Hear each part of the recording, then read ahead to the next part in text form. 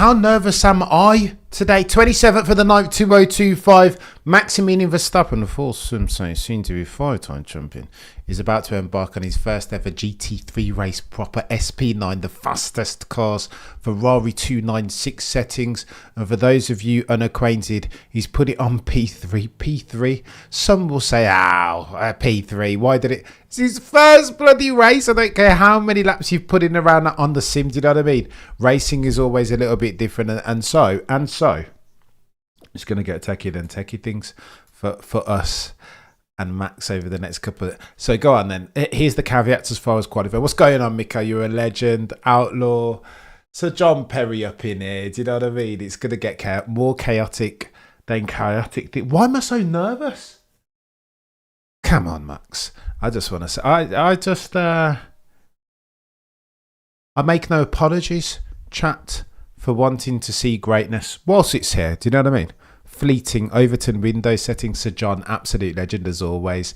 Far too kind. So I can't even go back and see your bloody... Sir John, if you want to just post that again and I'll just... I'll read it. I saw it and then I didn't bloody copy. YouTuber. Go on then. We are T-minus 23 minutes away from a cheeky race, a 4-hour long one. We'll talk about the dangers, not necessarily the dangers as far as motorsport is always dangerous, but I'm talking about the threats to Maximilian Verstappen and his first victory at the Nordschleife GT3 settings, SP9. There are a couple of drivers up and down the grid who are decent. Nordschleife specialist settings.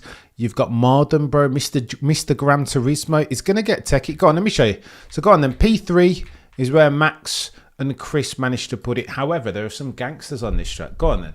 Villa Gomez and Krognus. Excuse me if I've messed up the pronunciation there. But those guys put it on pole with a 8:06. And again, by the way, during qualifying earlier this morning, changeable conditions around a track that's a gazillion kilometers long. Do you know what I mean? So imagine if it starts raining again. It's traffic. There are no blue flags around here. That's part of the artistry of the Nordschleife. In second, you've got in the Audi R8. But bloody no, look at the enunciation of some of these names. Stippler is the one that you need to take note of, because Stippler is a gangster, ladies and gentlemen of the F1 jury, a proper gangster. Won multiple times around here, a proper specialist if ever there has been one. It's gonna get a tech. Listen, why am I so nervous? I suppose because it's unfamiliar circumstance, unfamiliar territory. If this is F1, do you know what I mean? We're used to getting what we get out of Max Verstappen, but it's GT3 and it's Nordschleife and it's chaos.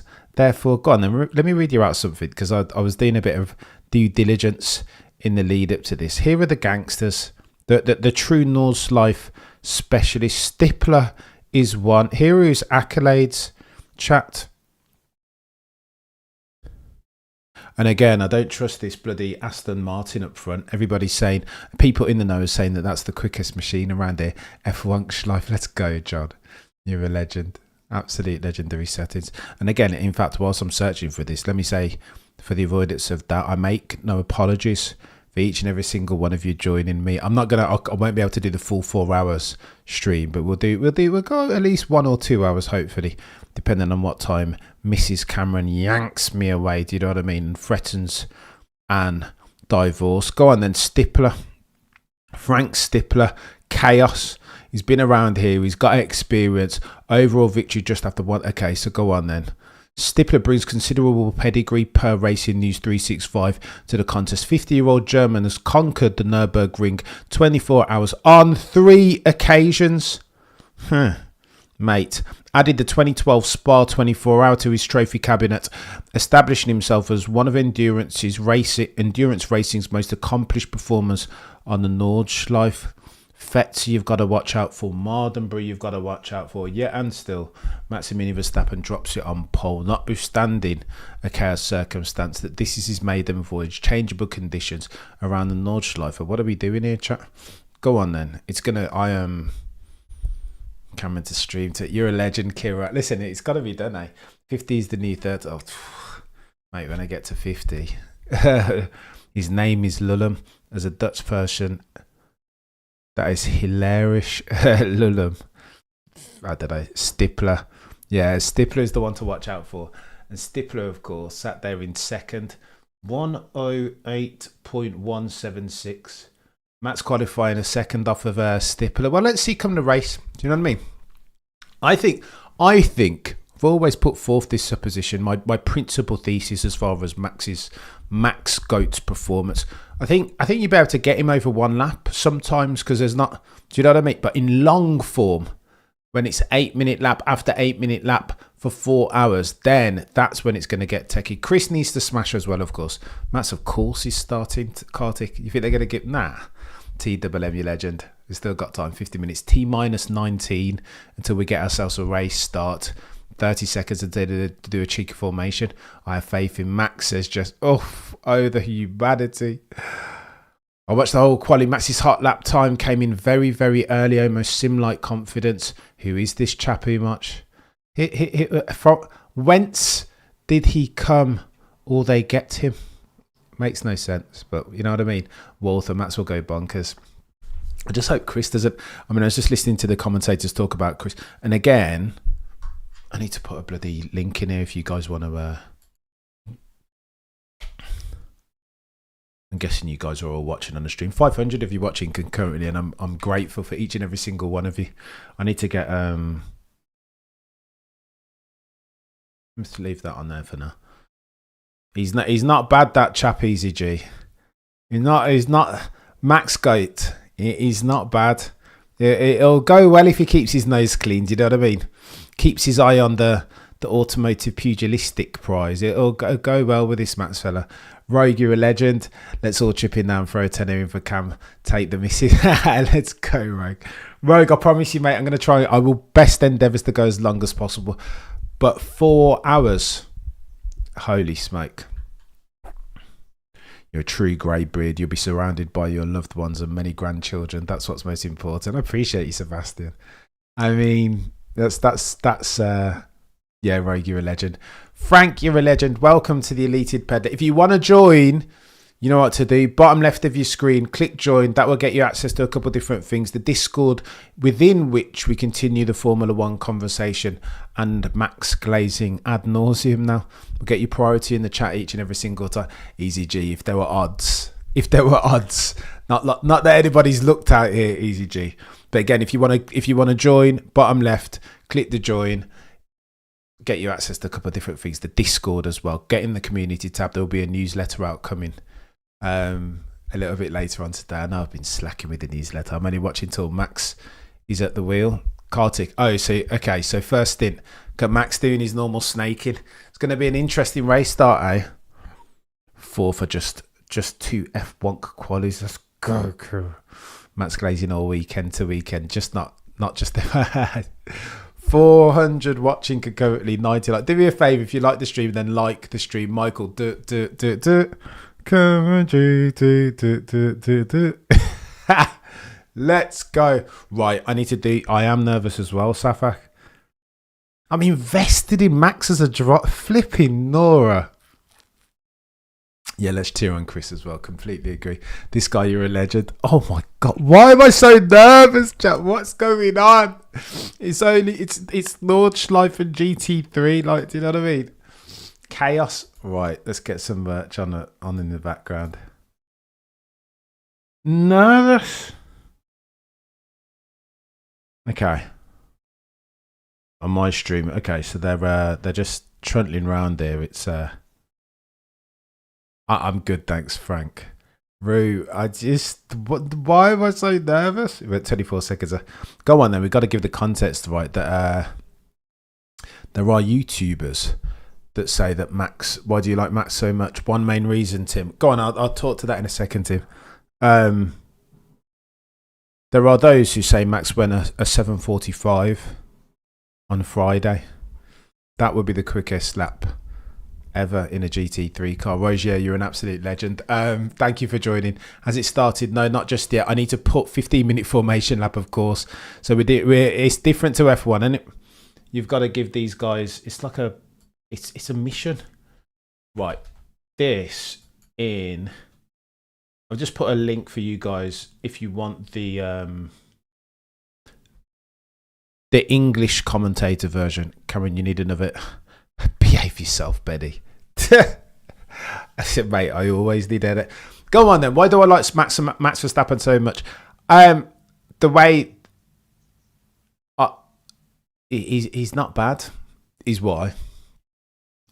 I think the gift of sport. Let's get techie for a second. Let's be honest. Max side quest has been to growing appreciation and interest in the undervalued for 100%. This guy, he's effing changing that with his own balls on the line. No, he's just a racer. Go on then. Let me answer the question. Why do I like Max so much? Life is really serious at the moment, chat. Like all corners of the globe, right? Like it's politics and it's socio-economic circumstance. And for me, subjectively, if I talk to my relationship, my very peculiar relationship with the weird and wacky world that is the F that wonks, it's escapism, right? Like I want to lose myself and forget about my worries, and that work is hard, and that, do you know what I mean? That there's like fiduciary malfeasance, and there's bad actors, and there's people losing their life. Like I want to forget about that. I want to poke my head into sports for like a few hours each and every single weekend with you guys, of course, and have a conversation and enjoy myself some sport. Moreover, if I can enjoy excellence, sporting endeavour par excellence, then I'm in. I'm overly invested then. And every single time it feels like of late, over the past 4, 5, maybe even 10 years, it feels like Max has been the most frequent, most dependable deliverer of that upper echelon level of sporting endeavour. This season, I mean, can you imagine you take Max out of this season? Snooze fest, mate. Like Lando, Oscar, mistake. Like I want to see Max outperform the car in a slower car, by the way, and drop it on the pole at the British Grand Prix, Saudi Arabia, Suzuka. I want to see this dude make the difference, because again, if the thesis is that Max GOAT, if that's the conversation that we're having under that aegis, then you would expect Max to do the things that he's doing. But again, it never. I just want to be. I want to be Alice in Wonderland for a little bit. Do you know what I mean? I want to just make me believe. Most entertaining. Max is why you want. He's just not bad. He's just a really, really good driver. One of the best that we've ever seen. To dine at the altar of greatness. There you go, TWM. You said it, chap. That's the. Yeah. I am a frequent flyer as far as Max Verstappen PLC and greatness. Go on then, I need to get myself a cheeky stream. Has anybody in the chat got like a cheeky timing thing that I can pull up? Let me know, because I'm a noob here. Do you know what I mean? This is Nordschleife. I'm in your house, chat. GT3 settings. I don't want to just keep that up not a bad peddler, do you know what I mean? He's not bad, this Max chap. Max GOAT. Get my Red Bull out.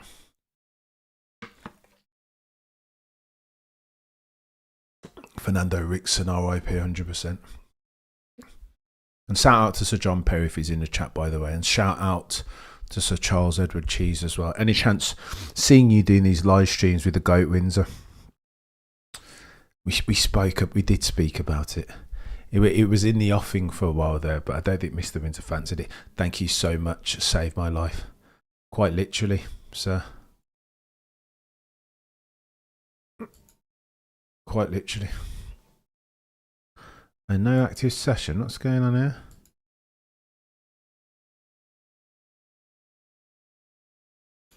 I've not got an active session. Saved my life. Sponsored, I know. Red Bull will come in the end.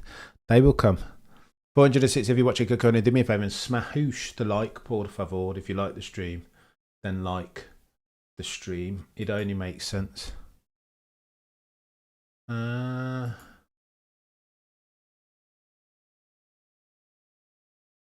Fudge cake saved my life. That's not working. When are you going to do a Charlie? Never, Benny. Never. YouTube nut. So I've got the video wedding. I haven't seen you for ages, mate. 1980. Oh, the humanity indeed. Salamanca. Go on then. We're on a formation lap. And your boy's going to try and go like, can you imagine having Max in your... Oh, forget it. Forget it, Wolfer. I had to forget it. Max on feed. 70k in this street. I know. A rising Max Verstappen tide floats all, not just F1 boats, but motorsport one. This was quality timings. Yeah, it is quality. I need to get a stream. Somebody remember Cam Max is 31, number 31 agreed. Come and chat. Go on then, chat. Somebody do me a favour, and I should just bloody stream the video, shouldn't I? I don't think they would be averse, but I don't want to. I don't want to get in any trouble here. I should have probably reached out to NLS. Cam Nudge Life has its own app from the App Store. Does it, Remco? Fudge. Iceman. Yeah, somebody drop a chat. I just want the timings. I want to pull the timings up on screen. Normally it would be multi-viewer, the go-toest F1 app to ever. F1 app, but around here, I don't know. I'm new. I can't swallow a bite because I'm that. Eric, tell me about it, Ja. The start's going to be chaos, eh? There you go, Sebastian. Truly amazing races to witness. We'll hunt. Shrubs will hunt you if you 100% born. I don't want to do it. I need permission. Live timing not available because the rate. Okay, fine. Kartik, thank you, mate. I should know this, shouldn't I? But I'm a numpty. All sorts of adverts. Because as always, a Max Verstappen, a rising Max Verstappen tide floats. All motorsport, but 462 of you, excuse me, apologies, 462 of you in the chat can currently do me a favour and smash the like if you like the stream, of course. Even if you don't like it, I think everybody's doing it. Isn't even, yeah, the race are doing it, but I think they would have got permission, Walter, is the issue. Do I just put it up and...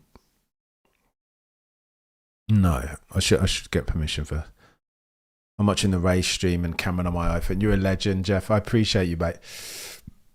Umanch. Goated. Let's go. I don't hate that at all. Go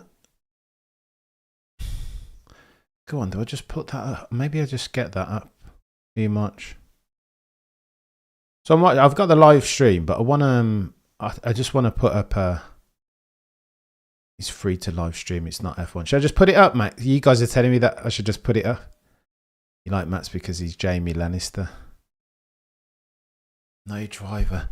Maybe I just get it on the race of their English commentary.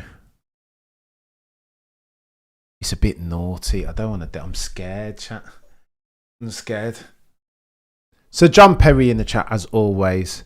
Where does glaze come from? Oof. Other F1 drivers have reacted to what Max Verstappen does in real time, and they're amazed. That's where the glaze comes from. Many drivers have done what Max does, not how he did. There you go, John. So John Perry, appreciate you, mate. You didn't need to, mate. You're far too kind as always, John. Yeah, I remember reading it out when you dropped it, and you're right, Sir John. Do you know what I mean? It's not the what's, not just the what's. It's the hows. That's why. I mean, if you like motorsport, then how can you not like yourself some Max Verstappen? A rising Cameron CC tides floats all streams. You're a legend. I appreciate you, mate. I appreciate you. We're trying out here. I need to get my GT3 cap on properly and learn something. I don't like coming in as a virgin per se. Put Max in any car and he just did. He's a racer, isn't he? I mean, in an era where it's 2025, it's the Netflix era, you've got Lando Norris posing on British Vogue, etc. And there is a place for that. I feel like I went too hard on Lando yesterday. There is absolutely a place for it. It's very metrosexual in September of 2025. And the K-pop generation will love him for that. Do you know what I mean? A rising Lando Norris tide, dare I say it, in that sense floats all F1 boats. But yet and still, as a grizzled F1 veteran, I like my drivers to drive. Is that too much to ask for? I just want my drivers to drive. Like, what's one-dimensional, Benny? That's me. I just want my drivers to drive and be racers and not make any bloody mistakes. And when it's the critical times, the clutchiest of times, I want them to be able to drag out of themselves the best of their abilities. Is that too much for me to ask as an F1 fan, as a sports fan? Chunky. If Max wins, this McLaren boys may cry. I don't even think they'll be watching, to be fair. Put the fries in the bag. Oh no. 614. You guys are legends. Do I just get the... I'm tempted, you know, chat, to just... I feel like I should have asked for permission, but I'm very tempted. I could post the race English coverage. You can listen. I'm listening to it. I've got it on in front of me, Max, but I don't know whether to... I don't know whether... I don't know whether to just bring it up. Where can I watch? There's a link, BBQ. I put a link in the description somewhere. Go on, let me Sir John Zesty Lando. That dude is wild. I can't curse. I listened to the Chris Harris on Cars podcast and they were talking about this. They were like, after Lewis, as far as like mainstream, should I just do it, Wolfer? But get in trouble, Wolfer. I'm coming for you, mate. I think a lot of important people in F1 are watching this, right? You bet your bottom dollar they are, Stanley. You bet your bottom dollar. Maybe at some point F1 will be invested in New World Media because of what Nordschleife are doing around there. Here's the race. You're a legend, man. Oh, T-3 minutes. Oh, I'm nervous as fudge.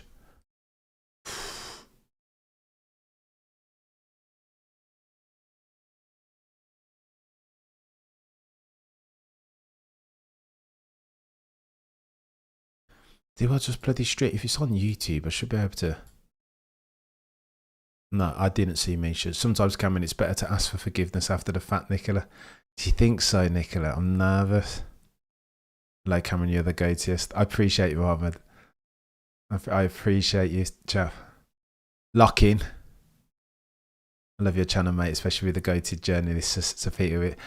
Sav, you're one day, guys. I will be worthy of your praise. One day, Sir John, absolute legend. Toto, watching for sure. You bet your bottom dollar Toto is. Toto, the boy who cried, will probably present Sir John. Most definitely be watching. Why? Because he's so invested, overweight now in Project Get Max Verstappen. Do you know what I mean? Just do it, Cam. What's the worst that they can do? Take the channel away, chap, is what they could do. Cameron, did Lando say the championship wasn't his priority? British Vogue, in the article, he was saying, oh, my priority is to live my life and blah, blah, blah. Cameron, what's your prediction? Where can Max finish in the race? Please pull the stream up for us. Okay, all right, let's go for it. And if I get in trouble, chat, then I'm blaming all you guys. I think they should be all right, though, to be fair. Oh, no, I don't want to do it.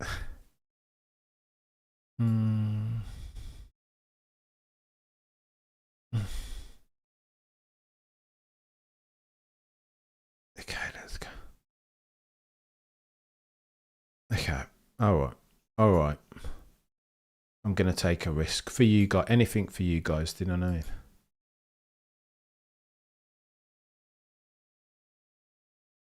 Anything.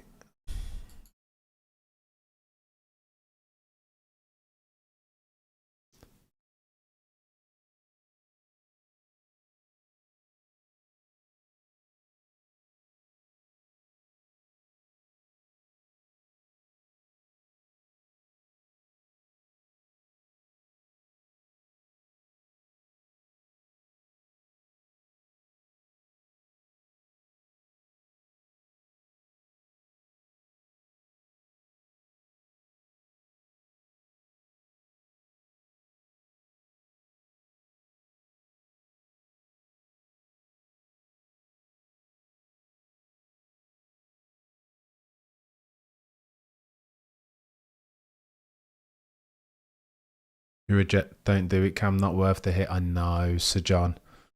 Sir John, you are right, chap. You are 1000% right. Great new experiences. Let's go, Remco. Sir John, you're a legend. You know, I was about to pull it up and it's not worth it, is it? Sorry, chat, I can't do it. I'm too scared. I would need to ask for permission. Let's just stick with where we are, eh? I'll get some timing up in a minute, imminently, I promise, but it's very dodgy. Oh, there we go, of course. No, we don't want to do it. Oh, we are green light. Go on then, Max. I mean, oh my God, we've got one off already. Max has gone a little bit wide coming out of turn one. Oh, me. Oh, helicopter settings. Max Verstappen. I mean, do you know what I mean? But he's fighting here. He's gone down to second already. And I know he's in third. Look at that. P1 Max Verstappen. Where else? Do you know what I mean? Where else, ladies and gentlemen of the jury? They're not ready for this chap. It's not ready. I don't care how many How many Nordschleife races you've had? Already down the road. What are we doing? Chris, do not drop this ball, sir. Do not drop the ball. That's what I think that's the only impediment. Just doesn't give a fudge, chap. Do you know what I mean? Langer, you're a legend. Gifting memberships out here. I appreciate you, sir. We have ourselves a race. Jeez, look at he's just gapping the rest of them. Holy smoke. I mean, just gone down the road already. Flotsam and Jetson, the rest of them. There is danger, you know, from this. I mean, if you get in the carbon fibre zone, you're just losing track time already. Clean air is king. Mention no names, OJP. No active session. What else do you expect, Charlober? What else would you expect? Gone down the road. Look at him. Just down the road. Look at all these other bods just bloody... Look, this race is different, isn't it? This Max should try F1. I mean, it'd not be bad if he can get a break. This Max Verstappen fella, he might do well in F1. Bloody Nora. Max is gone. So go on then. For those of you who are just joining, Max Verstappen down the road already. What else do you expect at this point? Third or fourth lap will be record. Oh yeah, bloody Nora Shailesh.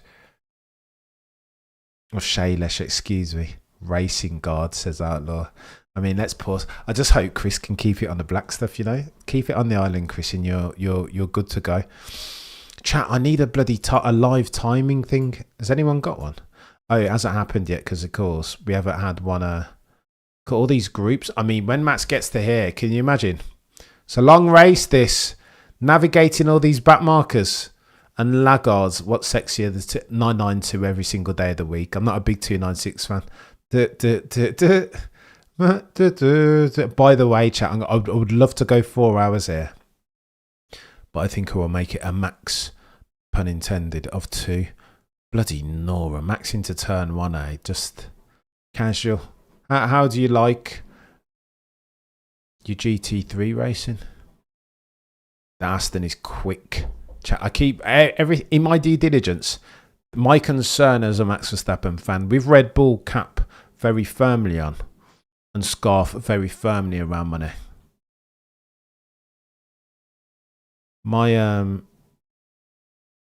I appreciate you, Z. I'm gonna. In fact, let's have a look at this live timing. There you go, Z. You're an absolute legend. All right, let's get some timing on the screen. It's a shame. Next time that Max is on the Nordschleife, I'm gonna get the footage. I'm gonna put in a special request. I want the footage up alongside me here to enrich the stream. I do. I mean, he's gone down the road, isn't he? He's just he's not had this Max go to do. He's all right, you know. He's not bad. He'll go far, this Max chap, if he keeps his nose clean. 500 of you watching concurrently. If you like the stream, then like the stream. I'm going to do something here. No, I can't do it. I can't do it, chat. I can't do it. It's too techy. So, John, you're a legend. You know when you've got like the angel and the devil on one shoulder. So John is the angel telling me to do the right thing. Do you know what I mean? Setting me right. Bloody Nora. There are a lot of cars on track. By the time that Max gets round again, I hope some of them are spread out. Because otherwise it's going to get techier than techie things. That's his beast, isn't it? Luckily Porsche didn't do an Antonelli. I know, very nearly though, Akira.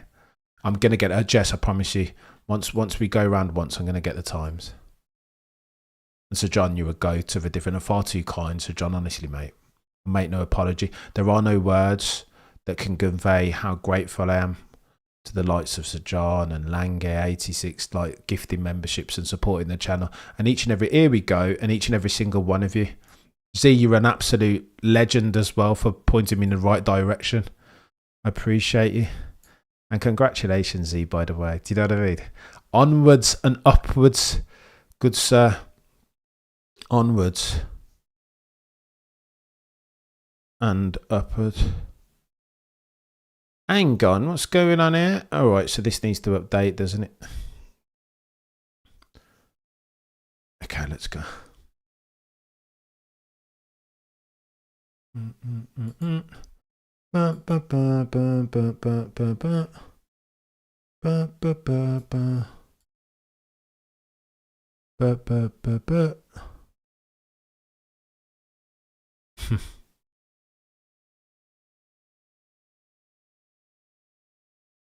Oh wow, here we go. So we've got a lot to pull in.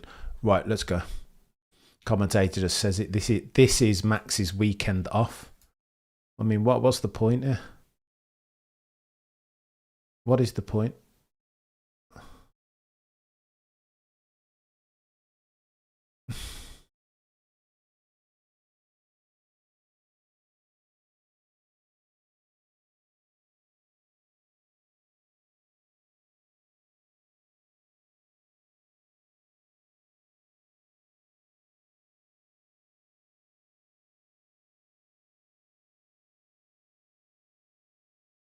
Holy smoke.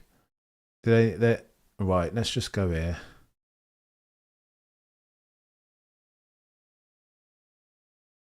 There we go.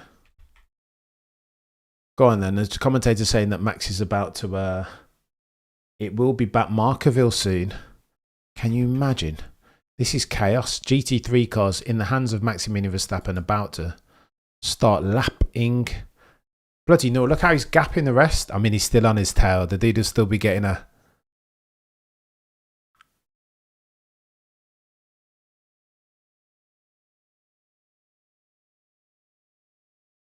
Oh, this is a bit chaotic here. I bloody know. You guys can just see. Look at me. I'm a numpty chat. That's what I am.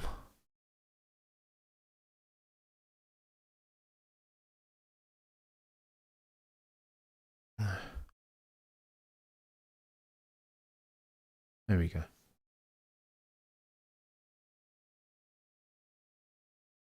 I apologize for not making any noise. I'm just watching Matt.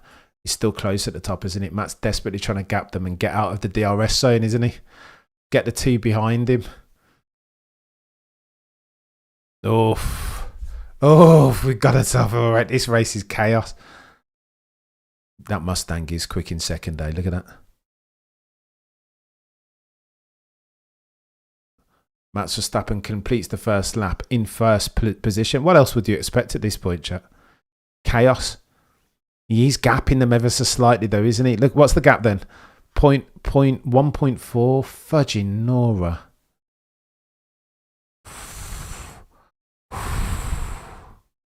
Go on, all eyes on this second lap, eh? I shouldn't be so nervous, chap. Do you know what I mean? Truth, value, objectivity.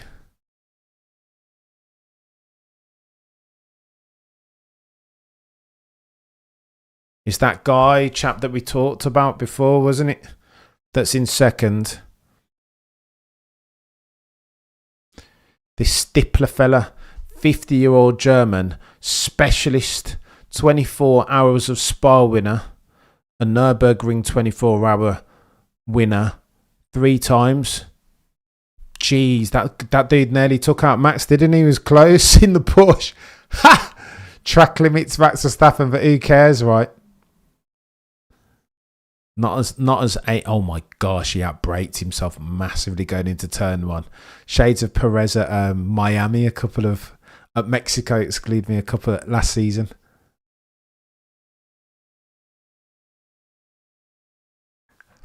Techier and techie things there. So this needs to refresh, doesn't it? Ignore the timing on your right. It's a bit delayed, chat, but I'm... 700 of you in the chat can currently do me a favour. If you like the stream, then like the stream. This is chaos. Good racing. This is very different to when he was in the Cayman a couple of weekends ago, right? Max is indeed beasting it. Sid, you're a legend. Finally caught Cam live. Path to MV Le Mans at begin 100%. He's always said that he wants to compete in Le Mans, doesn't he? Matt schooled that Aston into turn 1. Easy G says, there you go, Easy G. I don't hate it, mate. The Aston downfall.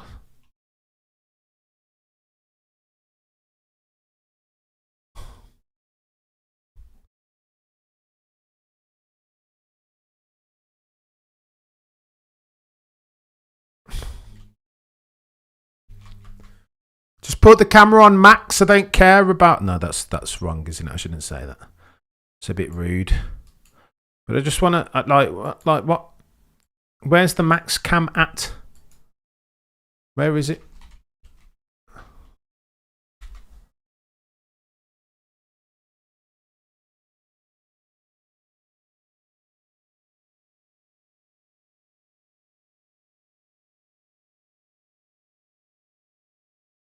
Can you imagine if they're taking our max into turn one?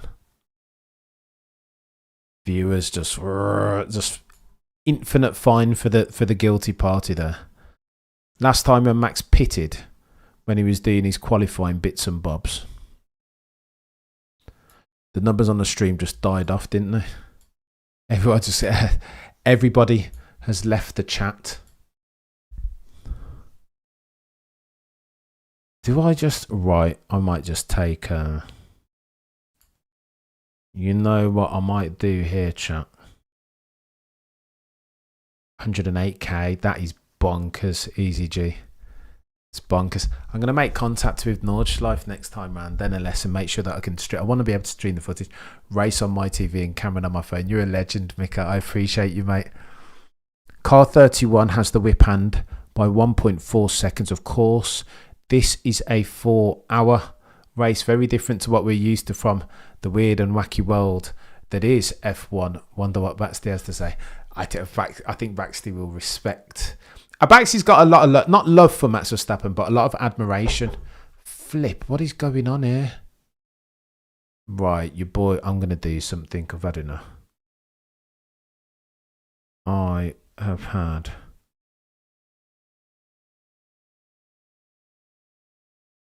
If you add up all the channels, 200k. Doesn't surprise me, Aero. Do you expect from Max Verstappen? Right, here's what we're going to do. I've got a plan. I know I can't do it. Got streaming one, screaming voice on here. Etienne, you're a legend. And I'm trying to add value here, but bloody, it's all over the place. I will get onto Nordschleife. Next time this happens.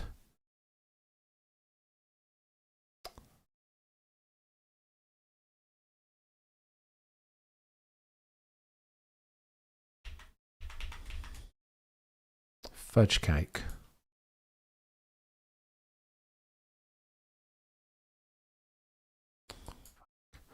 What is going on? I need the bloody timings. Here we go. I think the server's gone down, chat. There are too many people on it. That's why. You know what I mean? Arising Max Verstappen tide and all that.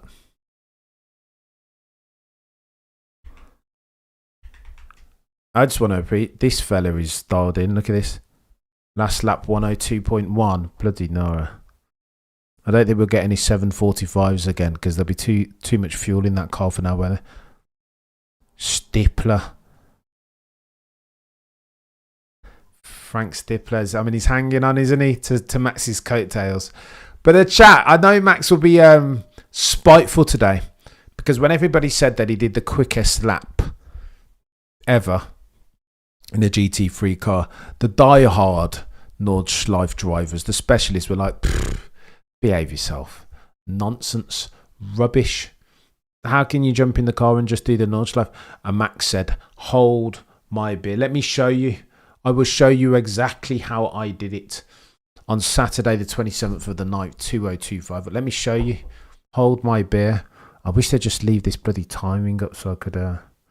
Here we go. Right, let's get the go. All right, nobody cares for this. Right, bear with. I'm going to nail this now, chat. I mean, where's multi-view when you need it, eh? Where's multi-view?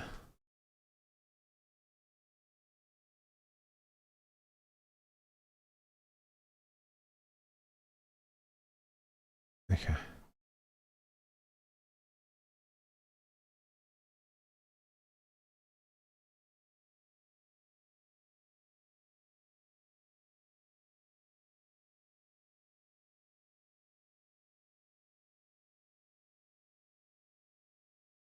Bloody Nora, do they want to...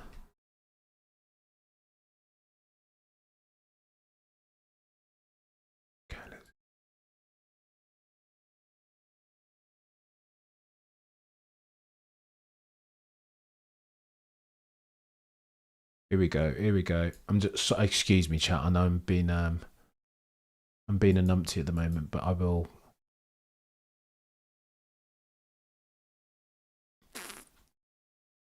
Duplicate.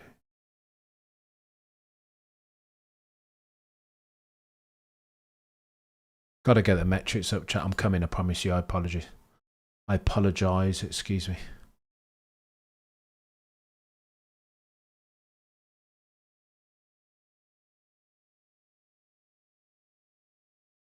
Oh, Max Verstappen has extended his lead. I mean, like, what else would you expect at this stage? Oh, for crying out loud.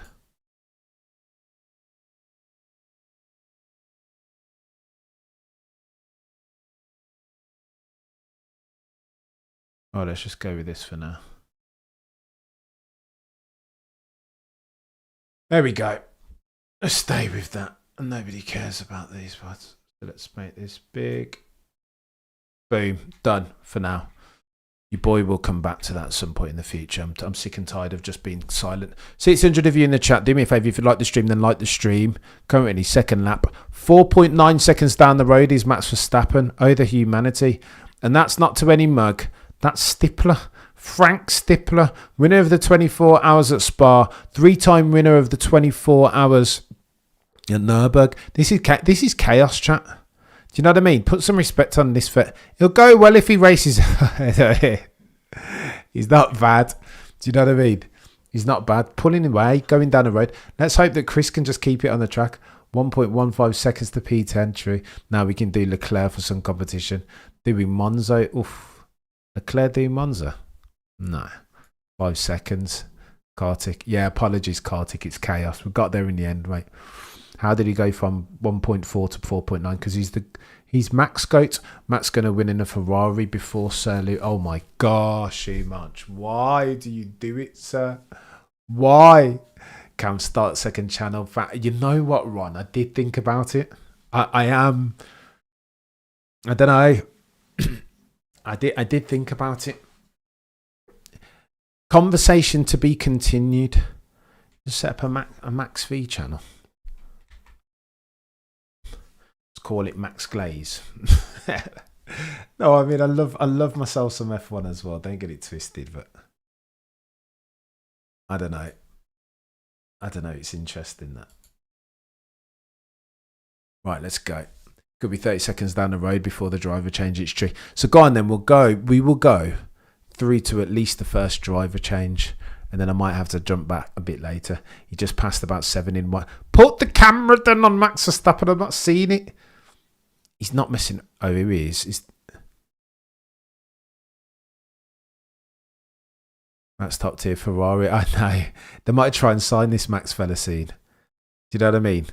Car 31. You people are not nice to Sir Drips a lot. Max before Lou. That would be chaos. If Max wins a race in a Ferrari, it's not the time or place though, because Lewis is dealing with Roscoe and whatever. The Lewis Hamilton disparaging comments, I kind of need to bench them for now. I would be being a douchebag, wouldn't I? Nah, I'll leave it. No. That's what they will say, though. They'll be conscious. People will be watching and waiting. Are we going to get a... Where's the Max cam, for Pete's sake? Words can cause riots, Umanch. Yeah. That Sticks and Stones malarkey is very like 1950s, isn't it? Huh. English stream. Dennis, I've put it somewhere. Max is gone. Not interesting enough. Max is gone. I think that's interesting enough. I can hear the friend of the channel, Peter D. Windsor's words in my ear. Listen, sometimes you want to see, if it's dominant, I want to see Max Verstappen sieve his way for these back markers, is what I want to see. That's what's going to be chaos. If I make a winning car, Max would go to where the fastest car. But here's the problem, Jess, and I don't want to drown this streaming F1 talk. It's GT3's time today, isn't it? But no, I love Lewis and Phil. Yeah, 100% Charlo Bear. It's not a nice situation. Lots of dog lovers all over the world, and it's can you spell empathy? But no, I was listening to Manish Pandey talk to legend of the space James Allen and friend of the channel about Scuderia Ferrari and how Montezemolo sees the current Ferrari predicament. It's chaos. I don't know. I don't know what the answer for Ferrari is. I mean, if they got... Can you imagine? A couple of years back, you say that Charles and Lewis are going to be driving the same car. You'd be like, well, that's it then. That's the cheat codes. Charles and Lewis. A 40-year-old Lewis, of course, but still Lewis Hamilton, a 7-time champion. And Charles, the quickest point-to-point, some say. It's like, if any reading comments about Max glazing by folks watching the North live stream, what are these numpties watching that I know? What's the point? And is it glaze if it's true? How far down the road is Max Verstappen as versus Stippler? He's a this is Bo Jackson of motorsport. He does baseball and he does NFL. Like what are we doing?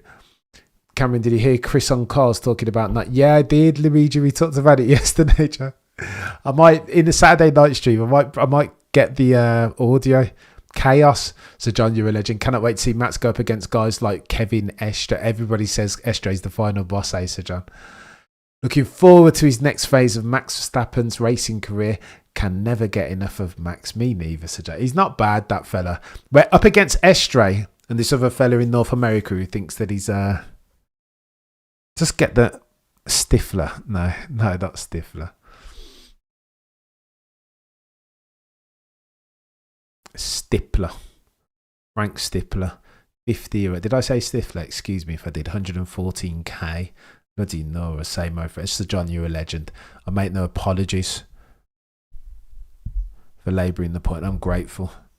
How did they let Max into a Ferrari? Imagine. The Frey car is how.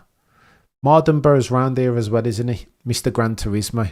There's a conversation to be had, chat, I'll be honest with you, about whether sim racers, championship sim racers, can translate. Chris, the guy with whom Max Verstappen is trying to win this race, he's a sim racer proper. Oh, look at Max Verstappen just nailing. Oh my God. Look at Max Verstappen just nailing these. Stay on this Nordschleife. I don't want to see anything else. I want to see Max Verstappen just threading the needle through these back markers and slower cars. On board is chaos, Langer. Absolute chaos. Don't move from this. That's all that I want to see for the next half an hour until Max Verstappen comes out. Max, don't. Hollis is flying past back markers. Can you imagine? NOS unlocked. Look at him. Oh my God. Oh. Disadvantaged the line into the King guy. He couldn't geometrically racing. But this is the thing around Nordschleife, right? You can't geometric racing line every turn. You just cannot, because you're going to encounter back markers at the wrong time. But there is something to be said, right? When you're on board, was chaos. No, it was froze. Behave yourself, Sir John. Not frozen on this stream. Bro's like 10 seconds now sending it. I think he's going to gap. Second place man Frank Stippler. More through the... Oh, Max goes wide, but again, no track limits, whatever. I think he's going to gap Stippler more going through the back markers. He's just going to be much more aggressive, isn't he? But again, I remember, I never forget, like I raced car. I've got a friend who was like a top tier. Matt's going through back markers here again on board. I look, the guys, everyone's indicating and getting out of his way. Bless. That's proper etiquette, that is, when you put on the indicator to say, oh yeah, everyone's got etiquette. Look at this. As Max comes through, everybody's indicating left, saying that that's etiquette, isn't it? These AMs and pros. Could Max lap Stippler? I don't know about that. Ice fan. I don't know about that. Look at it. 6 seconds already, though. 6.9 seconds in the delta between first place Max Verstappen and second place Frank Stippler. What's going on? How? I don't understand. Could see Max was a bit cheesed after the quali, and then you know what happens during the race. 100%. He would have wanted to put it on pole, right? But again, it sounds like he was impacted by changeable conditions and back markers over his polar or over his qualifying lap. Leclerc is the fastest point-to-point shunt. He makes mistakes. 757. Oh, the humanity. I didn't even spot it. Flipping Nora. Holy smoke. Last tour, Max was a 757.1. 2 seconds quicker than Frank. He's a 4-time, excuse me, Nürburgring. He's gonna win. He's gonna win all this stuff, chat. He's gonna win it. Barring an accident or somebody crashing into him. He's just like, look at that.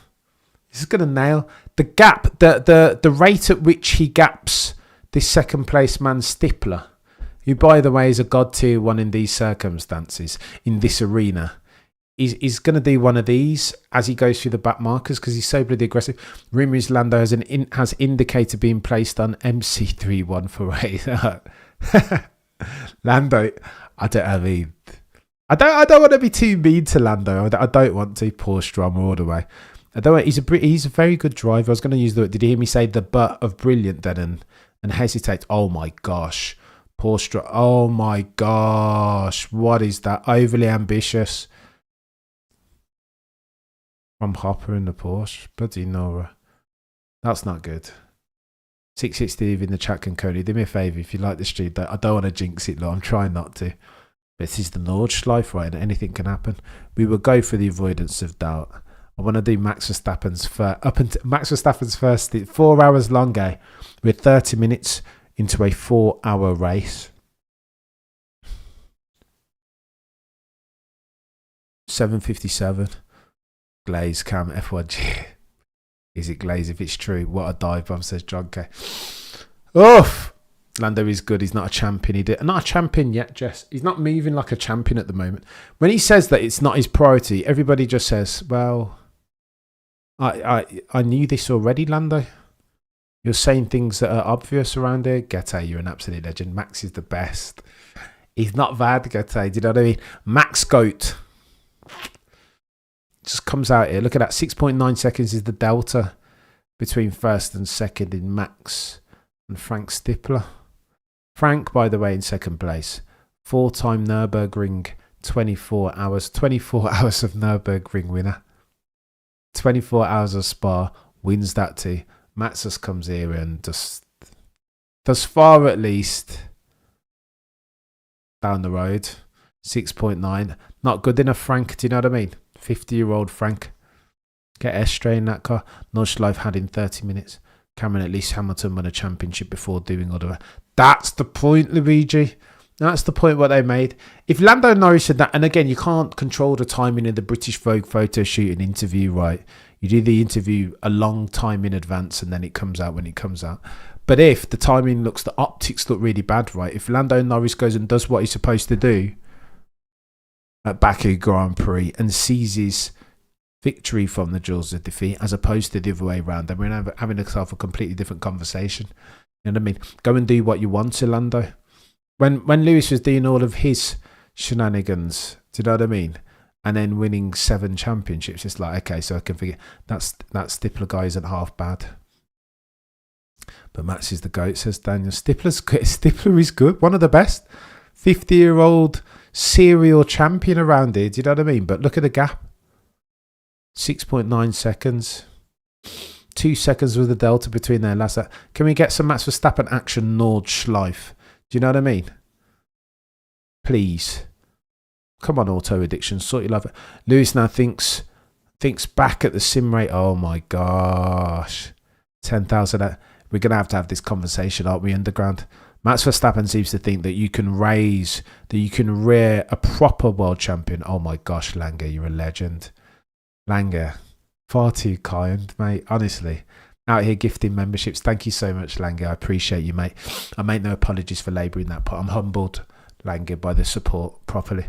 All right, Cam, fun time is over now. We have to get serious for a second. We have to talk about Sebastian. Listen, Walter, I promise you, Baxter will win you over in the end. He doesn't like... The truth is that he doesn't like Max Verstappen, but he rates him as a driver. I don't think you need to like love or loathe Max as a person. It doesn't matter ultimately. That's the fades to black. But you've got to put some respect on his name. One must. And me and Baxter will continue to have that argument, I'm sure. Right, we will. that Baxley didn't want to put Max on the Mount Rushmore. We will argue about that. My point to Baxley was something like this: that Max, forget the GOAT, forget Max GOAT or whatever, because there's loads of different definitions and permutations, length of service. You want to have the GOAT conversation proper, the moot, after Max has done all of his, after Max has retired from racing weight, done all of his Le Mans and Nordschleife and achieved everything that he's going to achieve. That's when you want to have the conversation. But if you're talking the best to save a dying puppy, who do you want in that car? Actually, the question now, to save a dying puppy. I shouldn't, bloody no, look at that, given Roscoe's. I shouldn't even say that, given Lewis's predicament. For your life, championship, 24 races. Senna, Schumacher, Clark, Hamilton, Verstappen. Which one of them are you choosing? Well, let's get a cheeky. We'll get a cheeky vote out, because I want to know who you think the best is. Not the greatest. Not the greatest.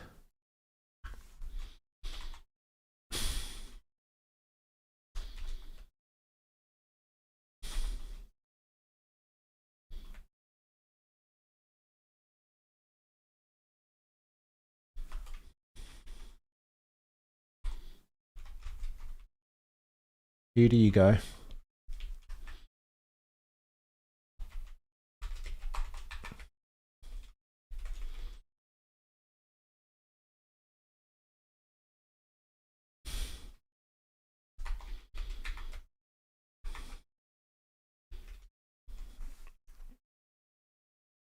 I think that's the conversation. Let me know who you are, who you've got in the chat for your life. Or for the world, do you know what I mean? To save the world and humanity. I'll just say Primate's favour versus any other driver. There's only one driver on that list that concerns me over the course of 24 races. He has a name, and his name is Ayrton Senna. 10 seconds. Oh my gosh. Look at that. 10.7 seconds. 4 laps, yeah. Frank, you're going to struggle here, chap. Oh my gosh. 7:56. Fuck. Mate. 4 seconds quicker than Frank last time round. Why isn't Alonso on that? I can't. Luigi, I can only have 4. Maybe Alonso. You might argue that Alonso should be on that list instead of someone. I don't know. Come on, have you tried getting XF1 driver on your show? Iceman, not at the moment. You know what the issue with that, Iceman, if we're talking 800 of you in the chat, do me a favour. If you like the stream, like the stream. The issue is this. Oh my gosh, Cameron. Why don't you blow your nose, fella? I'm a numpty, excuse me. Remco, I like Baxley. Not everybody needs to be a fan. And I like... Remco, you've nailed it. You see there, Remco? You've got it. It's got to be a conversation. If everybody... If it's just me and Shez arguing about how brilliant Max is every time, it's like... we need counter arguments. Excuse me.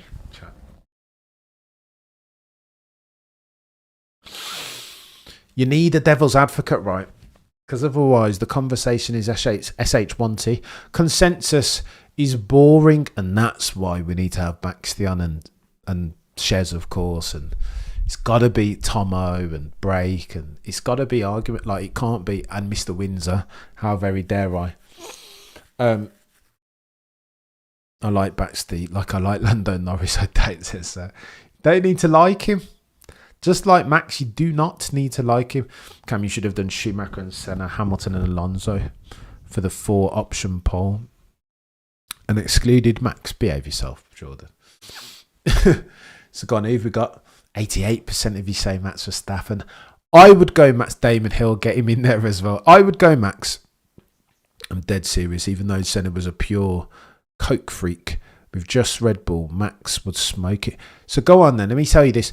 The only person on that list, if I'm being honest, you can't make up argument used. I mean, it's got to be it's got to be not argument, but difference in opinion, right? I think for me, Max is a demon through traffic. Look at that.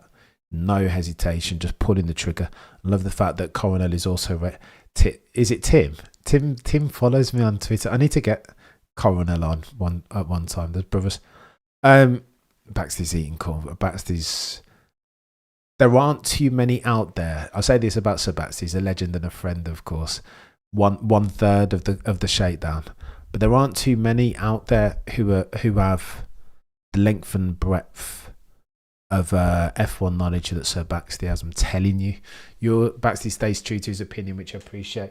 See, Baxter's winning some of you over. I disagree, but see, telling you, stick with Sir Baxter. He's a legend. I think we're lucky to have him on the channel. I'll say that we're lucky. He's Baxter was great, even if I don't agree with everything. Kira, telling you, you've got to have contrasting opinions. 756 last tour from Maximilian Verstappen. Lange, you're a legend. But as Max says, can't compare different eras. True, Lange. And you know what? I'll say this about the vote. If you haven't voted already, drop that vote. Senna, Schumacher, Verstappen or Hamilton.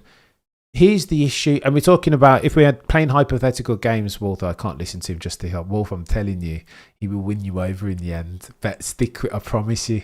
It's got to be. It can't all be. You can't be all of us just singing. Sometimes it's got to be contrasting. Otherwise, the conversation's just a bit boring, isn't it? I meant so you're not limited by 4 people in the poll. Yeah, fair, Jordan. I should have done it. You are racing, Cameron, number 913. Let's go.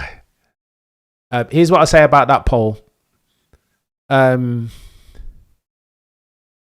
mean, they're all brilliant drivers, is the honest truth. Jeez, we've got another off. Is that rain on track, by the way? How many laps? 4 hours. Mel, 4 hours. So we're 40 minutes into a 4-hour race, rounding third base on hour 1 of 4. All sports deal with the generation initially. Even it's a barbershop argument, isn't it? Cameron 913. It's Windsor will be upset. There's no gym clock. 100% STZ, and that's it'll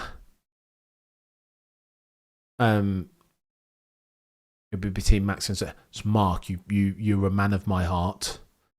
My only problem with that, and this is what I said to Sir Baxley, the only person on that list that I genuinely fear, if again betting for humanity, is Senna. I think Senna's speed on any given Sunday was like. That's the only thing that would concern me. Senna's speed. Everybody else, I think Max, on average, like more than 50% of the time would beat them. Bloody Nora.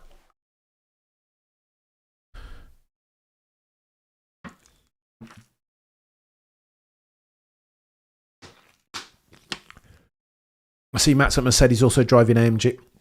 100% Luigi.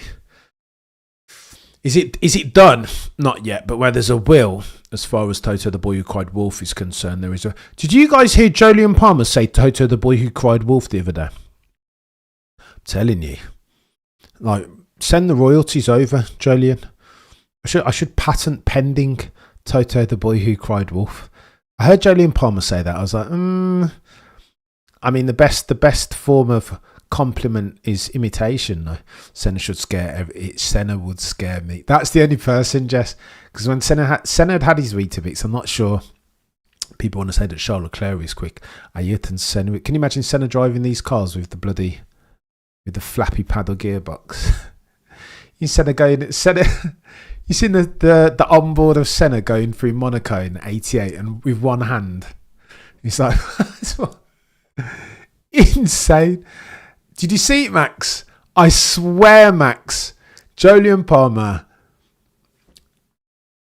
Love you, Jolyon. Do you know what I mean? God tier analysis. If a little bit bland and boring and vanilla and potatoes. But you're welcome, Jolyon. You can have that one for free, chat. But your next one. Why does Jolyon look like a smiley eye? You know, Umarch. He's a bit smarmy. Smarmy, not slimy is the word. I mean, terms of art, eh? 6 of 1, half a dozen of Max is only behind Jim Clark, in my opinion. His Monaco lap was a single bet. I don't disagree. That's Hamilton's favourite moment too. Yeah, the Monaco. Makes no sense. Mate, it makes no sense. Senna would say, you call this a car? It sounds like he has a foot there. I suppose where Senna would struggle a little bit is because I'm not sure the ground. If we're talking this rule and reg of cars, the feather in the throttle. I mean, that was just his habit. Look at Max flashing the back markers as he comes through. Get out the way! Move! Oh, that BMW's cost Max time there. But I mean, it's a marathon, not a sprint. 16.7 seconds. Yeah, even Senna said Clark was the best 100%. Perhaps a better question, Cam. Would be for is an investor of your own money? What race car driver? Oh, of the current crop today, Sebastian. What race car driver would I want on my team? Oh, if you're talking value. So I mean, if money's no object, then I'm getting. See Toto. I criticised Toto, the boy who cried wolf. You are welcome, Jolyon Palmer. But I criticised Toto. But I'd do exactly what Toto. By the way, did you see Toto say? Toto's been at Christian Horner, eh? Christian's always said, well, Toto inherited himself a team. And Toto was like, no, I didn't inherit my team. I bought it from Braun GP. 33% shareholder. Check your maths, Christian Horner. Not a bad response from Toto. But I only say that to say this is Max Human. Absolutely not king of nuts. On most recent evidence. That's bonkers. Because this dude in second, Frank, 16.7 seconds down the road after 5 laps. Levels. This lap must be the one, or will it be the next stint? See, that's not bad, chat. I feel like we're witnessing something special. I might have to go long, chat. That intended to be for like Max's first stint. He plagiarised my words too much. He's a flipping cheek, Sir John. Thank you, sir. Sir John. Every time Sir John and Lang 86 go mad, I'm humbled. Guys, like properly. Yeah, boss level, final form. Oh my gosh, he gained 6 seconds at the last lap. Yeah, metronomic, chat. Do you remember I said at the outset, you might be able to beat Max Verstappen over the course of 1 lap? Just like the greats Floyd and Michael Jordan. You might be able to get a game off Michael, and you might be able to take a round off Floyd, or a qualifying lap off of Max Verstappen. You might be able to, but in longer form, over the course of like 4 hours or a 24 race season, you're just going to struggle. I swear you're just going to struggle. Just going to struggle. And Frank Stippler in a second. He's not a bad peddler, is he? He's won the 24 hours of Nürburgring. Like, he's won the Spa 24 hours. This is top tier. Like, he's 50 years old, but the German in second is not a bad peddler. He's very serious. By the way, those of you who are new peddlers, new members to the channel, get yourself over to the community tab. There will be a link, a Discord link. Join it. That link. The Discord has gone crazy at the moment. Do you know what I mean? If you enjoy yourselves a bit of a conversation. 7:48 was the lap record. Rumour is that 7:45 is what Max Verstappen did on Friday. And I mean, at this point, like, it sounds about right. I feel lucky I'm in the same time as Schumacher, Senna, and I know each and every once in a lifetime talents run there. 7:51 in traffic. Can you imagine? It's true. This is the 7:51, mate. What? Like, how? He's from a different world, this chap.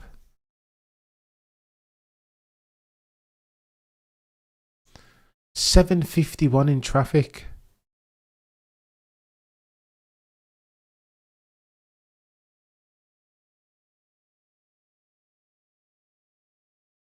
Insane.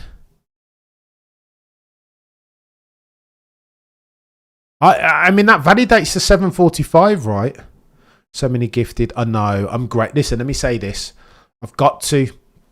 I'm humbled by each and every single one of you in the first instance that come along and indulge my very motorsport, my very noddy B-spec motorsport opinions, me talking extemporaneously. In the second instance, I know it's chaos, isn't it, Sherwin? But they've got some bills to pay because too many people are watching. In the second instance, the likes of Sir John, the likes of Langate, you're a legend, Langate. Max has that Jordan. I took that personal mentality 100%. He's coming to take now. It's not enough for him to win. He wants his enemies to lose bad. He wants to bury them in the sand where they stand. And that's the sort of that's that edge is what they call it. That's the difference. You'll never hear Matt. That's why Max Verstappen laughed when bloody McLarens were inverting because of the fact. It's like, what are you doing? Better to ask for forgiveness than permit. What are you doing?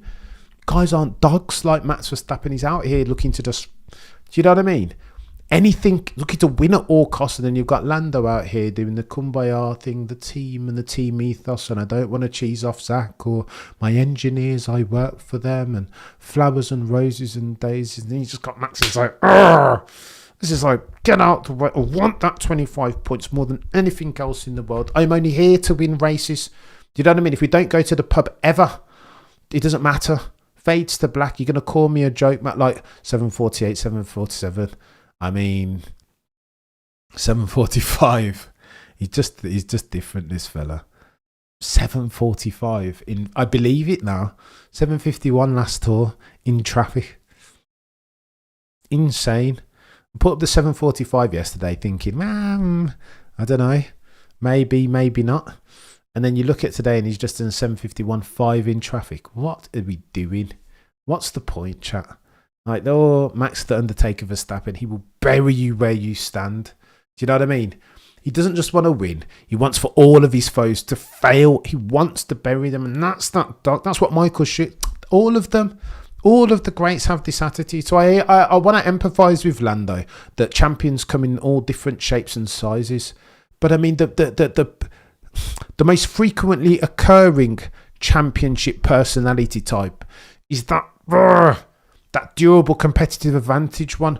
I want to win, and I want to take all of everything that you've ever had. I'm taking your soul. I'm leaving no crumbs. Max doesn't want to just win by a second, a la the one-man Fangio thing. Max wants to destroy the field by 90 seconds every. He wants to lap all of them. It's what Senna had. That's why he crashed so bloody much. Or Monaco that time, right? Because he was trying to prove a point. There's just spitefulness. And I don't hate that, chat. I'll be honest with you. I don't hate it. Crush all of thy enemies. And that's why there's Misha on the advert. Misha alleged it. Look at Max Verstappen just going through them, eh? I said it earlier, didn't I? As soon as you get through to back markers, Max Verstappen is so relentless that he's just done the gap will only grow versus Frank Stippler in second. By the way, I keep saying it and I have to. Stippler in second is no slouch. 50-year-old German, but he's a Nordschleife winner. 24 hours of, multiple time, 4-time. Spa, 24 hours of Spa.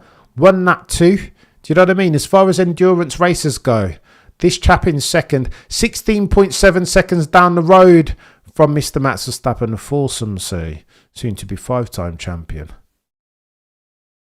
As if it's nothing. I'm telling you, 800 of you in the chat, do me a favour. If you like the stream, then like the stream. First man to win in a Ferrari this year.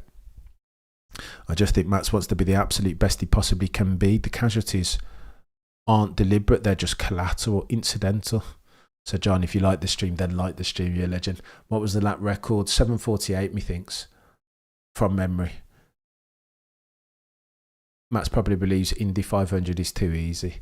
Got to get that deed over, eh? That deed that keeps barking over from that side of the pond, whose name I can't even remember. Max's racing plumbers can relax. Kevin van der Lint. And the top teams are even there. Fair play, Michael. So let's see. We'll see you next year at the 24 hours there. We'll see you next year, Michael. Bet.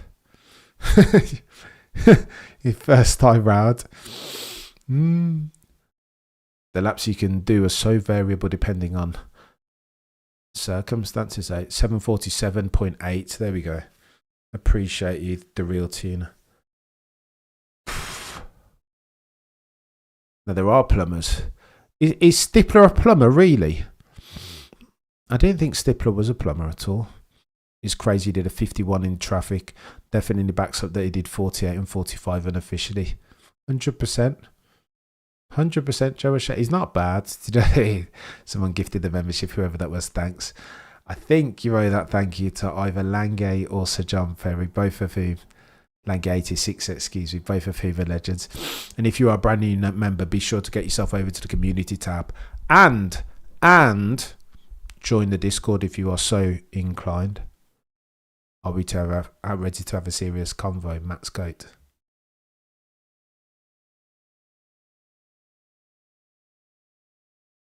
If past is prologue, how can we not?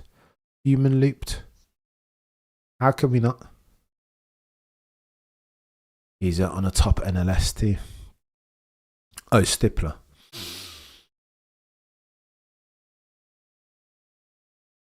Like Louis per se. There we go, Kyle. Mr. Larson. 1,000 of you here watching Kokori. Do me a favour and smash the like. I'm going to go another 40 minutes because otherwise your boy's going to get andiverse. I'd love to stay and do the entire 4 hours, but I think I'm going to get lulled in, actually, to be fair. I think it's going to be a chaos merchant. I want to see to Max. I want to see Max's first pit stop at the very least. It is 20 seconds, 6 laps, 20.3 seconds between first and second. Some of you guys are saying that Stippler's an also ran.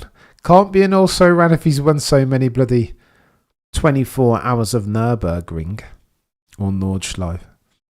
Yeah, we need Estre, don't we? I think Max is sending a message to Toto. Who aren't you signing? Russell ain't getting that long-term. I think Russell will get a long-term contract. I think he'll get at least 2 to 3 years, a multiple year. I see 3 Discord links on members tab, but all 43 links with it. Disdained. I'll go back on and sort that out. Bear with. I'll do that now, actually. Max's Croix level 100%. Perez and the rest, maybe. Is that blasphemy to argue that Max is more of a probably not more of a legend just yet, but when all's said, I think Max will be right up there with the one that they call Johan Cruyff.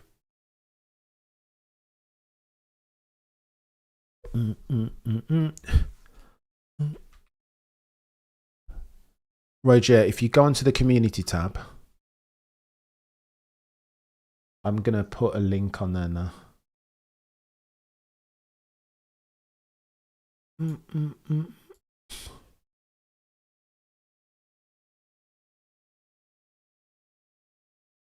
Right, bear with, because I want you guys to be able to get into the Discord.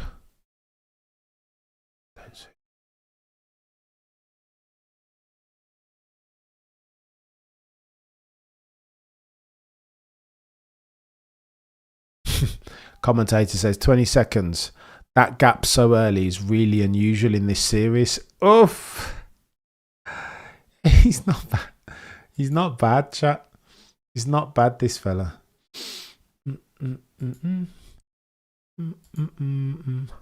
Right. All right. Have a word, chat.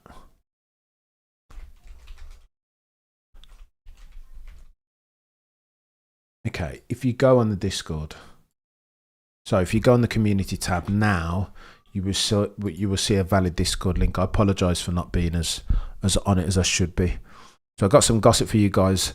The guy Maro Angle that was complaining that Max did his lap record is not in the record. Of course he's not. Of course he's not. Max and Cruyff are so similar in terms of their characters. Say what's on their mind and no arrogance, fame, going for it. He doesn't care, does he?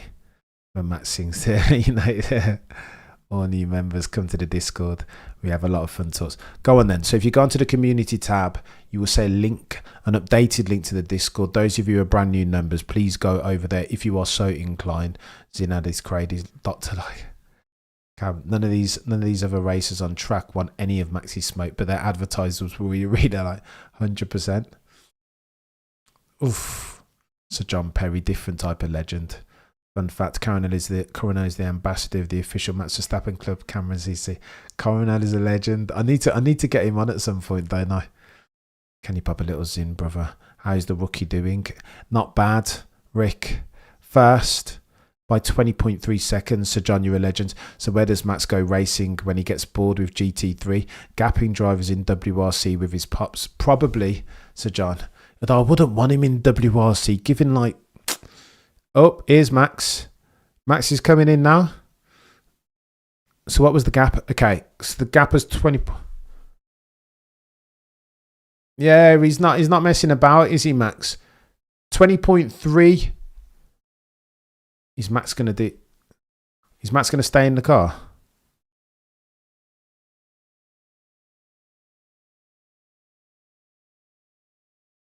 7:55, but he's not getting out, is he? He's gonna stay. He doesn't look like he's moving. Rally is slow, but they are brilliant. Max.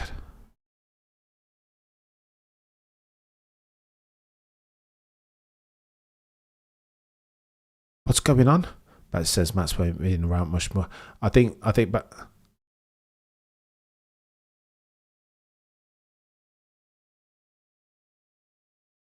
what's going on? These pit stops are so like slow and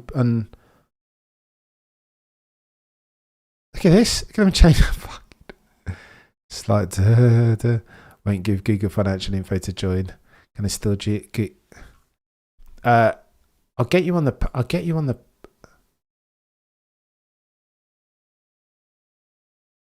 You don't want to give Google financial information. We're going to have to get a Patreon going, aren't we? Cam, do you think Max does 24-hour Le Mans next year? I think the plan is to do 24-hour of Nürburgring. Nordschleife next year. DJ, you're a legend. Thank you for becoming a member, and I appreciate your support, DJ Naked. Brilliant name, by the way. I just understood. Spelt it differently, but the centre was the... Get him out! What's going on? Okay, Max is going to do the first 2 stints.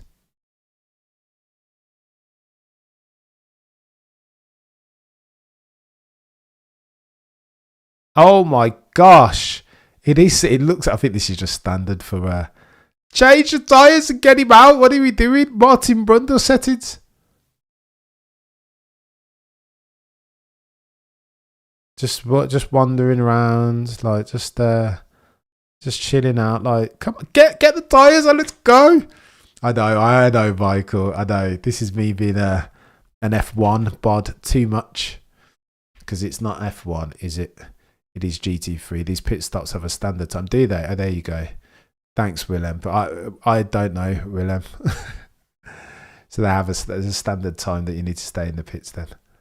So it looks like Max is going to go out again. So the question remains then, does your boy stay on bloody stream?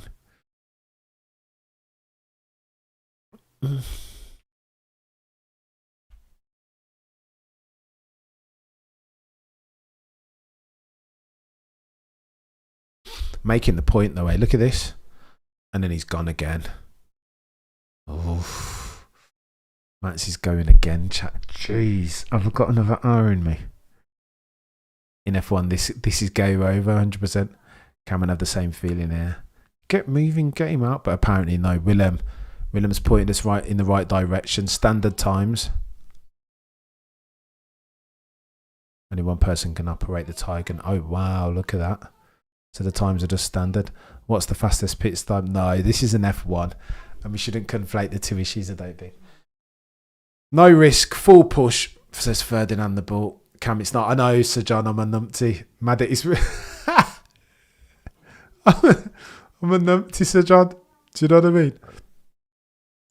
A GT3 Drive to Survive fan is what I am. Max is still first.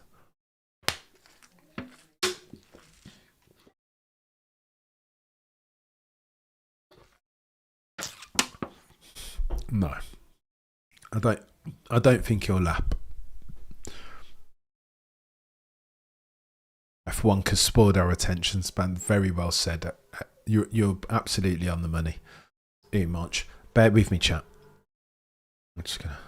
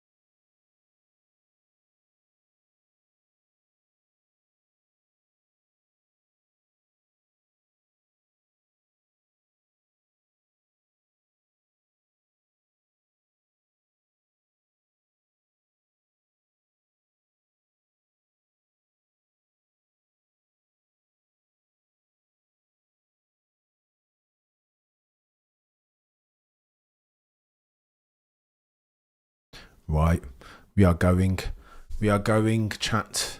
We're going long here. I feel like I've just been freed up. He's getting this glaze. Go on then. Max Verstappen has the effective lead, of course, but he's just pitted.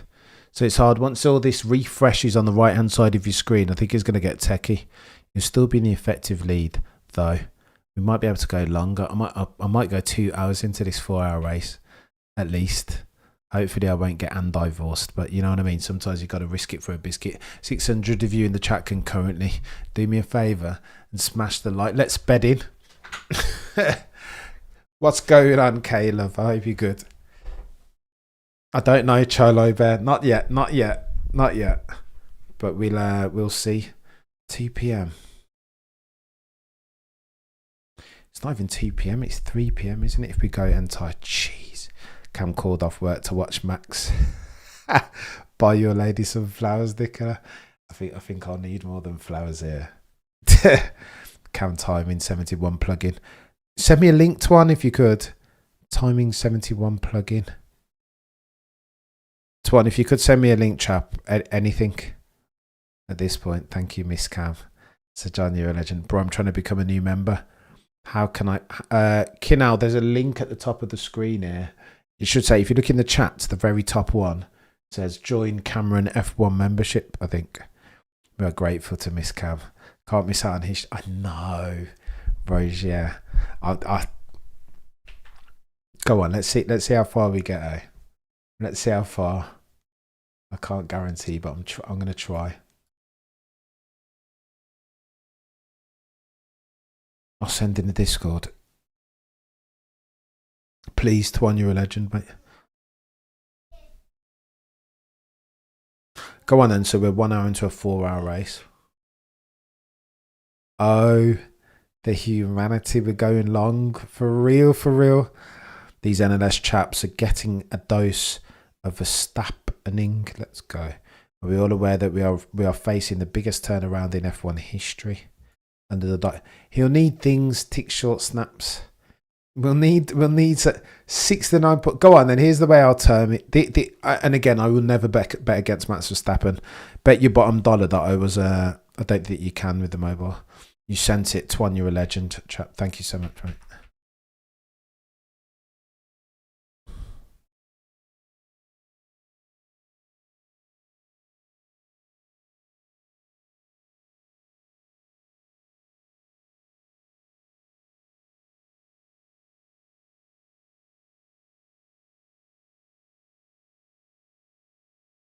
You're a legend, Twan.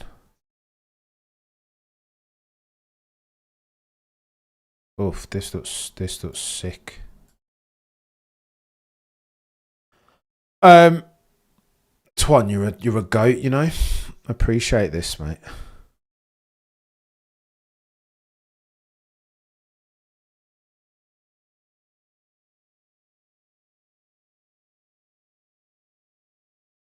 Okay, now Twan, you're a legend, chap. this is incredible. What is this, mate?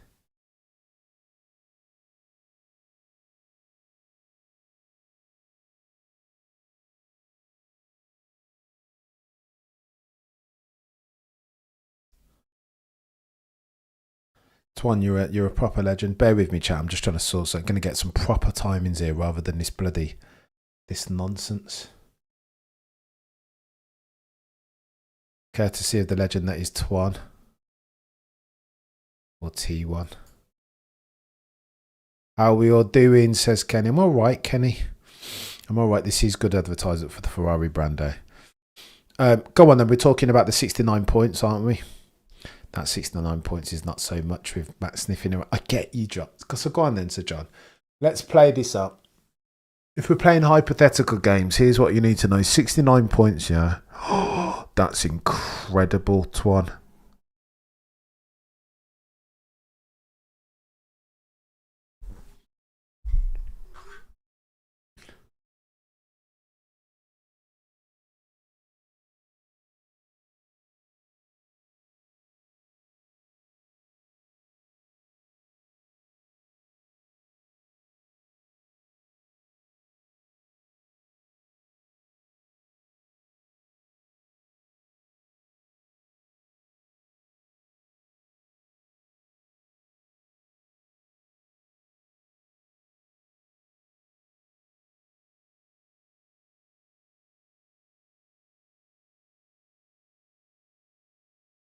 Go on and let me change that. Shows flags. Yeah, that's not bad. Well, I don't hate that at all, mate. This thing is incredible.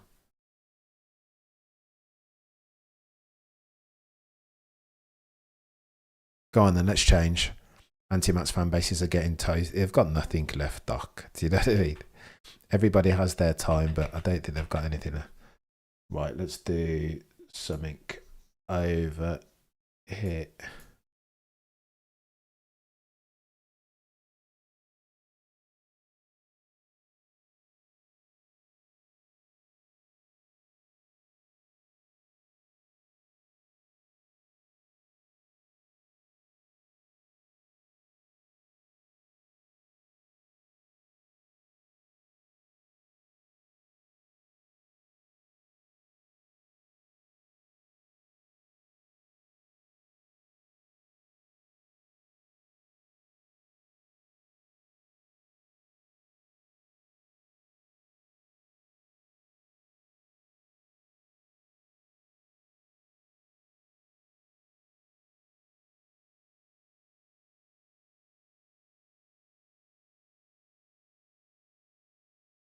Bear with me, chat.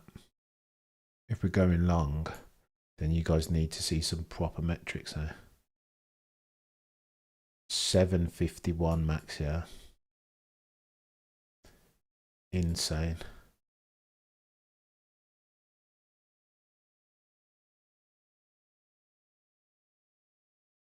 Right, let's do one of these. Bear with me, chat, I'm coming, I promise. I just want to get the proper, courtesy of T1, I just want to get the proper metrics up here, so that you guys can see and keep up to date. No point in doing a stream if you're not going to add value. Do you know what I mean?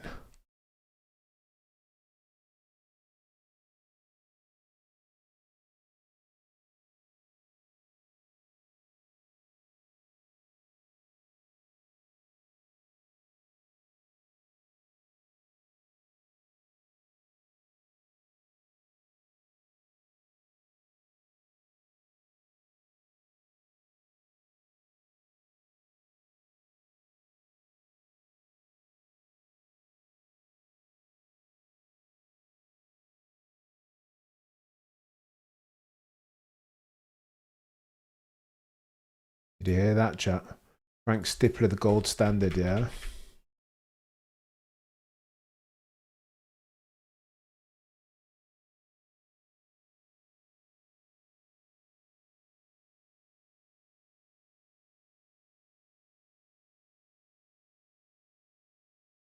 Will he only get out at the end of the race, they say, as far as Max? Maybe he just goes long, eh?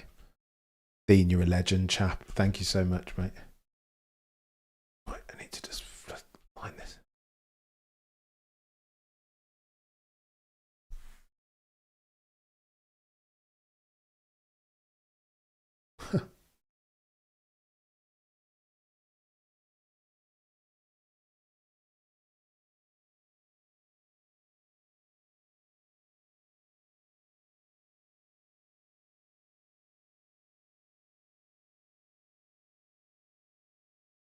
Oh my gosh, oh my gosh, 751.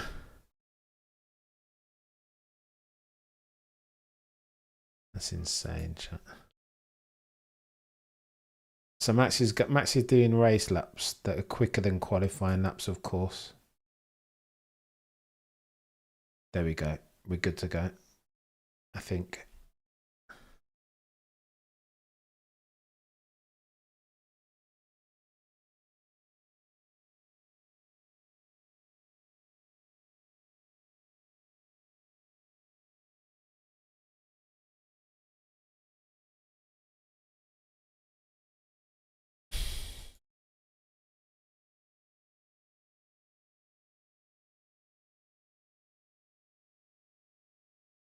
Here we are. Let's go. We got there in the end, chat. I apologize. I apologize for being a numpty. T1, you're an absolute goat. Thank you so much, mate, for putting this onto Google Chrome. Kinal, I would like to become an elated peddler. Let's go, Kinal. Kinal, there is a link at the top of the chat still, I think. And once you become an elated peddler, get yourself into the Discord. The link to the Discord is now in the community tab. Still haven't set it up. I have T1. You see, sorry T1. I'm long. I was on a long one. Stippler's 50 years old. Guys, calm down. True, but I mean, it hasn't stopped him winning before.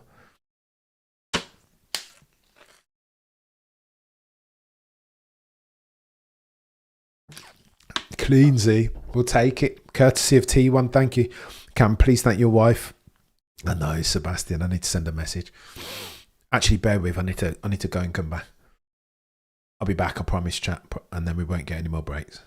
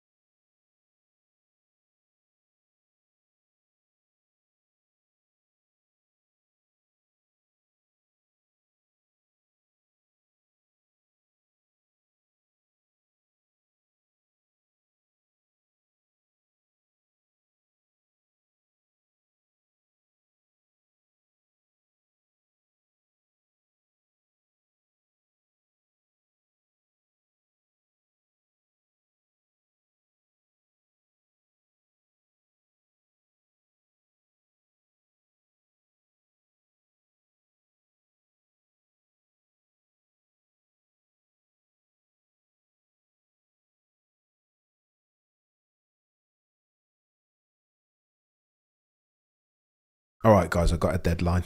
Apologies. I'm gonna go through to 2 p.m. because the missus isn't feeling well. I've been sabotaged. I did play. All of a sudden, I was gonna do till 4 hours, but it's too techy. I know. I keep teleporting. Apologies, but the missus isn't feeling too well, Mrs. Cameron. So it would be irresponsible of me to sit here with you guys as much as I want to for the next 3 hours, 2 hours and 45 minutes. We're going over 45. Just pulled 4 seconds last lap. This is bonkers, chat. 28.2 seconds is the difference between your race lead, Maximilian Verstappen, and Frank Stippler in second. What are we doing here? This is insane, chat. He's not bad, is he? He's not bad, this chat. He'll go well.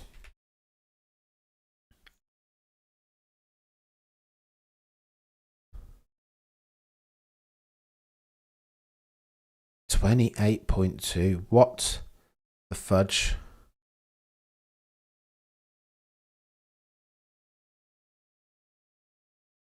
So, John, people forget most drivers begin in karts. Only 21 of thousands that compete make it to F1. There is a reason for that. Not surprising, really. Get well, Mrs. Cam. You're a legend, Sir John. I appreciate you, mate. More love, make it. Behave yourself, Cameron. Get well, see. Yeah, not feeling too well. To be fair, Mrs. Cameron does a chaos job, so your boy's got to go. Anyway, listen, let me not bring my life traverse. I hate it when podcasters start talking about life when I want to talk about GT3 racing. Cam needing some diplomacy to keep watching. No, we're going over 42 minutes, and then I'll sack off. Hopefully, that'll take us through to Max Verstappen's second pit stop. Hopefully, so it only wins 1 out of 25 times. I think not. No. Oh, good, Cam. Take care of the fact. Charlo Bear, you're a legend. I appreciate you. Cup of tea, love. So go on then. The most frequently travelled path into racing is through karts, but even karting is not cheap. You hear Lewis and Anthony talk about how like Anthony needed to work 3 jobs and all this other like it's not cheap. So there are so many drivers who never get. Of course, Max had the opportunity, and Jos had the avenues right. There is I mean, if your dad's an F1 driver, it's like, okay, cool. People are automatically, any medical help, Mrs. needs 100. No, Umar, you're a legend. Just a bit run down at the moment. because her husband is negligent, spends too much time online watching racing, watching Max Verstappen glazing Max Verstappen. Senna is a beast. I appreciate you, Munch, you're a legend. Senna is a beast. Apparently all F1 drivers drove the same cars once. And Senna, yeah, there's a, you know what, Jeff, there's a good video on Driver 61 about this. Type in Driver 61, the time when all F1 drivers drove it's a Mercedes 190, I think, and they all drove it around Silverstone. I think Senna realised all the other drivers just jet set it in and just drove. Senna spent some time with the cars because he wanted to nail it, as you do, right? Because now everybody looks at that and says, well, Senna was the quickest F1 driver because in Eco Machinery he went. I like how Max is supporting and giving sim racers a change in real life. It's a conversation that we'll keep having. Can sim racers really become proper F1 drivers, but proper drivers as the convergence? I mean, sims are getting more advanced. Senna went by a lot, but he got his due diligence in. Did he? Flew in 190 Evo. There you go, Moringa, you're a legend.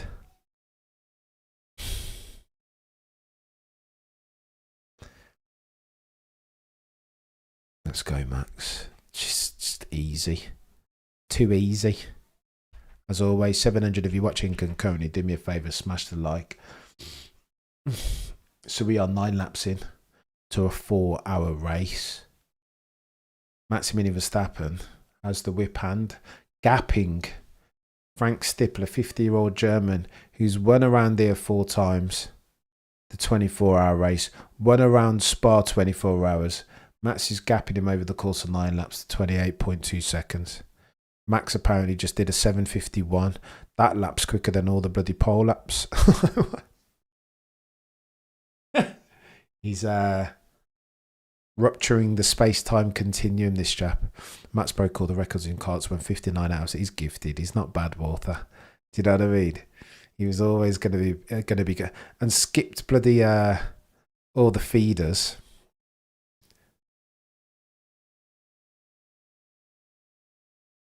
I think Max is even on a limit. He doesn't need to be anymore. Do you know what I mean? He's got this. Managing. I think if anything, he'll be trying to build a gap to where Chris can just, do you know what I mean? Hand over to Chris and Chris can just chill out for a little bit. They learn the trading carts where tech is. So if you've ever been karting is weird. It's pure, isn't it? It's I don't know. Karting's really like, it's pure. It's just very pure. If you're going to learn the trade and where to like, how to overtake, and it is very pure. Thank you, Cameron, for mentioning. No, you're a legend, Jeff. It's a conversation, right? Has to be a conversation each and every single time. So chat, I make no apologies. You guys are legends, proper legends. Making that yellow badge with black prancing court. Oh, nice. Look good. The red car, eh? Although blue in this occasion because it's got the Frey livery. Wildcard revved up to 90. That bloody Nürburgring, are you serious? Infinitely more serious than me. Karting is pure. I do love, you know what? It's been a while since I've been in a kart. I saw Ollie Behrman the other day racing around Daytona Sandown. That's like my stomping ground. There's not too many tracks around which I've spent more time. Daytona Sandown and Daytona Milton Keynes. Wasn't bad around there back in the day, and spent not levels. I wasn't max level, of course. Wasn't even amateur level, but we used to get techie around those 2 tracks. Sandown is brilliant. Oh, Rob, you're too kind, mate. And Max, of course, Ron Real will absolutely hunt down a lap record. For anybody that doubts. 7:45, if rumours to be believed, on Friday. Prost beat Senna and Pecan. Rosberg beat Schumacher. What did you race? Walter, I was never that level. I've spent a lot of time around Silverstone. Not in actual races. I just enjoy driving fast cars very quickly. Around track days. But we used to race karts a lot. Just like your standard arrive and drive events. And spent a lot of time on mountain bikes when I was younger. Trying to be Michael and Senna on bikes and doing geometric racing lines around the streets of Birmingham. No, you're a legend, Frank. Don't be daft. I thank you, each and every single one of you, for joining me. We are 10 laps deep. Max Verstappen. What is going on here, chat? Max Verstappen, 20 points. So, okay, so Frank has what? Frank is 1 lap down. Behave. Okay, half a minute already. What is going on? Simple Simon for Max. He's just down the road, though. Cameron, you need to get into a 2-stroke car. I think we were going about 80 miles an hour. Is that 2-stroke, Ricky? I think we were going around 80 miles an hour. 43 seconds. It's down the bloody road. 43.1 is the difference between Max and Stippler in first and second. Unbelievable. Ignore my timing on the right hand side. I think that needs updating. Saying 1 lap. It's not 1 lap yet. 43 seconds. Need that world record breaker today. I don't hate it. How come 43 all of a sudden? 43 seconds lead? He's a gangster, eh?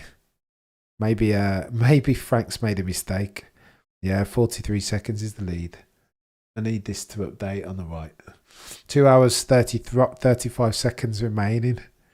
T1, should I refresh on the right hand side so it pulls through the 40? Stippler is no slouch. 43 seconds is the gap. 10 laps in the books.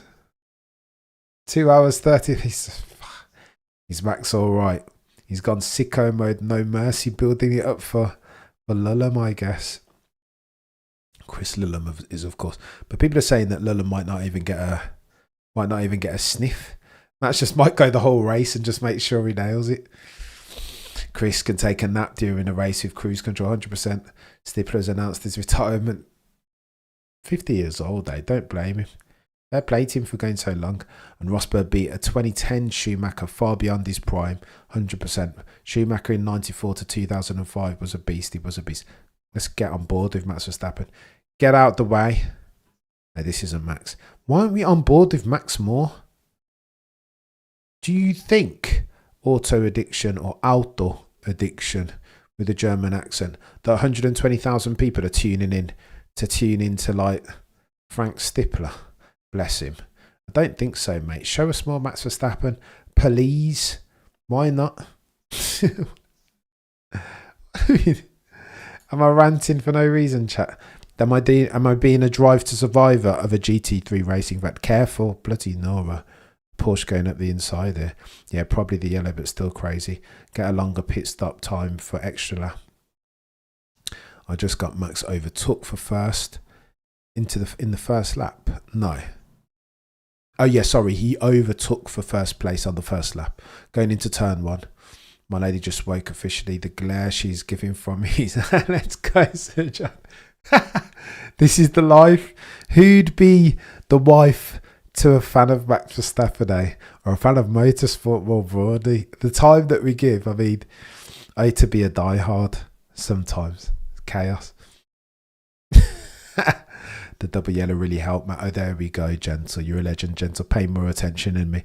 Bear with me, chat. I'm a very, as noddy as I am an F1 fan, I'm infinitely more noddy a GT3 racing fan. I know nothing.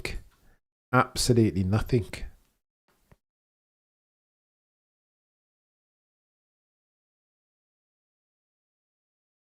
Imagine that Max's best 7:51.5. Of course, mine might be about to press. Max is texting while in his same television director as F1, not showed that it. Imagine miracle. Absolute Jay. Matt's thinking he's still in F1. He's going hard, isn't he? Victor, you're a legend. Rookie 43 seconds in the lead by lap 10. A joke. What a joke, Victor. But again, he's generational. Maybe we need to get Kevin in here. Cam, the gap is bigger, maybe because of another pit stop strategy. So far, Red, it's wild. Good evening. What's going on, Turtle? I hope you're well, Turtle. I hope your health is on the up. Cam, the gap is bigger, maybe. You think Max should be concerned about Oscar?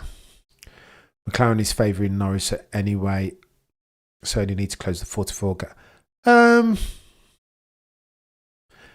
I think Max isn't concerned about Oscar because it's a long shot. As brilliant as Max has been this year, and as brilliant as Max will be, no doubt, over the course of the next 7 races, it's a long shot. We were going to talk about. So go on then. Here's what you need to know. The gap in the championship is 69 points between Max and Oscar for first through third. The issue is this. Even if Oscar, let's play hypothetical games for a second. Imagine that Oscar were to not finish, let's say, 2 of the next 7 races in a hypothetical world. You don't wish that on anybody. But let's say Oscar didn't finish Singapore, DNF, and Max won Singapore, 25 points delta. Let's say Max won Vegas and Oscar DNF'd again. So that's 50 point delta. Even then, Max would still be 19 points behind, right? Even then. So if Oscar DNFs and Max wins twice, Max will still be 19 points behind in the championship with 5 races still to go. It's a big lead, chat. It's a really big lead. And that's my issue. OP to only to finish 11 or what. That's the problem. It's a big gap. You're going to need, it's not in Max's hands now. But then, bloody, he was talking about it. Chris Harris on cars were talking about the America's Cup. 2013, I want to say. Similar circumstance. The one team needed to win every single match race. And the other team needed to, and it happens. Things can happen in sports sometimes. Cameron, your time seems not to be updated. I know it's chaos. I don't know what's going on. T1, do I...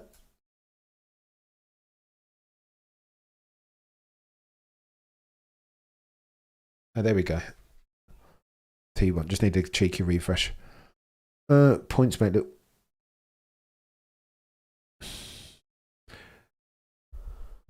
The points might make Max look good after the break. Oscar will have another DNF. Max just needs to do it in Singapore. But Walther, he needs like 3 DNFs to be like on level.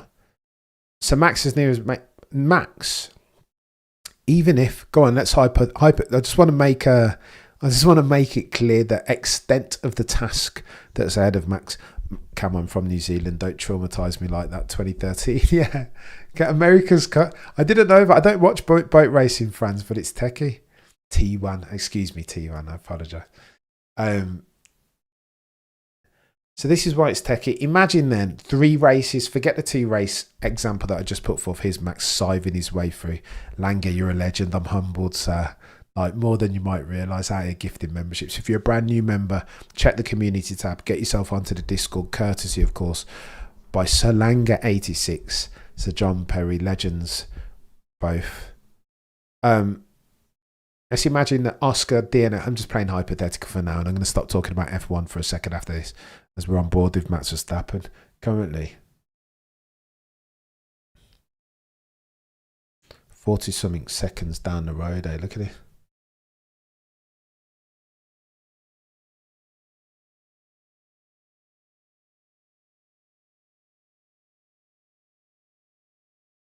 .7 seconds down the road, not 1 lap.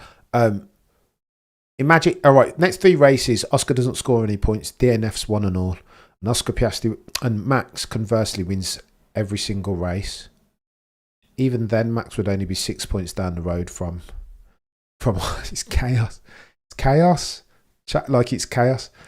Oscar will have to DNF multiple times if Max is going to nail it. 69 points is the gap. If Oscar DNFs 3 times and Max wins every one of those races, Max will still only be 6 points to the good. 1 Oscar DNF, Max needs to win every sprint race. It's tough. I have a theory about, and too kind, right? Far too kind, STZ. I don't know. I have a theory about the current era. I haven't seen people mention it. In my opinion, says Jeff, anyone who drove their car since the start of ground effect era has an advantage over newer. Maybe it's a theory, eh? Is that counting sprints? No, I'm just looking at, I'm not including the sprints. 8 points, whatever. Do you know what I mean? Max at 43 seconds, says Daniel. Chaos, mate. 3 DNFs is highly important. That's what I'm saying, Jess. You're gonna need fluke. But again, sometimes the racing gods can do racing things. 804 of you in the chat can currently do me a favour. If you like the stream, like the stream. We're going to go another 27 minutes. And then your boy's got to attend to some familial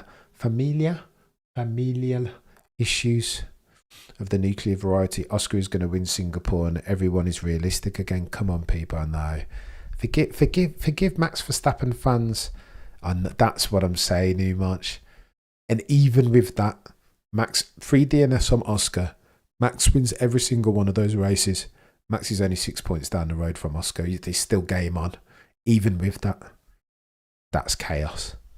Gonna need, it's not for Max's to win, it's for Oscar to lose. Max has got it in him. La Familia.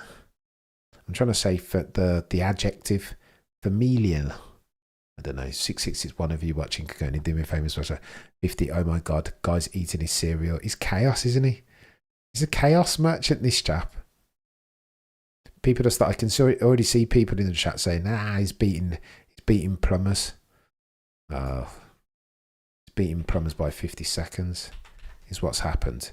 To give it to speak the truth and the whole truth. Max wins every sprint race. With Oscar second and 1 DNF, he wins the championship by what? I mean, even then, STZA. Too kind as always, but those bloody Nora, look at that. What is that? An Aston Martin just go through. Holy smoke. Look at that Aston Martin. That looks like a Misha video. No DNF necessary. Must be P11 or where. He's had his Weetabix, hasn't he? He always. When has he not seen? OJP and Norris will properly...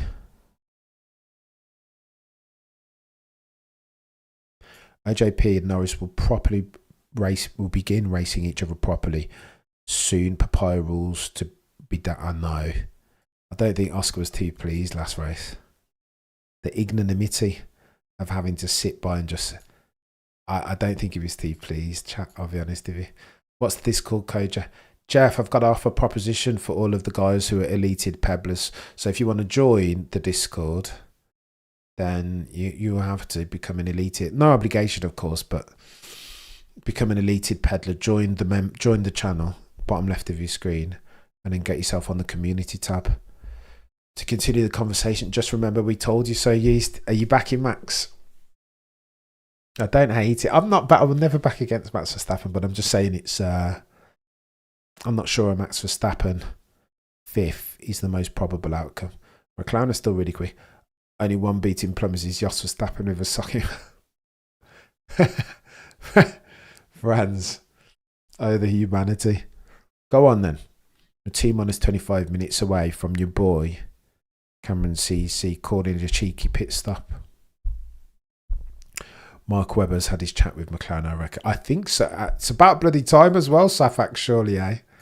I mean, what are we doing? Are we going to lose a championship? For nonsense. Don't forget to like you're a legend outlaw. Singapore will be deciding.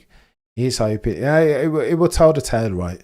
If Red Bull really sorted out their SH1T and turned around that car, dialed out the snap oversteer, understeer for the low minimum speed turns, medium duration, then we'll find out properly at Singapore. But it's always been their bogey track. They've always been able to win around Monza, haven't they? Singapore is different.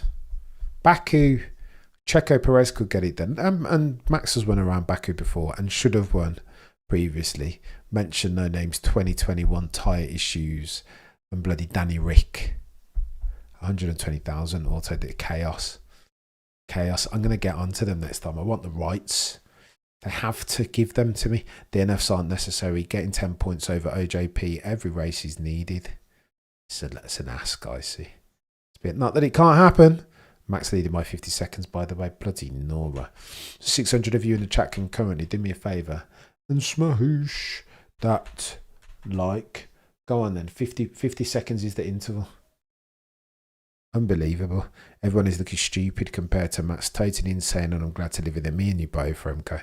People seem to think Oscar's going to have a week like he did last week every year. I doubt it, Carl, somehow. Max is the cheat codes. Max leading by 50 seconds now, by the way. Gone clear. Max should get a live feed. I'm going to try. I am. Oh, yeah, Max should get a live feed because that's what everybody's watching for. Just keep that on board from Max, eh? No, I don't care. It's harsh. I don't want to be too harsh on GT3. I don't want to be a GT3 Drive to Survivor. Jos coming Belgium Rally Champions. Is Jos in the... I did not know that. That's insane. Max takes Singapore, Lando. Although, if you're talking about Max and Rally, I think Red Bull don't hesitate to trust Max around the Nordschleife. Rallying, though. Robert Kubica settings. We don't need that. I don't want to see Max in Rally anytime soon. Max takes Singapore. Lando will be ordered to support OJP to win. I know, but on a Pickering. Double break, that advantage gone. Oh. Don't hate that, Sir John. My original point was, if Oscar's one did it DNF like a mechanical, it's in Max's hands. Fair play, STZ. It's still. I don't know. Lando fans go wild if they decide that. I think they'll be. I don't know. Well, let's see. Let's see. Best Drive to Survive episode, the Brazil 24 one. I'll have a look at it again. Well, I've watched it, but I think that might be one of the best Grand Prix that I've ever seen, if I'm honest with you. 800 of you in the chat, do me a favour. If you like the stream, then like the stream. We'll go for another 20 minutes, and then your boys got to contend. I'm hoping that we get another cheeky Max Verstappen pit stop between now and then. Just looking at that 7:51 from Max.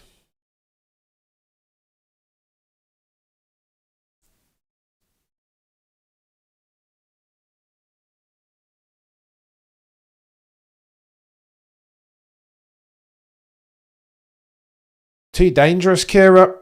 I want to see Max in F1 for as many years as possible. I don't want him to get Robert Kubica. That would devastate me. I've watched 24 Brazil doesn't. Me and you, Sir John. Me and you both. How many pit stops are there? Safak. Somebody in here should be able to answer that. I think they need to do at least. So they've done one. I feel like they need to do at least 2. A mandated 2 potentially. I don't know.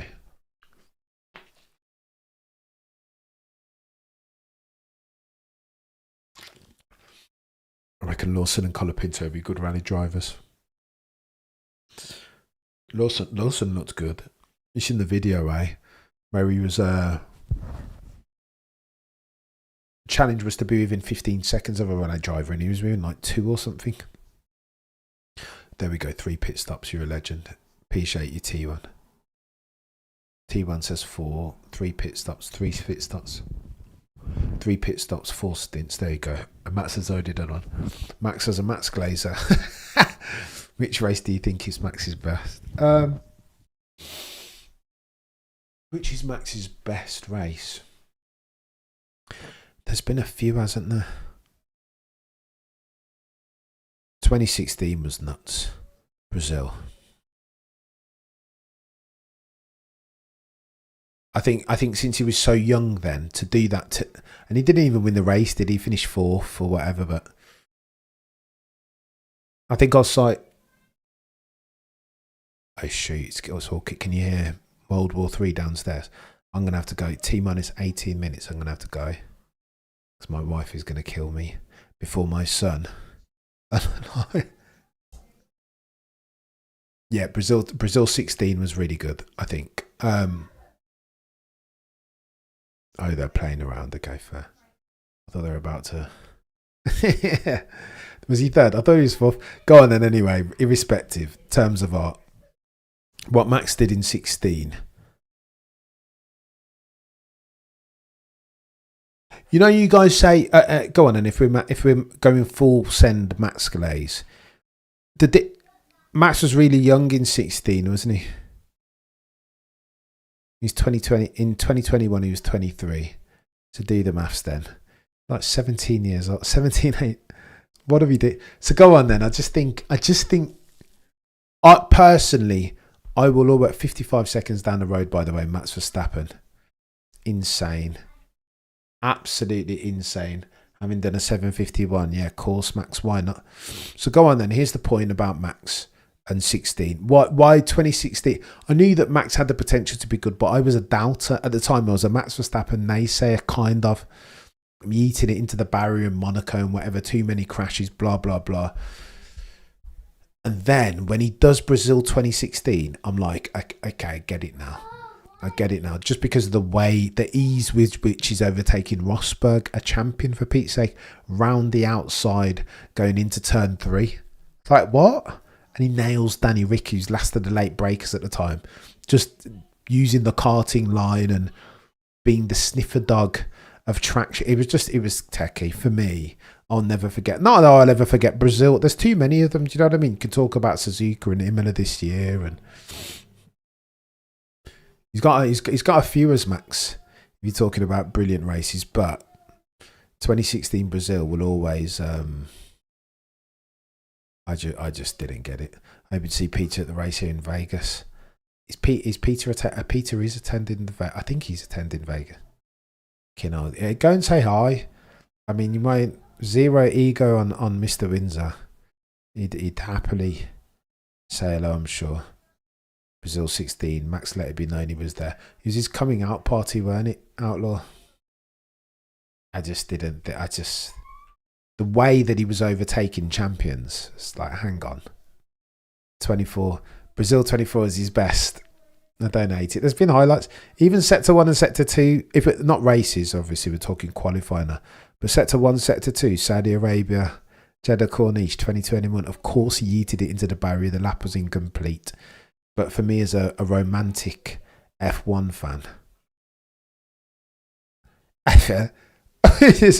I'm tearing up even talking about. I just didn't think I'd ever see anything like that. Sector 1, Sector 2. And to be fair to him, his physio guy, his performance coach, said that he'd been practicing, hadn't he, on the sim? And you could tell, Sector 1, Sector 2, it looked like Tron or Wipeout 2097 or something. It didn't look like he was driving an F1 car. Bonkers. And as a romantic, I almost feel like people tell me that I'm smoking here, but I almost feel like because it was an incomplete lap for some reason, and he did what he, like, a couple of years later, right, 23, 24 maybe, did a Saudi Arabia Jeddah Corniche lap it was like, right, so I did that 21 lap and I just finished it off. But for something about the 2021 lap, I was just always, is there such a thing as a perfect lap? I was a Peter Windsor naysayer back then, but then I behaved. Umar, he's not bad. He's Mr. Windsor. Might not bat 1,000, but he goes very close.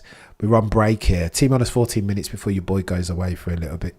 So I need to go and be a husband for a while before my missus divorces me. Langer, you're a legend. Langer, I appreciate you, like, massively. Far too kind as always. I hope you have a good day, mate. We'll reconvene at 8 p.m, eh? And discuss Max Verstappen's first GT3 race, his maiden voyage and his maiden victory, so long as Chris keeps it on track. Fasho.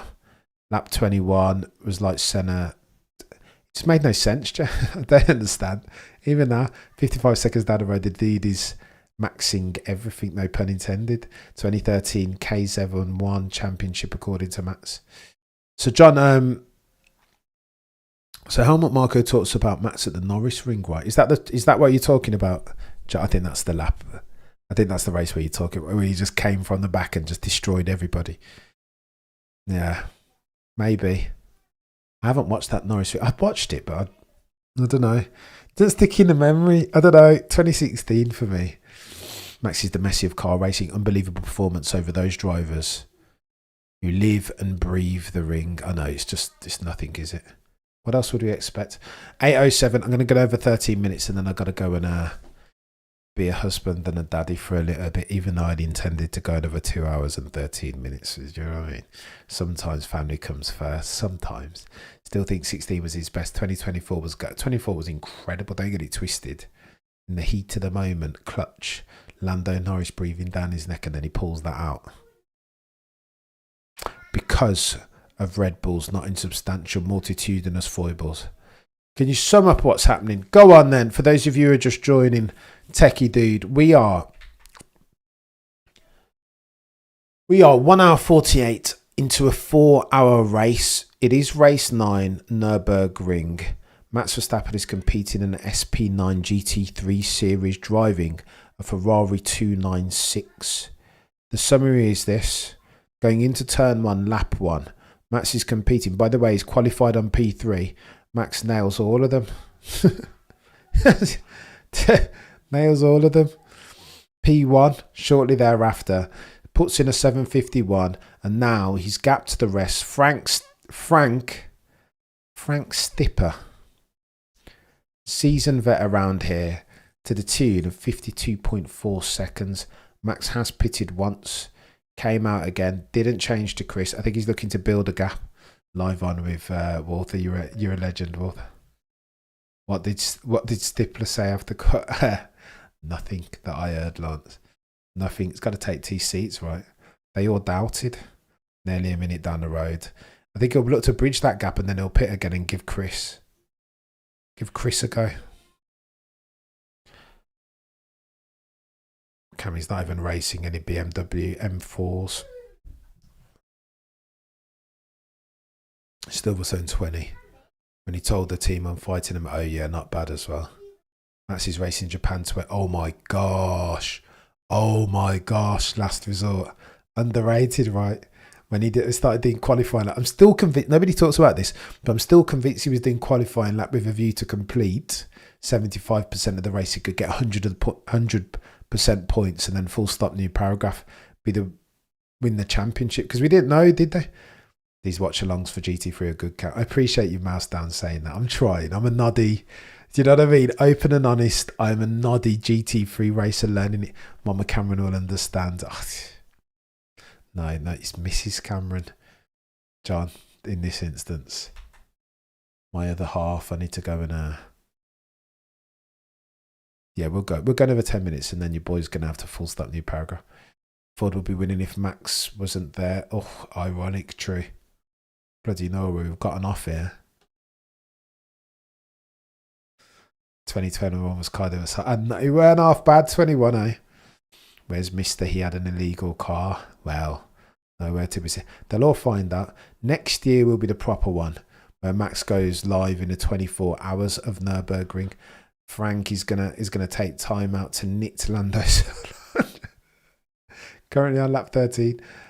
The Audi is chunky. Thank you for going live with this. You're a legend, Going. I appreciate it. Love it. You and your family have a lovely day. I appreciate you, mate. See, family first. Yeah, we'll go another 9 minutes, and then your boy's gonna... I apologise. A pit stop is 3 minutes. Most likely Max will have 1 free pit stop by the end. That is chaos, fam. Absolutely chaos.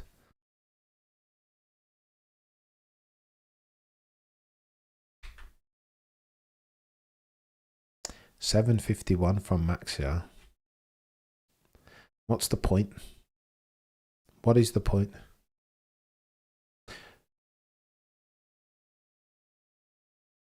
$7.51 from Max in a race. Quicker than all the other poles this year in this series. Huh? Even Ferrari doesn't even compete. Oh no, the irony's not lost on me, eh?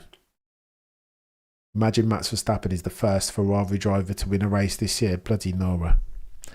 Apart from the Le Mans guys. Unfortunately, there's no Cristiano Ronaldo of Formula 1. Who's the try-hard bud?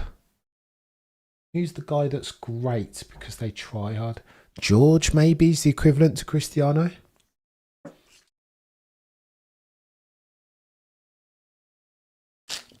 Oh, Umach, you're a legend. This is a long one, isn't it? Joke is, I wouldn't mind if the missus was feeling well. We'd go another 2 hours and 7 minutes. If Max wins and Lando's ahead of Piastri, can McLaren even do team orders? Because at that point, Lando is back in the fight. I think they're botching it. You know, there's something special when Alonso's like, hang on. Have you seen, there's a video out there when it shows Alonso's reactions?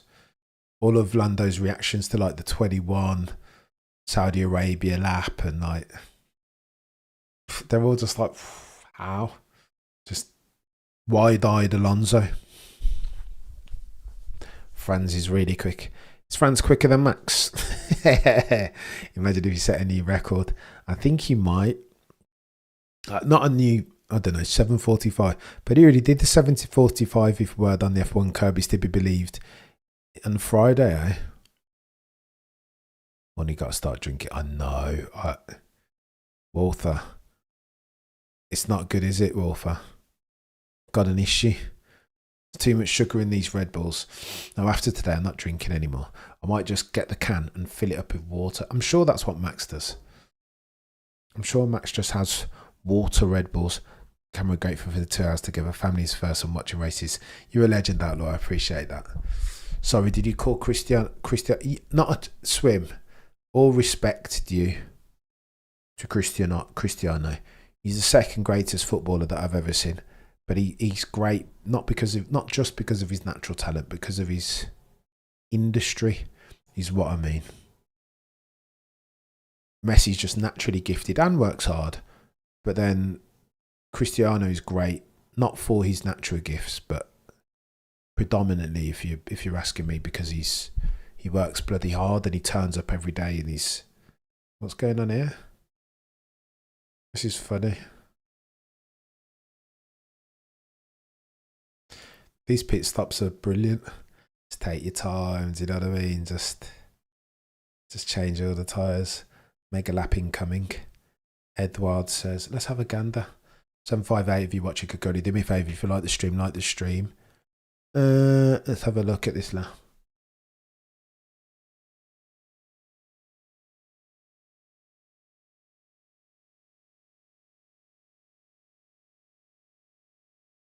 He's gone purple, hasn't he, Max?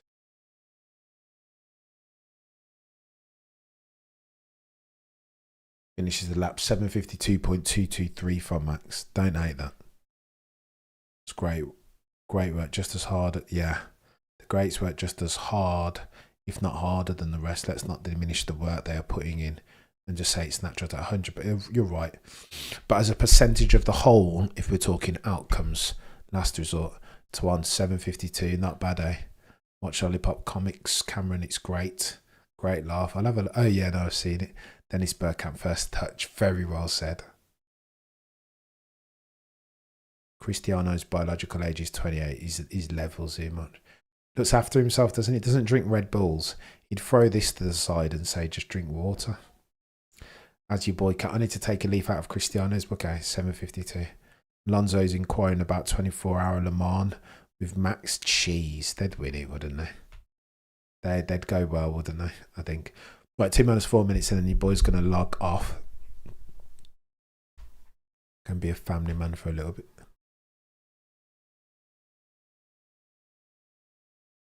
Of a Ferrari 5 minutes behind, of course it is.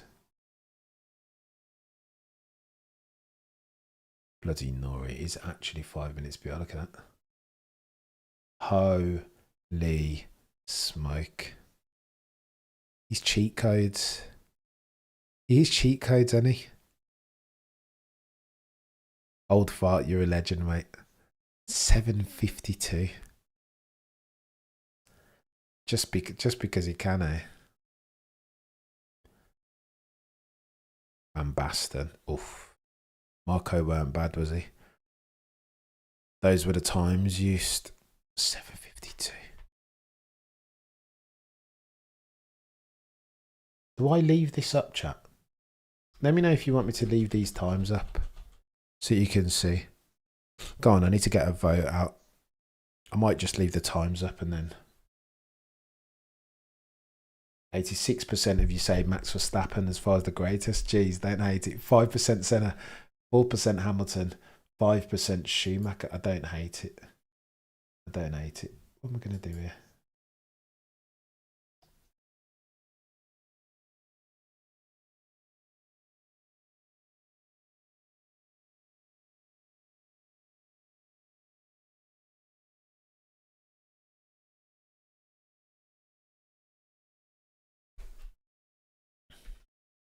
So I'm going to have to run in 2 minutes, chat. But I need you to let me know by vote.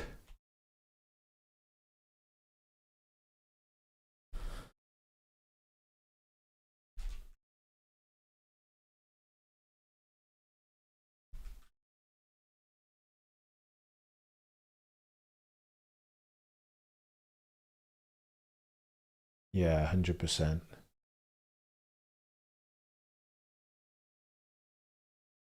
Go on, you guys let me know whether I keep the stream going with just the timings up here.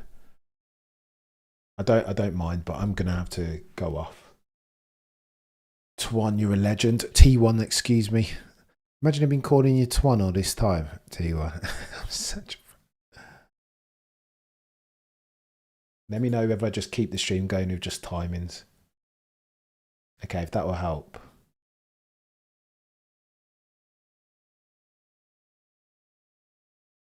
Okay, you guys want timings. So I'll take my ugly mug off camera and I'll keep the timings.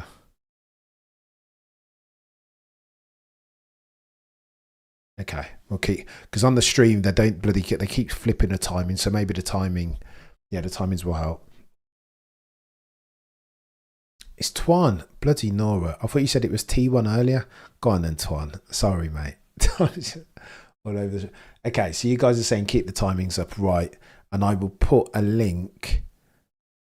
Twan, do me a favour. Twan, if you can just drop a link to the thing in the thing, and I'll send people to where they can get it. It's a good shout. I thought you were hiding it from. In fact, no, that's a lie. Twan, I will.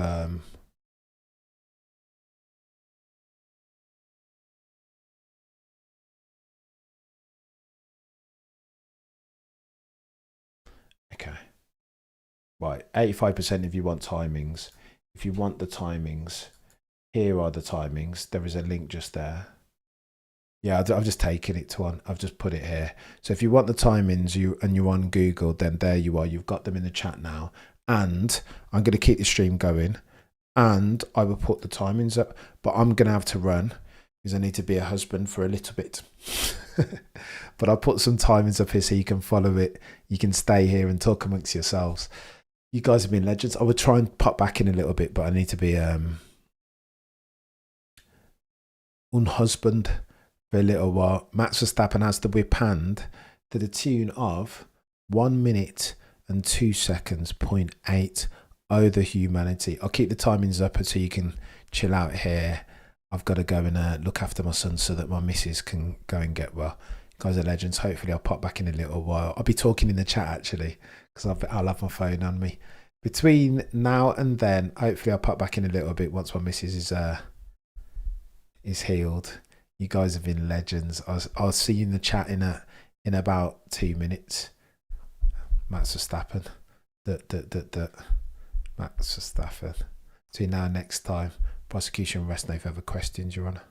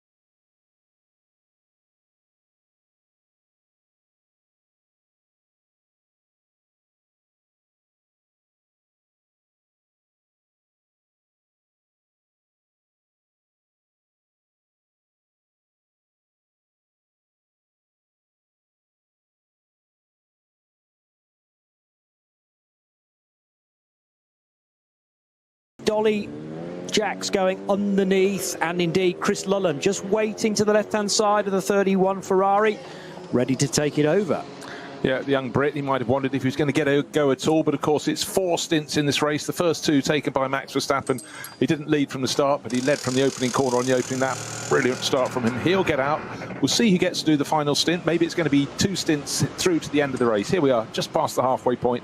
Young Brit Chris Lullen getting on board, a serious racer in sim. That's how he came in contact with Max Verstappen, who loves sim racing a huge amount, and he's stepped up this time to his first full season of GT racing. He's only his 2nd season. All did Radical racing, as you were pointing out last year in the Radical UK Cup, Hackety UK Cup. But this season, GT World Challenge, he's proved he's one of the very, very quickest. Remarkable story. But let's see what he can do here, Johnny. He's never raced here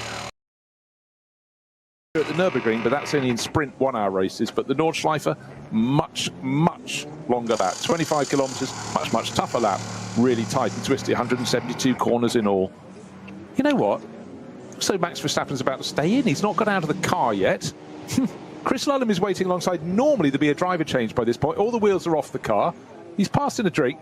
You know what? I think Max is going to do a hat trick. No, I think that is Max stepping away, is it not? Yeah, they have a different gate. So okay. I thought that was Max out of the car. He was helping Chris get strapped in. Okay, that would explain it. Maybe I was looking at something else on the car, but it wouldn't surprise me, quite frankly. Just had a quick conversation going, oh, that was too much fun. You can do the last stint, mate. I know we had that agreement at the start of the race, but just forget about that. Yeah, whose name's on the side of the car? Who's called .com around here? Yes. Well, yes, no, it's more than likely it will be Chris, but I just looked away from it and I still saw someone wearing with a blue, white and red helmet. Yeah, similar helmet design, certainly similar race suit as well. Well, the full confirmation will be when the car leaves the pit lane and the timing system catches up with a potential driver change. Still plenty of people wanting to photograph, if it is Chris, now in that car, with photographers kneeling down at the road surface. Oh, by the way, I didn't, I think, answer my own question. Who took over the second of the Hout Racing Team cars from Fabio Scherer? It's Dennis Fetzer. It's been the completest. Yep.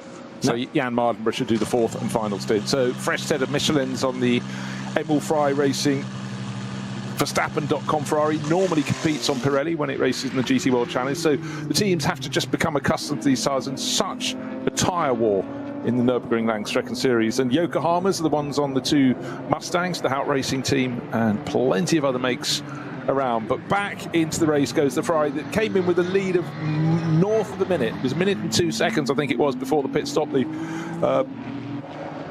We'll see what it is afterwards, but it's not a race into the pits, a race out of the pits. Well, it is, but it's the pit stop has a mandatory time, and we have had even some of the top teams getting it wrong today. If you're short by, let's say, just 1.5 seconds, you have to come in with all that deceleration time, pit speed limit.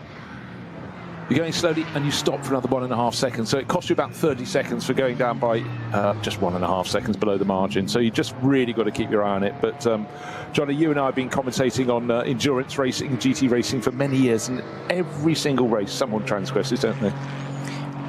I mean, you know, the most experienced can still fall foul of that rule, and it just shows you how hard so many of the drivers are pushing. Teams can make mistakes as well when the time pressures of a stop clock are there, ever present. So still yet to, on our timing screen, trigger even just the out lap, but clearly the Ferrari is back in the race. What I'd ideally like is confirmation that there was a driver change. He's out. There we go.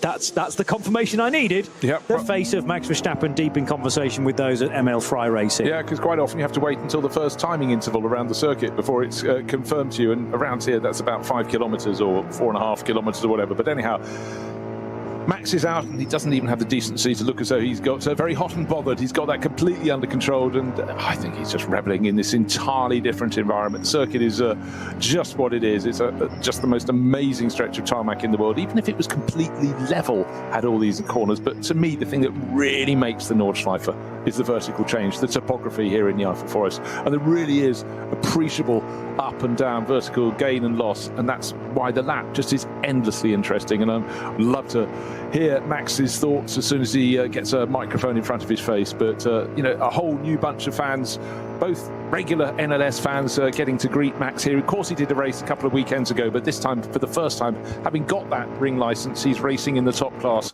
And how, coming in with a margin of a minute and more. Quite fantastic run from him. And okay, he's done half the race, but bear in mind how much time that actually is. It's 2 hours. There's very rarely a Grand Prix that is that length of time. Think back to the recent Italian Grand Prix at Monza, which I think was the quickest Grand Prix in history. Was it about an hour and 10 or something? An hour and 13. 13, okay. And 24 seconds to do 53 laps. That is a race that Max won. And yeah, he's just been at the wheel of that car. Okay, there was a pit stop partway through, so take away 3 or 4 minutes for the stop itself. But he's still talking an hour and 55 minutes to be at the wheel of that car. And the concentration levels have had to be as high, if not higher, actually, than you might require in a Grand Prix, because you're not having to deal with traffic all the time in a Formula One race, whereas here, there's all the corners to try and remember. There's where you are on the racetrack, there who you're racing with as well. So his brain will have been in a workout there. It will. I'd say it's far better than having a session in the gym, because yes, I mean, things are coming at you from all angles. Oh, and it's fun, so why not do some more of it? I'm sure he will, but again, just a chance to see any car being driven around the circuit. You know, I could watch onboard laps all day long around the Nürburgring Nordschleife. It doesn't matter what class of car you're in, but when you're in one of the front-running cars, the sheer pace with which the corners come up at you, and more to the point, also some of the slower drivers who are doing their best in cars of, you know, definitely inferior performance potential, it's just always a changing scenario. And right now we do have, I think, a car at the side of the circuit with a rescue vehicle looking to see if the barrier repairs. No, it's a simple tow, just hooking up with, I think it might have been a Honda. Running one of them, possibly a TCR class car or a production car, couldn't quite see. We went past, but then as soon as the cars get past that, the drivers look for the signals from the marshal's green flag. Off we go again, and you know, back up to pace. But of course, they have to back it off when they get to a zone of conflict or contact or barrier damage, and have to, you know. It's such a busy environment around the Nordschleife, but you just almost have to have an extra set of antennae, I feel, to be just constantly aware of potential problems up ahead, because we see it, and sometimes if ever you're looking down and you're seeing a helicopter camera shot, you see suddenly a car in a pack of 4 or 5 coming up, and someone maybe at the back of the pack sort of nearly locking up and clipping those in front because they've just been a little behind the curve in spotting yellow flags. It's tricky. It really is tricky. Now there's a big penalty handed out to the 939 Porsche.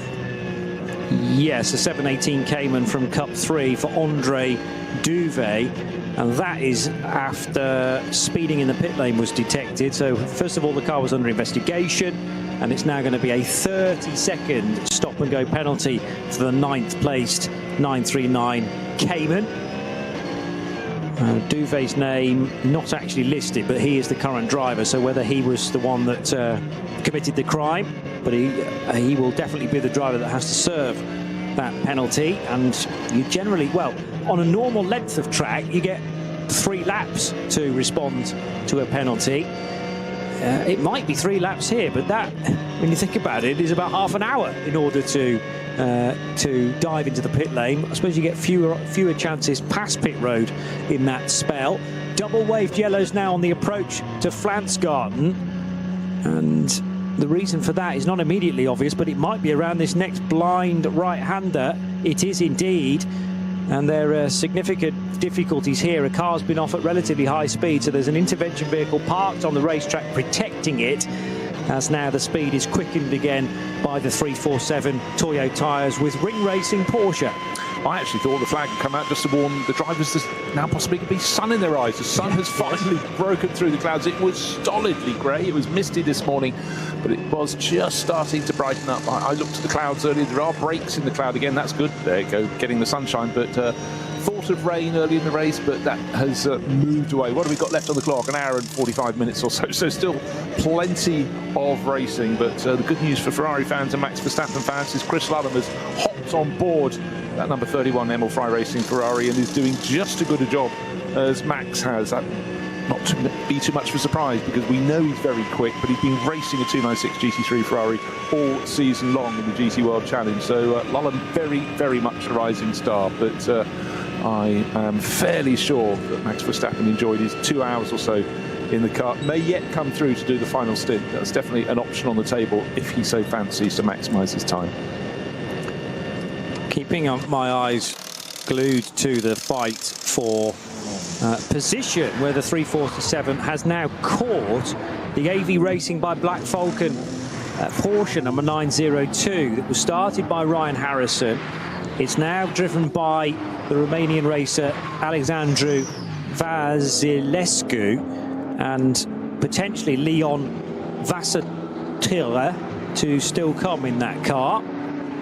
Not sure whether Leon's already been in it, but that is a guest entry in Cup 2.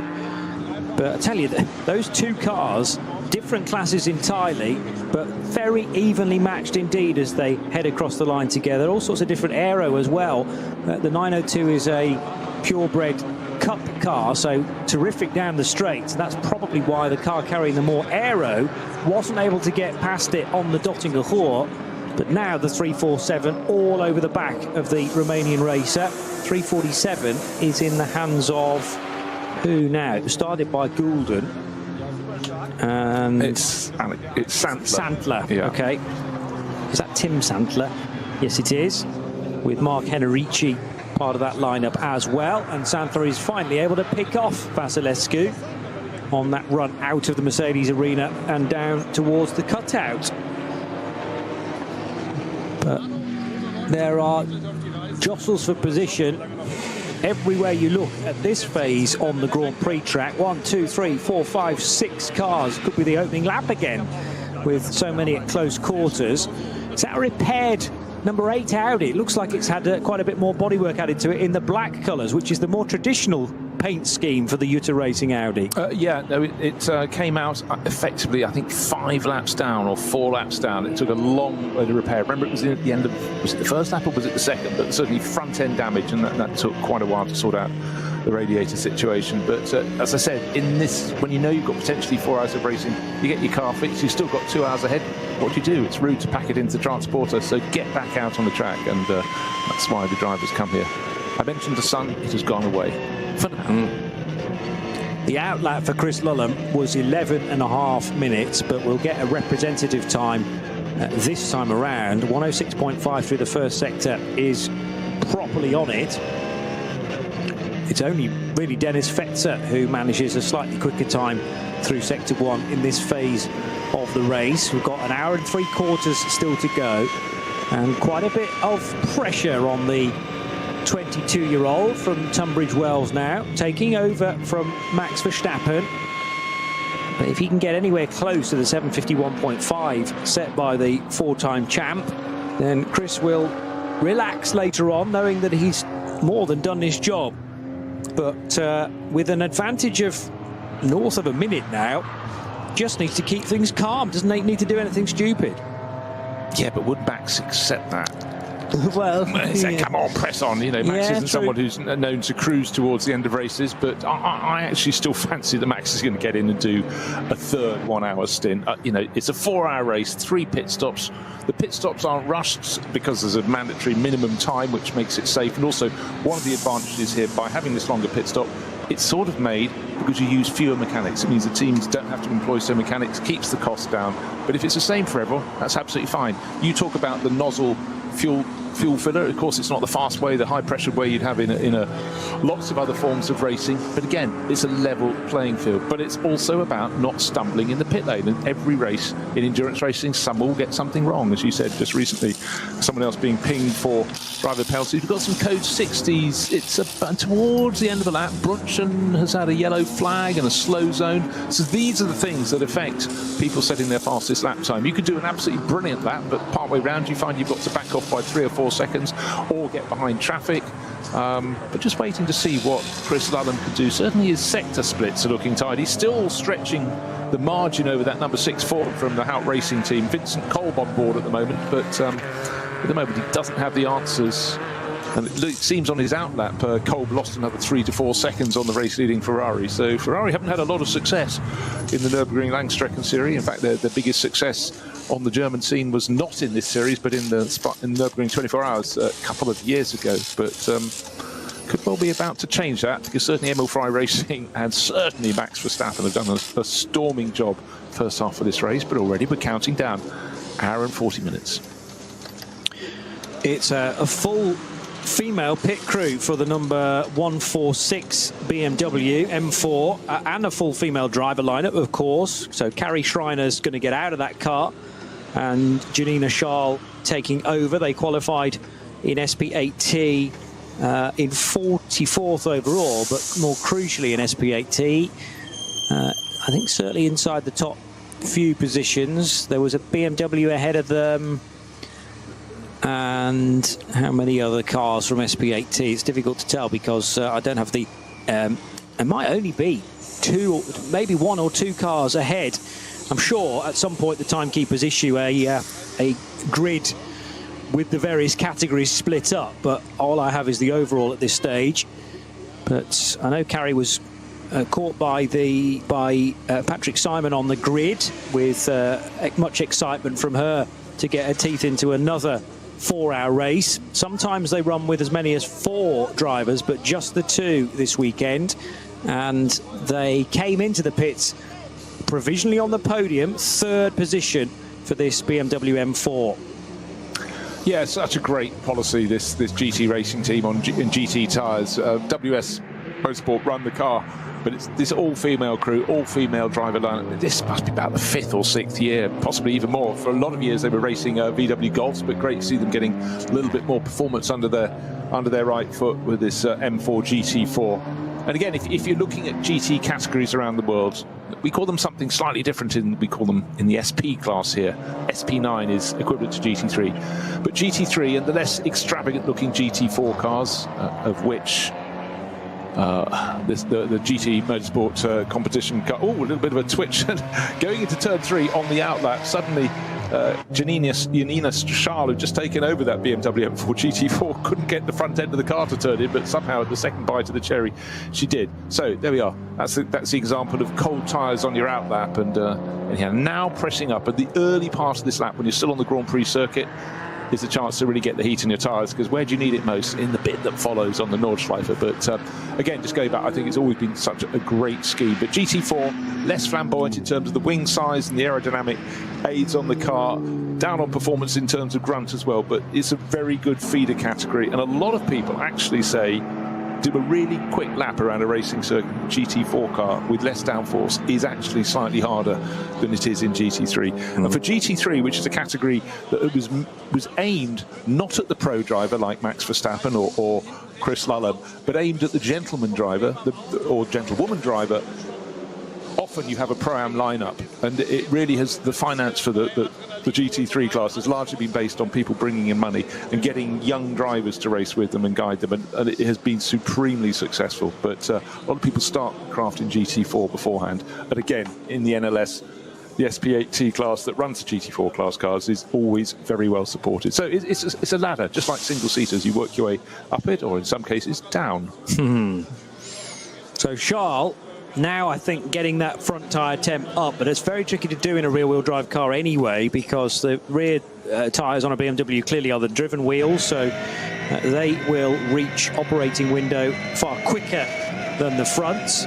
But that is a net gain from their starting position. I was ferreting around for that, but they started 4th in SP8T and now run 3rd, behind Marek Bachmann's Aston Martin for Pro Sport Racing and the FK Performance Motorsport BMW M4 for Wustenhagen, number 187. We will get an idea as to Chris Lullam's pace in the not too distant future. He's heading through the longest sector now, which is sector 4. It's not a clear racetrack though, because Galgenkopf is affected by yellow flags, so too Schwabenschwanz. So the second of the carousels, the Kleiner carousel, and up until the right-hander that leads onto the Dottinger Hohe, still affected by caution, although as I say that, Galgenkopf looks like it's clear again. this might once more be a car that's moving on a flatbed. That's possible. The flatbed's moving, the car's not. Hopefully. Yes. And what happens is, as that HGV is inching its way around the racetrack, then the yellows follow it. So we get quite a rapid stream of updates as the various marshal posts chop and change, with safety being the key. Right, to give you an example of these rolling zones and the various slow zones around the circuit, the first flying lap from Chris Lullum, 8 minutes 33. So we're talking 40 plus seconds down the best by Max Verstappen. But there's reason for that, very clear reason. It's the slower zones around the circuit.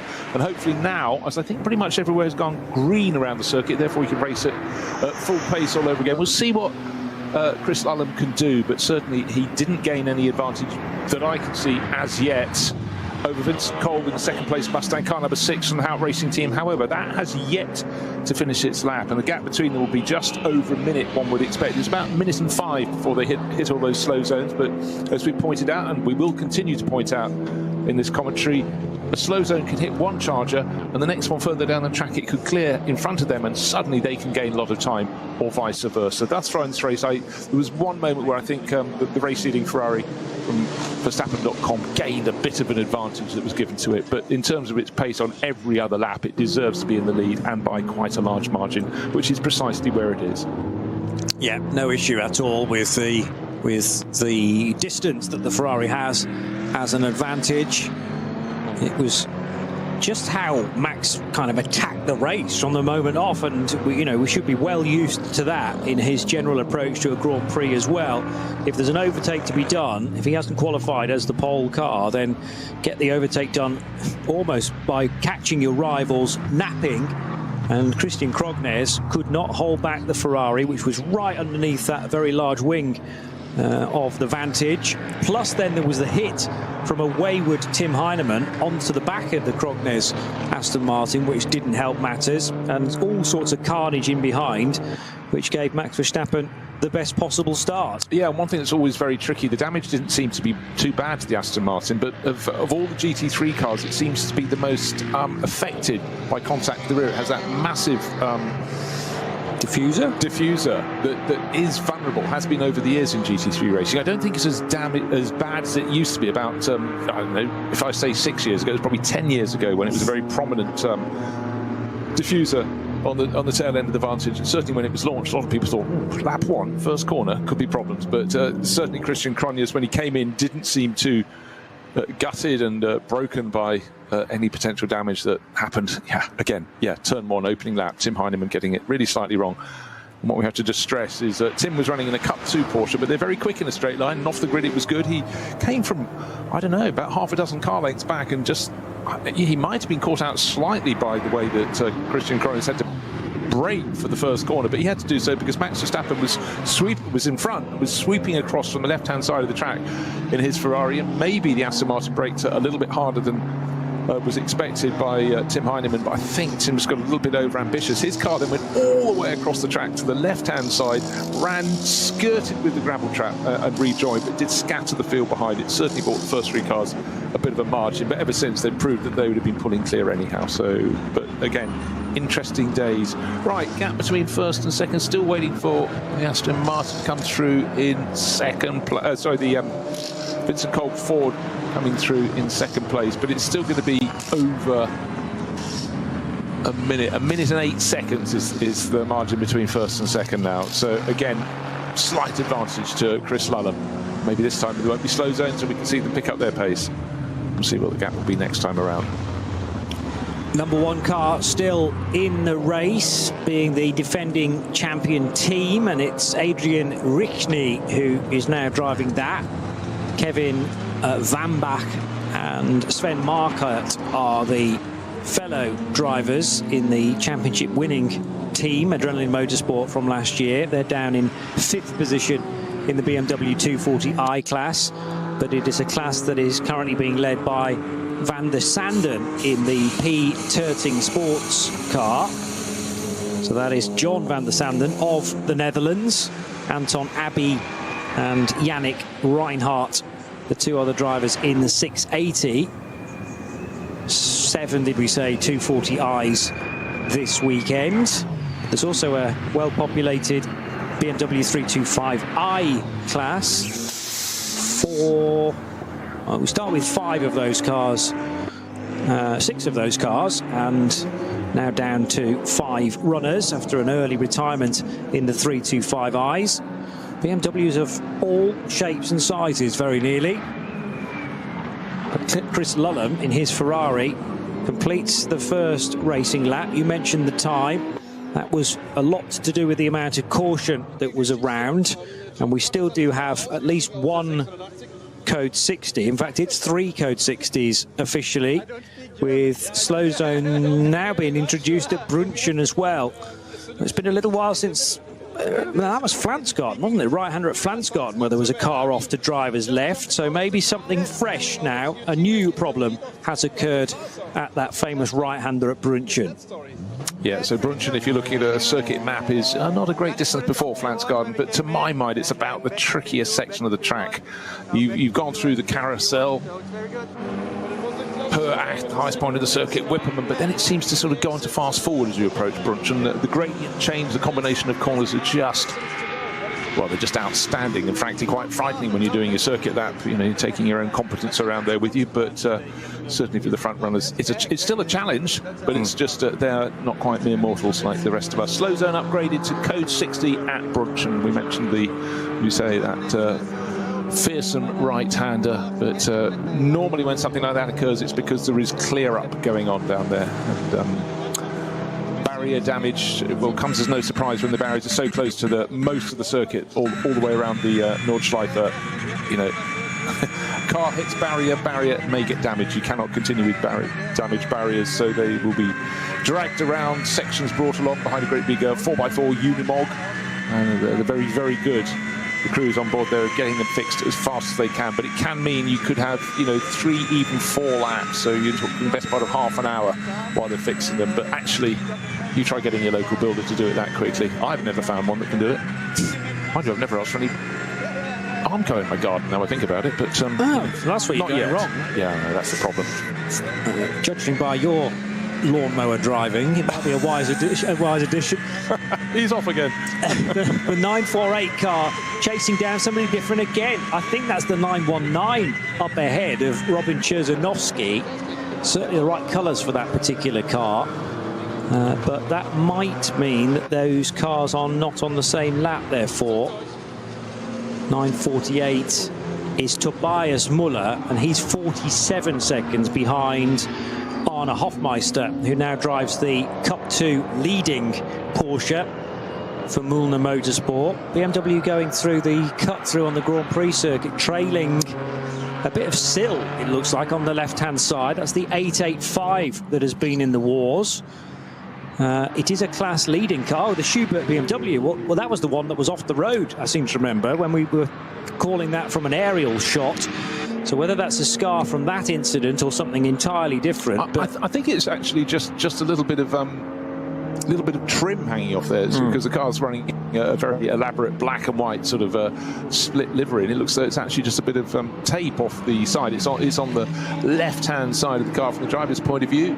Oh, actually, the whole panel beneath the door is loose, and some of the livery according, so they'll have to keep an eye out for that. There may yet be a black and orange flag for that. We talked of Fricadelli Racing being the meatball team, but some people have always called the black and orange flag, black with the orange circle in the middle, the meatball flag, but it's the warning that you need to come in and have something attended to, because there is a possible danger resulting from something that's hanging off your car. You certainly don't want broken bits flicking up into the face of chasing rivals, so we'll keep an eye out for that one. May yet be a warning flag. 2 wheels on the grass from, if that is Robin Cherzanovsky. Brave stuff then, heading through Sulchen and Klostertal as that real significant left-hand kink, which requires a blend of the throttle. It's the click Verzeiferung car, or online Verzeiferung. So let's just check that is the 919.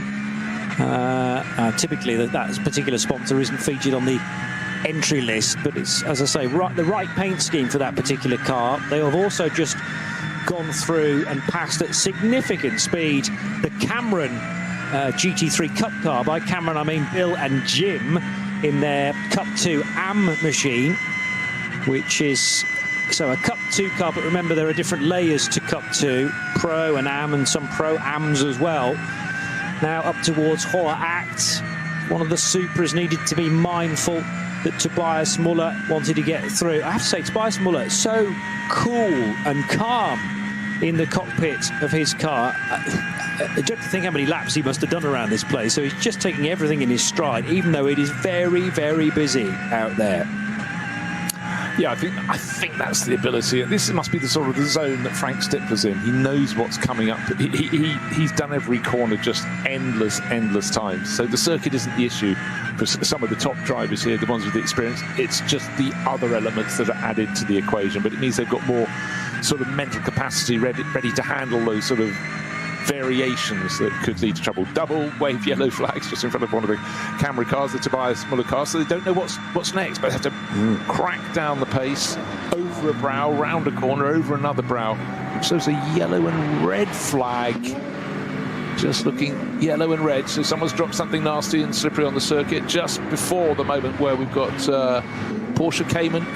Two Porsche Caymans off on the left-hand side of the driver's point of view. Drivers go past, they wait for the signal. Where are they going to get the green flag to let them go all over again? Not for the next corner. Still looking at the marshal's post, still yellow and red flags. There's a further incident next time around. Okay, this is the Brunch and Flansgaard issue, isn't it? Two separate corners separated by a couple of corners in between, but once they got through there, the other side of Flansgaard, they can get going again.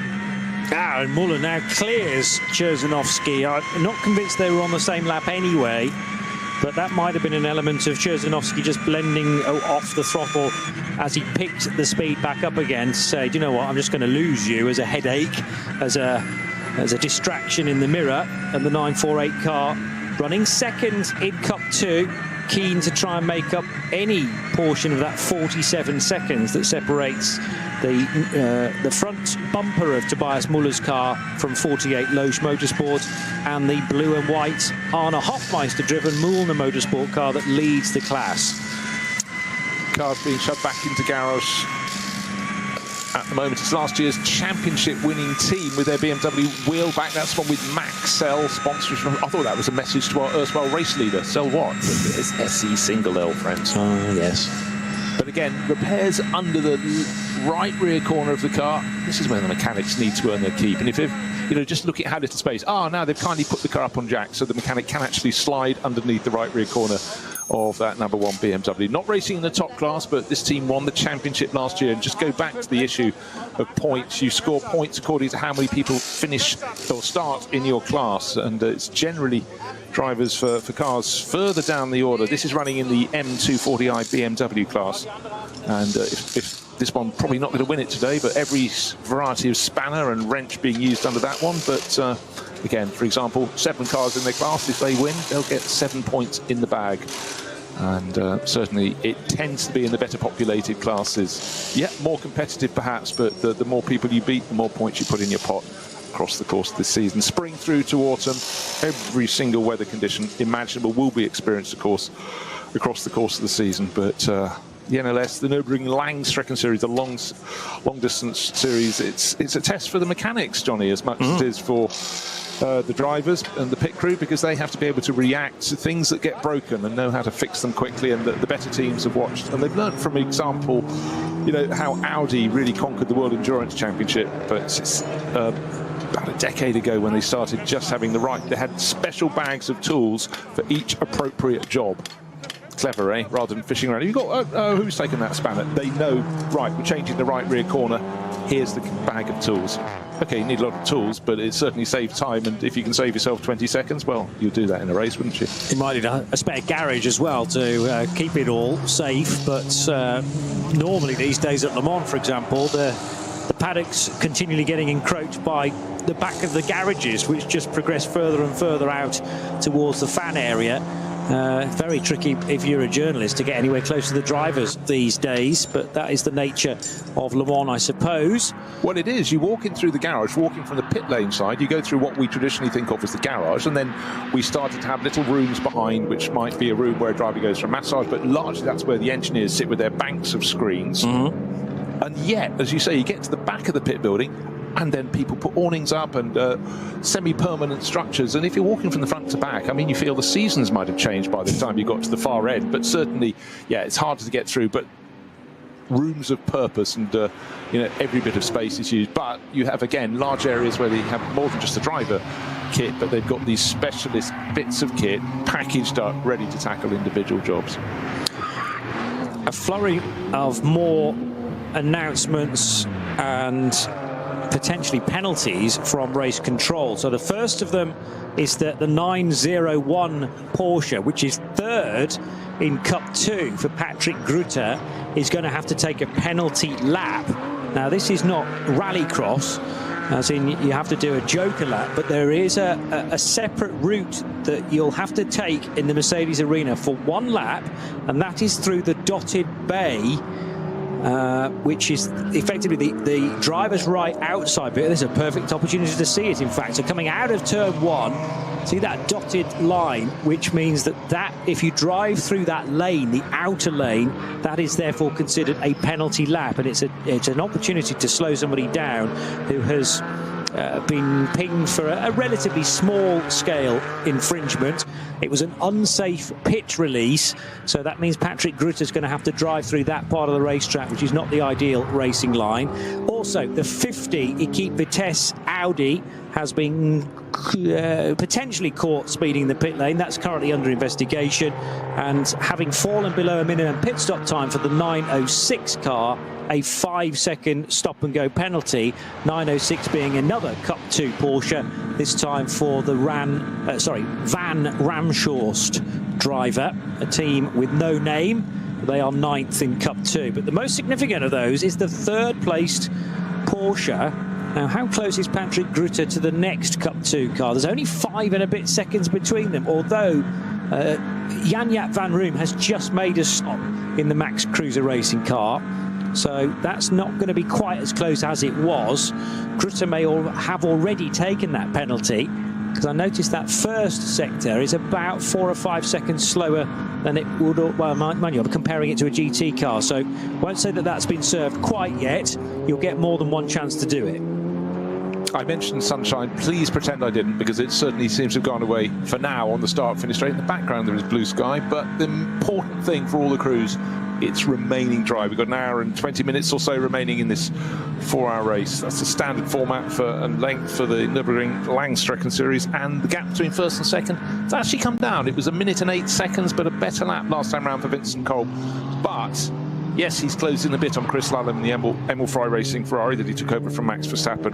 But on this lap, it's like Lallam's gone, okay, I've got the measure of this. More to the point, though, we've got so many slow zones and waved yellow flag areas that it is making it difficult for drivers to put in really quick laps.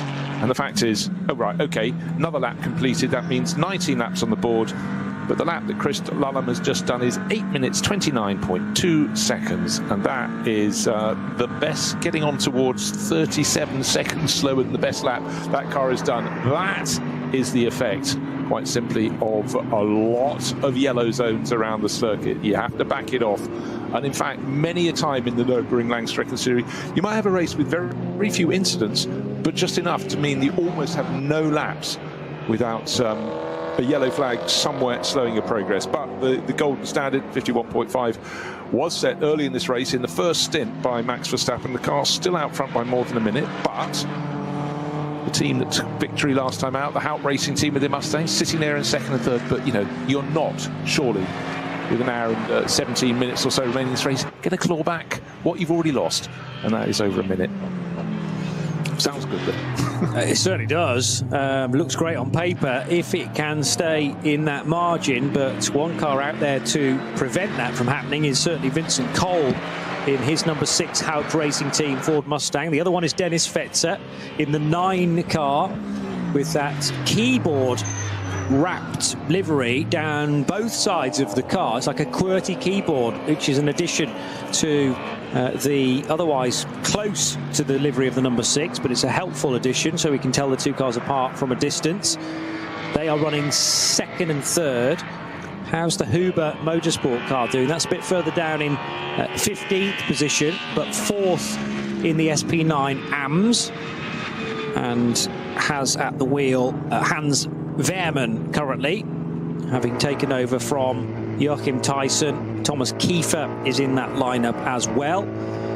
As now the two Ferraris have found one another. Now, of course, they're not on the same lap, but Chris Lullum is trying to get by Klaus Aberlan, and Aberlan actually gives him a lot of racing room around the outside at the bottom of the foxhole, heading towards Adenauer Forst now, and that could have been far more awkward than perhaps Chris Lullum was thinking it might be. One fellow Ferrari driver looking out for another. Yeah, it could certainly have been very good for the Ferrari parts department, but anyhow, you know, certainly Klaus Aberlan's been racing the Nordschleife for a very long time. The last thing he would want to do is interrupt fellow Ferrari drivers. He pulled out the way very nicely, but just get this, at this point, Klaus Aberlan, 65 years old, is getting towards the end of his third hour in the race. Is he going to do the whole thing solo? Well, he might have to, because there are no teammates entered in his car, whereas our race-leading car, 2 hours completed by Max Verstappen in that gave a big lead of just over a minute before he handed over to Chris Lullum. Chris Lullum in for this stint, but there's still one more stint to come. We don't know if Max fancies getting back in or if he's going to go, hey, let's do this 50-50. But either way, it's going to take something quite enormous for them not to head on to this victory. Worth pointing out, of course, in the early part of the season, the entry list is sort of more packed at the top end. A lot of people only do the first half of the season, then do the Nürburgring 24 hours. That will be in the back of Max's mind. You know, maybe it's not such a difficult race to win today, but all you can do is do what you can do. And the fact his car is more than a minute clear, being driven very nicely now by Chris Lullum, you know, he'll go away saying, well, if the others were there, I reckon we would have still beaten them. That's the sort of confidence you need. And as a multiple world champion, that's the sort of confidence he carries. You can be sure of that.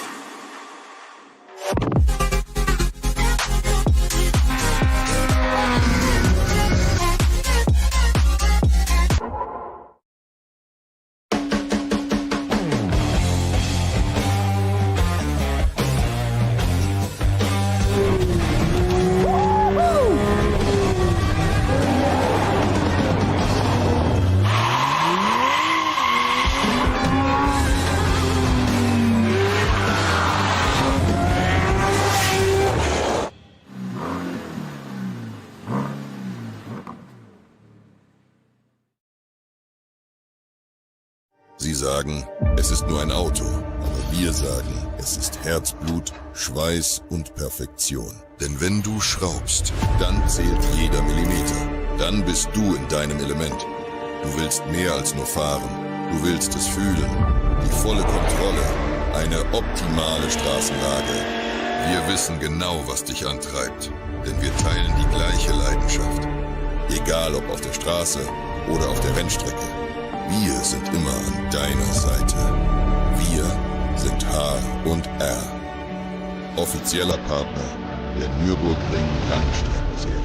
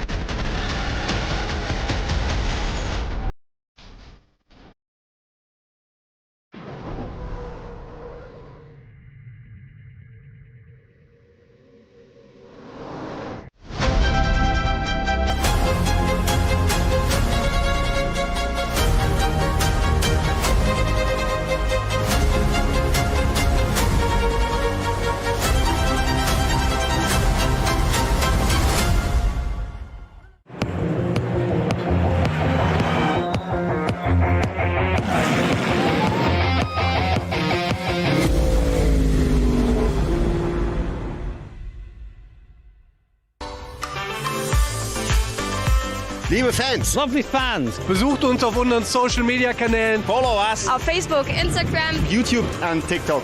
Willkommen bei der NLS.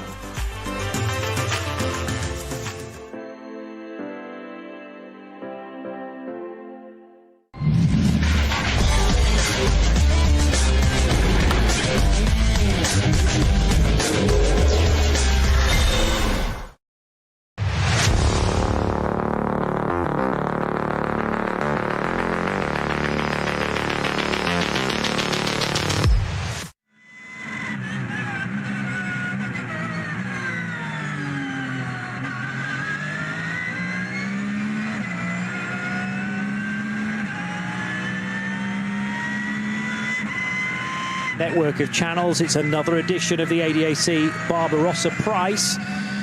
Johnny Palmer and Bruce Jones enjoying a bit of sunshine now at the Nürburgring, heading down towards Breitscheid and the lowest part of the circuit. Bergwerk is the next significant corner for the Mühlner Motorsport car, which is the Arne Hofmeister example, I fancy, that leads Cup 2 with some pressure on, because just 30-odd seconds, 34 seconds back down the road is Tobias Müller. He did an 8:42 last time around, so that was about 4 seconds faster than the Hofmeister 921 car. But with so much caution here, there and everywhere, there are local yellows at Kesselchen. There's a code 60 on the entry to the carousel, and that's precisely where Arne Hofmeister is arriving now. So he needs to be showing that he's down to the 60 kilometers per hour. And that is because, well, an intervention vehicle sits ahead of an incident that involves one car, and that is I was going to say it was one of the Mustangs. It looks like a Mustang, but it's not. I can't work out what it is. Right, okay, the car is parked against the barriers, 2/3 the way around the carousel, that famous bank corner. It's BMW, isn't it? It's a BMW, but actually does look Ford livery, doesn't it? It's white and blue, but it's parked against the barriers there. And of course, luckily the driver's side is the side he could open the door. The other side's against the barrier. The driver appears to be out and over the barriers. I can't see any particular damage, but clearly there's been contact. There is fluid leaking down the banking. Drivers are largely on a concrete strip, which is right around the bottom of the corner, and about 3 times as the width of that strip is the tarmac on the upper edge. But clearly someone's gone in the BMW's gone into that dip, risen up, sort of lost the battle against the forces of gravity, and gone up the hill and gone into the barriers. But certainly the drivers are all being protected just before the entrance to carousel. There's a course vehicle parked sort of diagonally across the tarmac strip, saying if you're coming into this corner, go low, go on the concrete. There's another course vehicle up in front of the stricken BMW, one tucked in behind. The driver is out, but for the drivers coming around, okay, it's a debated pace, but there's that run of liquid coming down from the BMW just across the corner, just past the halfway point, leaking down on them. But let's hope that can be cleared up. But yet another lap on which any of the drivers finding it will not be setting a super quick time. And at the moment they're lapping, last time around, almost precisely, the front running cars, almost precisely 1 minute slower than the best time in this race set by Max Verstappen. His car now in the hands of Chris Lallam, and Chris doing the best job he possibly can, but these slow zones and waved yellows are really making it hard for the drivers to carry on. But you race what's in front of you. If it's hitting you, you hope it's hitting your rivals as well. So it's all sort of balanced out. But in terms of being able to carry your maximum flow, you have to say it's been a very difficult race for that. And ironically, many a time we've commentated here where there've been almost snow, almost ice. They don't go racing in either, but we've had really cold, dreadfully wet conditions. And you sometimes, in those events, have fewer yellow flags than we have today. Sometimes people just push a little closer to the edge when things are all dry, or maybe they've just been really competitive batches of cars where people are having a 2 or 3 car battle and someone has just gone off. But anyhow, we'll wait for the carousel to be cleared up, but it does mean for now we're not going to get any quick laps at all. Well, that useful bit of talking from you has enabled me to check that it is Michael Bailey, who is the Australian bronze racer in the Hoffer Racing by Bonk Motorsport BMW, number 189, who has found the fence, I'm afraid. So travelled a long way to be with us in Germany, and could well be his first action on the Nürburgring Nordschleife. He might have experienced 1 or 2 races earlier on in the year, this year, but has come from GT World Challenge Australia, is that? Yeah, he did a handful of those, but I wonder if he's done a Bathurst 12, because that's a obviously fantastic race down in his neck of the woods, and it does go through the woods as well, doesn't it? But start of the year, that's a race that's grown in stature, and of course you've got the Bathurst 1000 later on in the year, which isn't a multi-class race, but you know, he won't be a stranger to racing with barriers close to the edge with lots of topography, but you know, Nürburgring is something else. But many a time you end up with someone else having helped you into your particular situation. But either way, frustrating to not get all the racing laps he wanted, but I'm sure once you've tried this, you'll be coming back again. So Michael Bailey meets the barriers, or his car does, but hopefully that will be rectified and he can maybe come out in that final round. Yeah, hopefully he's okay as well. BMW likely to be left-hand drive, so at least it was on the opposite side of the car from his position within it. Here is the Cup 2 race leader, Arne Hofmeister, and whether this is just cleanly out of fuel or the team have thought, well, there's so much of the racetrack affected by yellows, it's not a bad idea to pit at this point. Still too far out. Well, having said that, actually, we are within the final 70 minutes of the race, so this is where the rule changes, isn't it? And the perspective to the end of the race, rather than the laps you've just done on the stint into this stop, switches, and you've got a clever little table.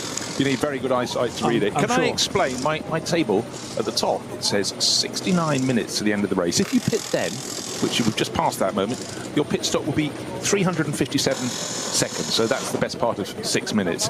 If perchance you stop with only 36 remaining, it's 270 seconds. Okay. So it's a huge swing, 87 seconds difference. Mind you, you're not so likely to be stopping with only 36 minutes remaining in the race, because it means you'd have had to do a super long stint earlier in the race. But let's say you come in at about 60 minutes to go, so in a few minutes time your pit stop will be 24 seconds fewer, so 9 minutes earlier, or one lap.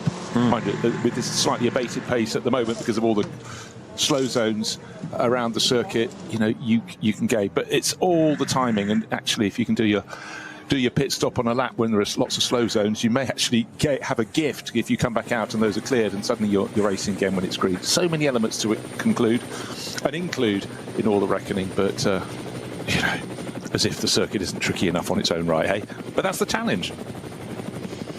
Well, the numbers may differ through the different categories, but each team is given their own sheet, and they will have to do the calculation correct. And it changes every single minute, does it not, to the end, or is it every 2 minutes? No, 69, 68, 67. Oh, every minute, yeah. It is every minute, and those numbers change.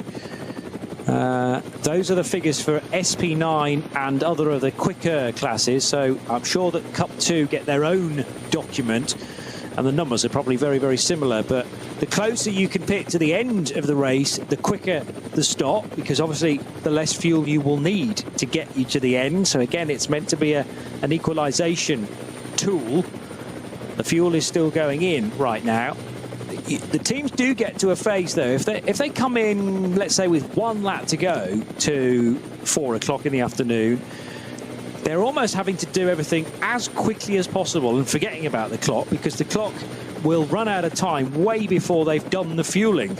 And then you really do see what the teams are made of, particularly towards the end of a Nürburgring 24 hours. If a car needs a splash, you can really easily get into a comfort zone, I would imagine, of thinking, well, we've got way too much more time than we need, so we don't have to hurry.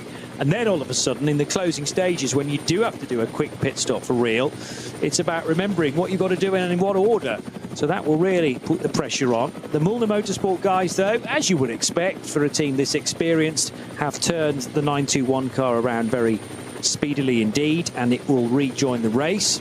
Müllner Motorsport based just up the road from Spa-Francorchamps, along from Stavelot Corner, I think it is, driving away along the old circuit, and they're just up there on the left. Lots of cars in this race, at least 3, possibly more. As now, a bit tight going into the cut through for one of the middle order cars. That could have been absolute disaster on a new set of tyres. And remember, tyres don't only get you through the corner, but they're also affecting the braking ability as well. And I'm sure just a few extra inches were needed to be found on the brake pedal, pushing that little bit harder. But to do damage to your tyres. If he'd flat spotted the tyres there, going up on the, it was a production class Hyundai, minding its own business. It didn't leave much of a gap up the inside. But so, say you flat spotted your tyres, you haven't even got off the Grand Prix circuit, and the rest of this stint, which will be an hour, we've got an hour and 2 minutes left in this race, could be unpleasant. So these things, there is that natural element you want to press on as soon as you get out of the pit stops. But and ironically, it was only one car in front of him, not a gaggle of cars. But that Müller Motorsport Porsche, suddenly the driver must have been going, oh, hold on, I haven't even. You know, it's more respectable to crash on the Nordschleife. You know. It's true, yeah, and out of basic visibility of the team as well. I mean, yes, okay, you might have the helicopter cam framing you, but sometimes an incident may happen on the Nordschleife totally away from the cameras. You can say, well, I couldn't have done anything about it. I was surrounded by cars. Probably went off entirely on his own, but you can make up a story. You can't do that on the Grand Prix track. What I'm trying to work out is whether this is still Arne Hofmeister, or have we gone back to someone like Tim Scheerbart in 9-2-1. Scheerbart started the race, but I'm not getting a current driver flashing up. Saying David Yarn on mine. I think just okay. May have flipped over. That's Yarn's second stint then, if that's the case. Is it not? Right, I'm just having a little think at the moment. Chris Lullen, this is his first appearance on the Nürburgring Nordschleife. He is now starting to drop Vincent Kolb, and it is not Vincent's first appearance on the Nordschleife. No. So Emil Frey Racing clearly got a very, very good handle on its Ferrari here, the 296 GT3, running on Michelin tyres. The Hout Racing team are running, did we not say, on Yokohama? Maybe that is part of the difference today. Maybe the conditions are just more Michelin favoured than they are Yokohama. Maybe the 296 is just in better form, but I think we're seeing a remarkable drive from Chris Lullen. Yes, it's hard to gauge his actual pace. You can only gauge it relative to the car that's giving chase. And Vincent Kolb knows this circuit really well. The Ford Mustang GT3, a winner last time out in this championship, NLS 8.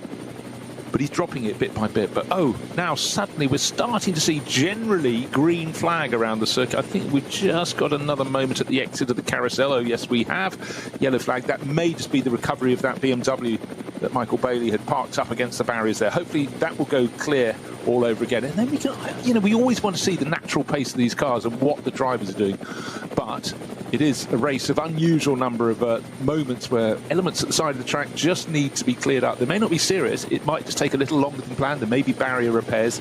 Those are normally the long ones. But it's also making sure that if a fluid has been dropped, as we saw at the carousel, the marshals have a little chance to put a bit of quick dry down on that, because the last place you want to be getting things wrong is somewhere like the carousel.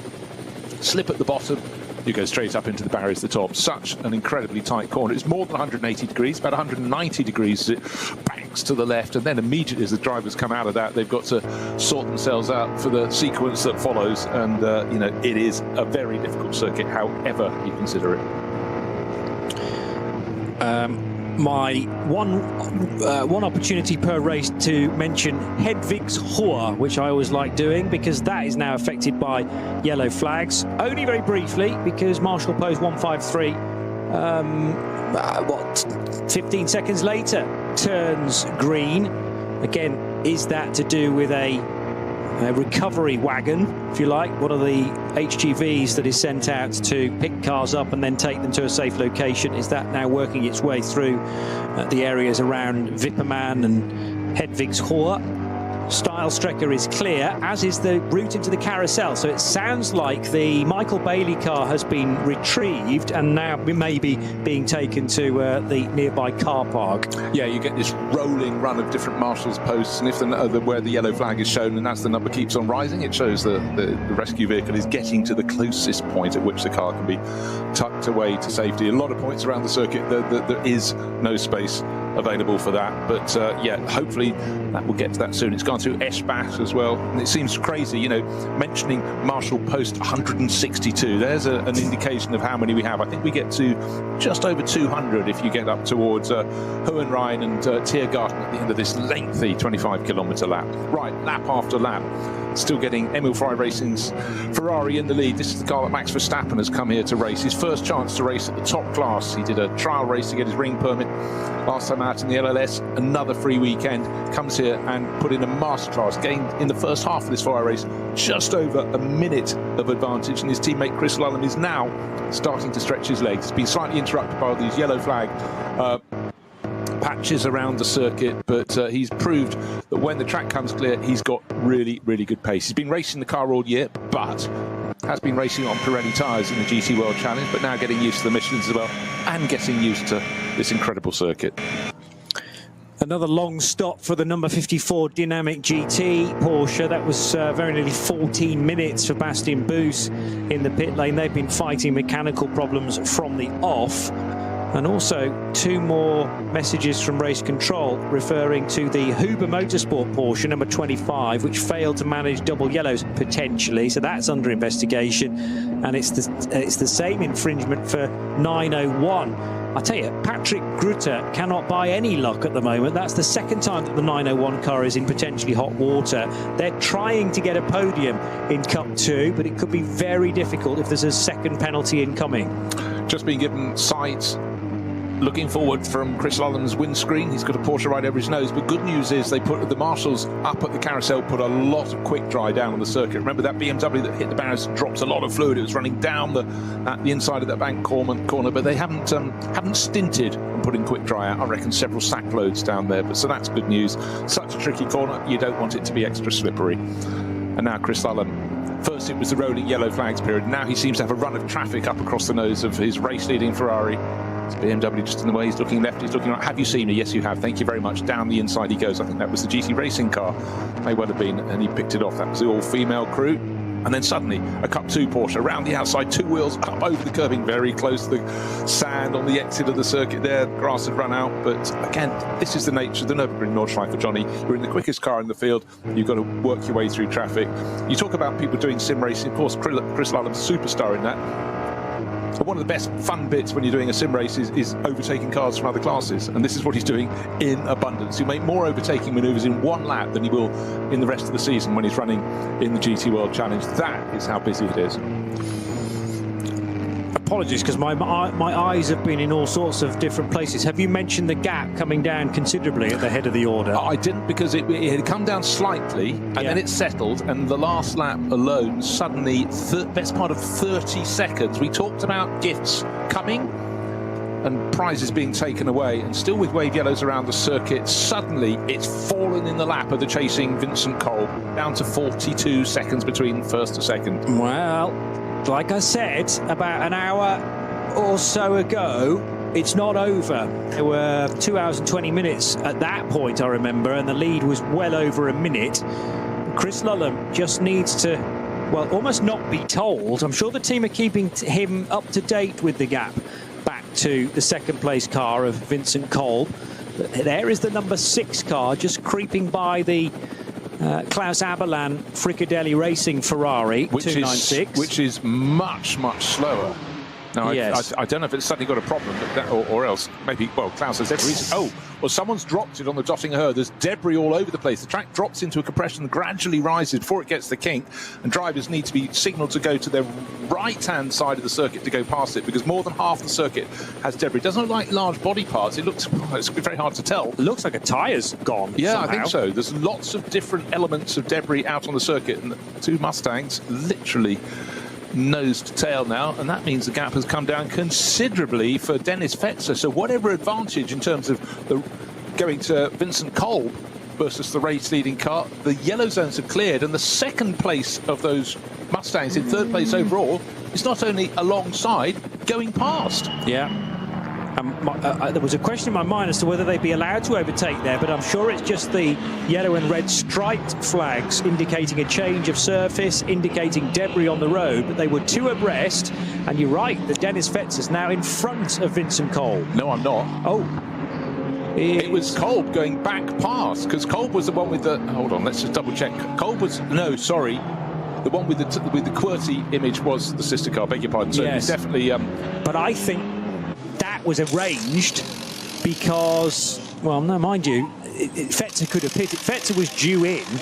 Now, there is a car with fluid pouring off it. Is that Fetzer's Ford? It can't have got to the team that quickly, surely.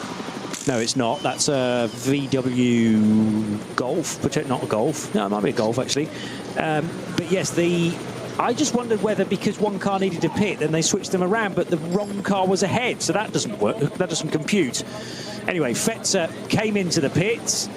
this should be the number 9's Ford Mustang's final stop of the race, whereas the Kolb car can stay out and looking for the gap again. Well, it came down between them to just 6 seconds.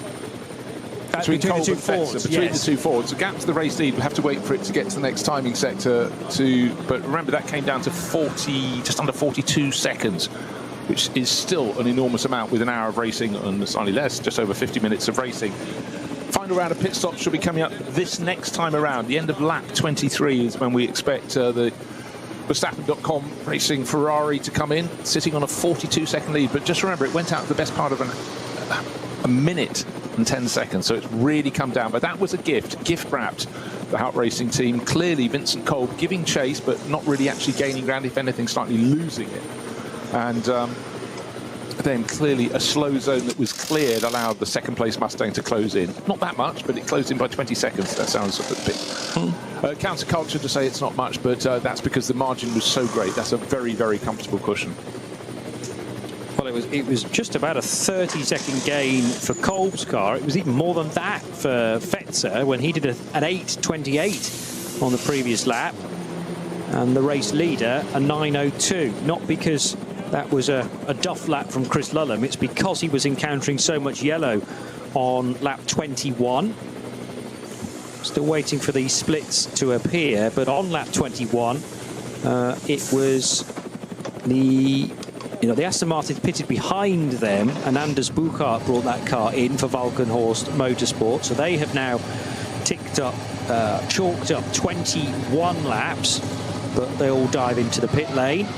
And remember, the top 4 cars still owe us their latest and what will probably be final stops in this ninth race of the season. NLS 9, the 57th edition of the ADAC Barbarossa Prize.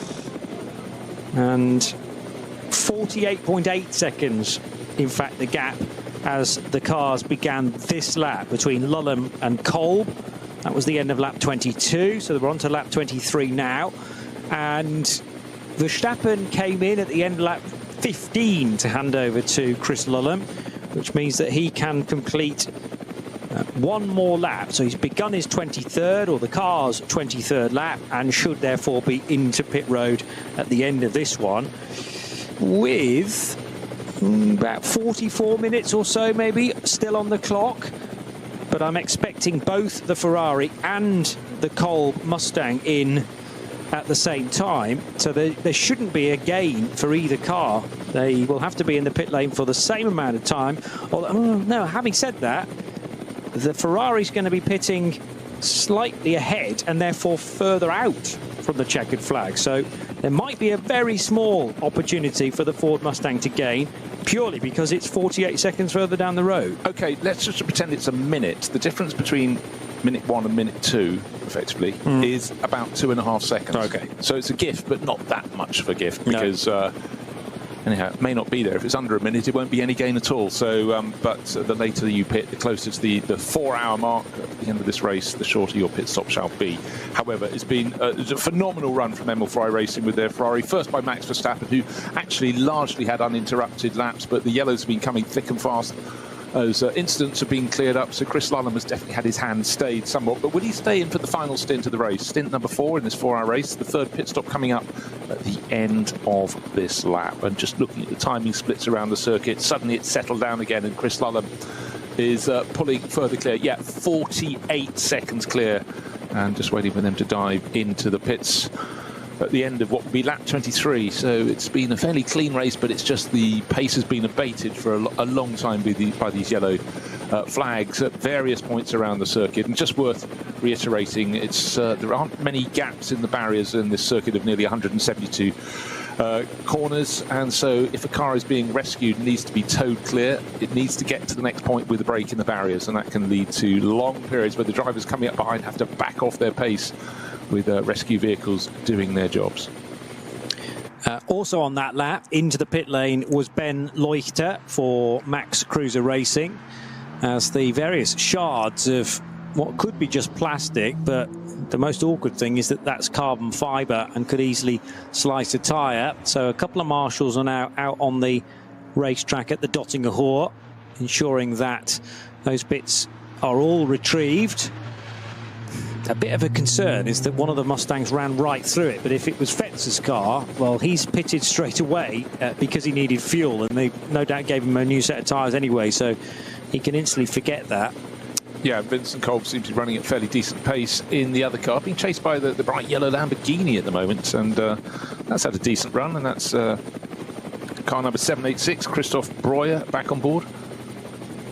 I'm just double checking that has... yeah, that's served its third pit stop. That's why Breuer's back on board, whereas the Mustang is about to come in at the end of this lap. But the way Breuer's attacking means that, well, I think it's fresh tyres, actually, familiarity. But he's all over the tail of the white Mustang with the two blue stripes, running effectively the national racing colours of United States. Of course, you think back to the 1950s and Cunningham and other, coming to Le Mans and trying to wave the American flag and all the others. I think it's great. I love a national livery. Yeah, and what was the national livery of? Don't say Egypt. I think it was Primrose. No, of Germany, because I think the Mercedes. It's white. Yeah, it is also white, isn't it? But people talk without about the silver body stripe. arrows. Yeah, but I mean, effectively, that was the national colour, and Mercedes would run that in the 1920s and 30s. But then once after and Mercedes decided cars were a little lighter without paint, that's when they became silver arrows. But it was a point of differentiation, of course. Obviously British Racing Green for British cars, or Belgian-run British cars, as this case with the Pro Sport crew, and then the Valkenhorst car, the German outfit, on its Pirelli tyres, running this Aston Martin that had such a good morning here at the Nürburgring, but the 34 car rather has faded a little bit. Now, some of that is to be expected because of its SP9 Pro-Am lineup. It's still leading Pro-Am convincingly, because remember, the nearest rival, the number 8 Audi, has probably been in the wars after the contact early on. The 8 Audi is still circulating, now back in the hands of Selv, but with quite a few new body pieces attached to it that don't necessarily match its current paint scheme. As expected, here's Chris Lulham on the in the pit lane at the end of lap 23 then, and this is perfectly on schedule. The car was handed to him at the end of lap 15. He's going to stay on board as well. No sign of Max Verstappen. I thought he might come running out saying, I've had so much fun, I want another go. But I think it's absolutely fair, because this is Chris's first race on the Nordschleife in the SP9 class, and useful experience. But coming in will be the best part of 50 seconds, his margin, over the Ford that will come in next from the Hout Racing team. They both have to come on this lap. They can't go any further on their tanks of fuel. And Vincent Kolb will be bringing the number 6 in, just waiting for that to come. But such is the margin of 40 to 50 seconds that this one won't be out of the pits before the Ford arrives, but it certainly will be halfway through its pit stop. And a quick tear-off, that's the whole of the windscreen shape, which they are able to effectively rip away, and all of the nasty bits of fluid and tyre pickup that go with it.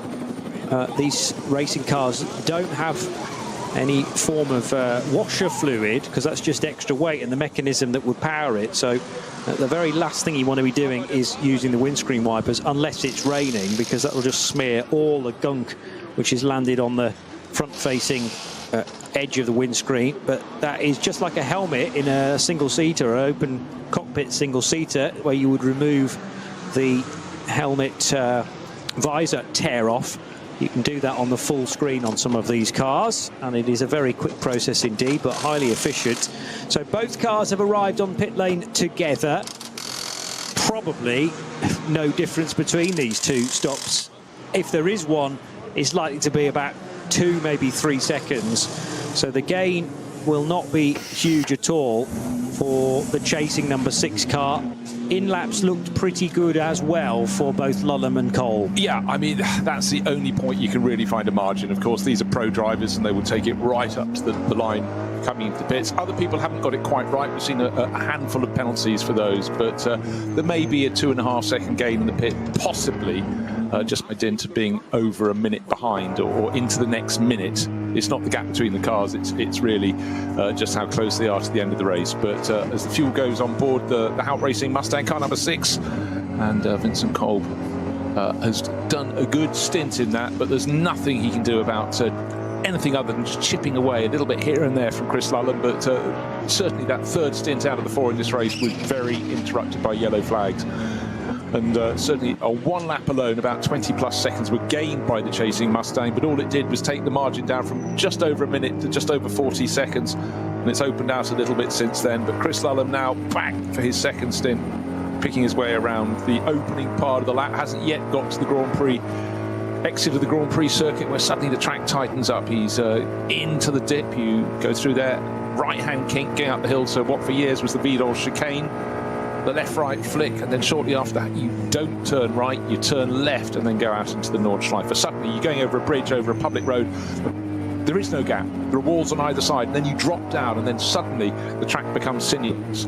Right there, right now. First the double left-handers, and when a car, we've had this over the years, spins going through the first Sabine Schmidt curves, you can't see it when you're coming in. If the marshals haven't told you, which they will, suddenly there is almost no chance. Talk about threading the eye of the needle. And then one of my favourite parts of the track follows into Hats and Back, just the most sensational place to watch cars. You can be high on the spectator banking. Johnny, you and I have been out there over the years, particularly during the when we're not in the booth on the Nürburgring 24 hours. It is brilliant, and the camps that people set up around the circuit, they're there for days, and the Germans camp very nicely indeed. Lots of ducks there as well. They build castles. They turn up with flatbed trucks. They roll back the side. What's on board? A hot tub, of course, and a dry ice machine, and massive speakers, and best of all, a huge beer fridge. It is just the most primal place to go racing. You think of the infield at the Sebring 24 hours and other places where people go at it big time, but nobody does it better than people attending the Nordschleife for the 24 hours. Just quite phenomenal. Education in itself going around. Oh, and it's a brilliant spot to watch the cars. I almost forgot to mention that. Well, it's easy to forget because the distraction the other side of the spectator fence is so great.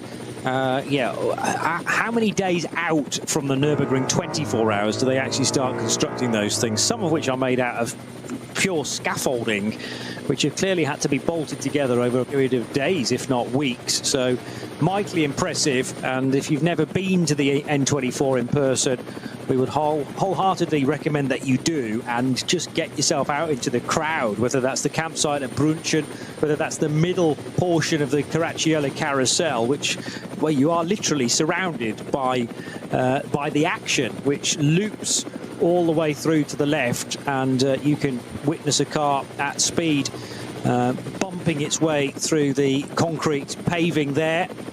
But definitely Hats and Back is a highlight as well, and the various different angles that you can witness high-speed action.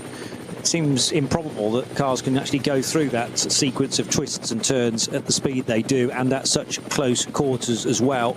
Speaking of which, the number 9 car, now in the hands of Jan Mardenborough, is reaching Adenauer Forst. This is the second of 2 Haupt Racing Team Ford Mustangs then into 3rd position. So the order is restored with Lulham leading, Kolb 2nd and Mardenborough in 3rd, even though they pitted on slightly different laps. Mardenborough a lap before, and of course because he pits about 8 minutes earlier than the other 2, he has now lost a bit of ground. The later you pit, the quicker you can be in the pit lane.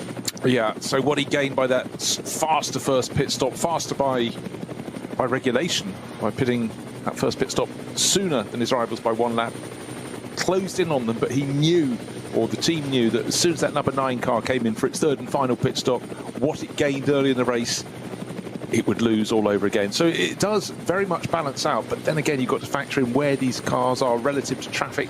Are they likely to be backed up behind a whole other group of cars from other classes that are lapping as fast as they can but simply can't compete with these ones? Will they be delayed? It's such a technical element, but the one thing we haven't had this weekend so far, a I'm not even going to cross anything. We're under 40 minutes remaining. We haven't had a strafing of rain, which is no stranger whatsoever to the Eiffel Forest. And you could be 5 kilometres away, 2 kilometres away. It could be dry, but at a point around this 172-turn circuit, you could have your face full of rain. You could have just the biggest dump of rain. And sitting high on the hills, if you've got people up on the pit building looking out over the Eiffel Forest beyond, you can see a very long way, but you can see stuff coming. But the big question is that dark cloud that may have just popped half of its rain down on Spa-Francorchamps and travelled about another 45 minutes to the east. Is it going to pass, or is it going to hit us, or is it going to hit all the circuit, or just some of it? Eternal questions on the Nordschleife. And I tell you what, some of me actually really rather hopes that all weather apps are wiped out, because when teams are watching the whole time, I quite like, from the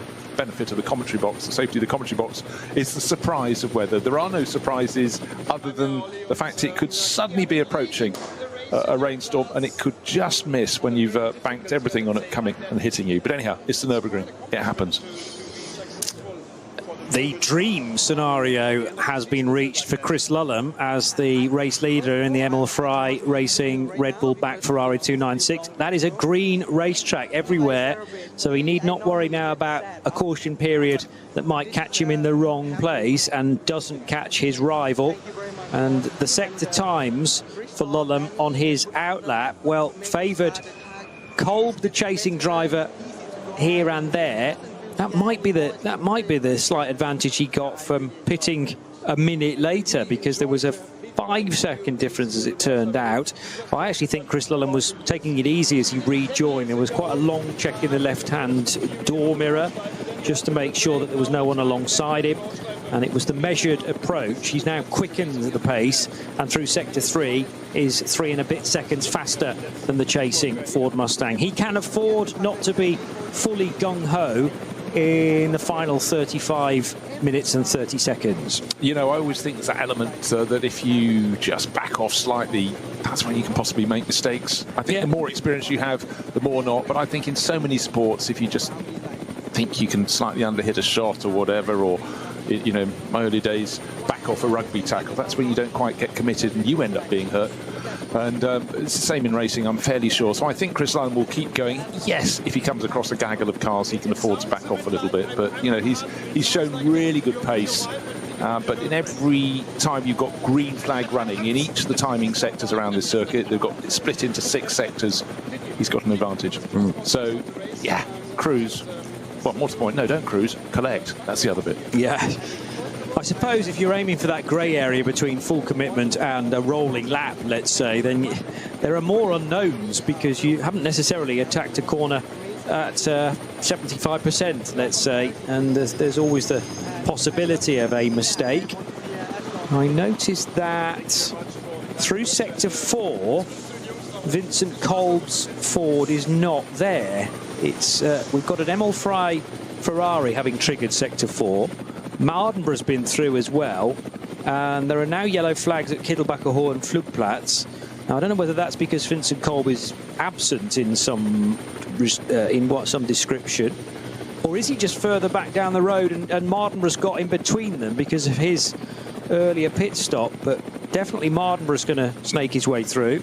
Yeah, no, Mardenborough shouldn't be ahead, because remember, he had that longer final pit stop, so what he gained to close to within 20 seconds, actually it kept on closing before it came to Mardenborough, and it got down to about 5 and a bit seconds, and then they dived into the pits. Right, Kolb is there now, he's come through, and I think still in the right place, so that's again a little bit of a timing glitch. It might be that the transponder reading at the end of sector 4 wasn't instantaneous, but Kolb should still be in second place, and therefore no late drama, at least until now, for the 2 Ford Mustangs who are on course to be completing the podium with the Ferrari of Max Verstappen and Chris Lullum. Be really interesting to know how many people are watching globally who wouldn't otherwise be watching, having caught the fever for NLS by watching Max Verstappen compete to get his ring license. But obviously this is far more exciting, starting in the top class. Didn't stay second for third for long, did he?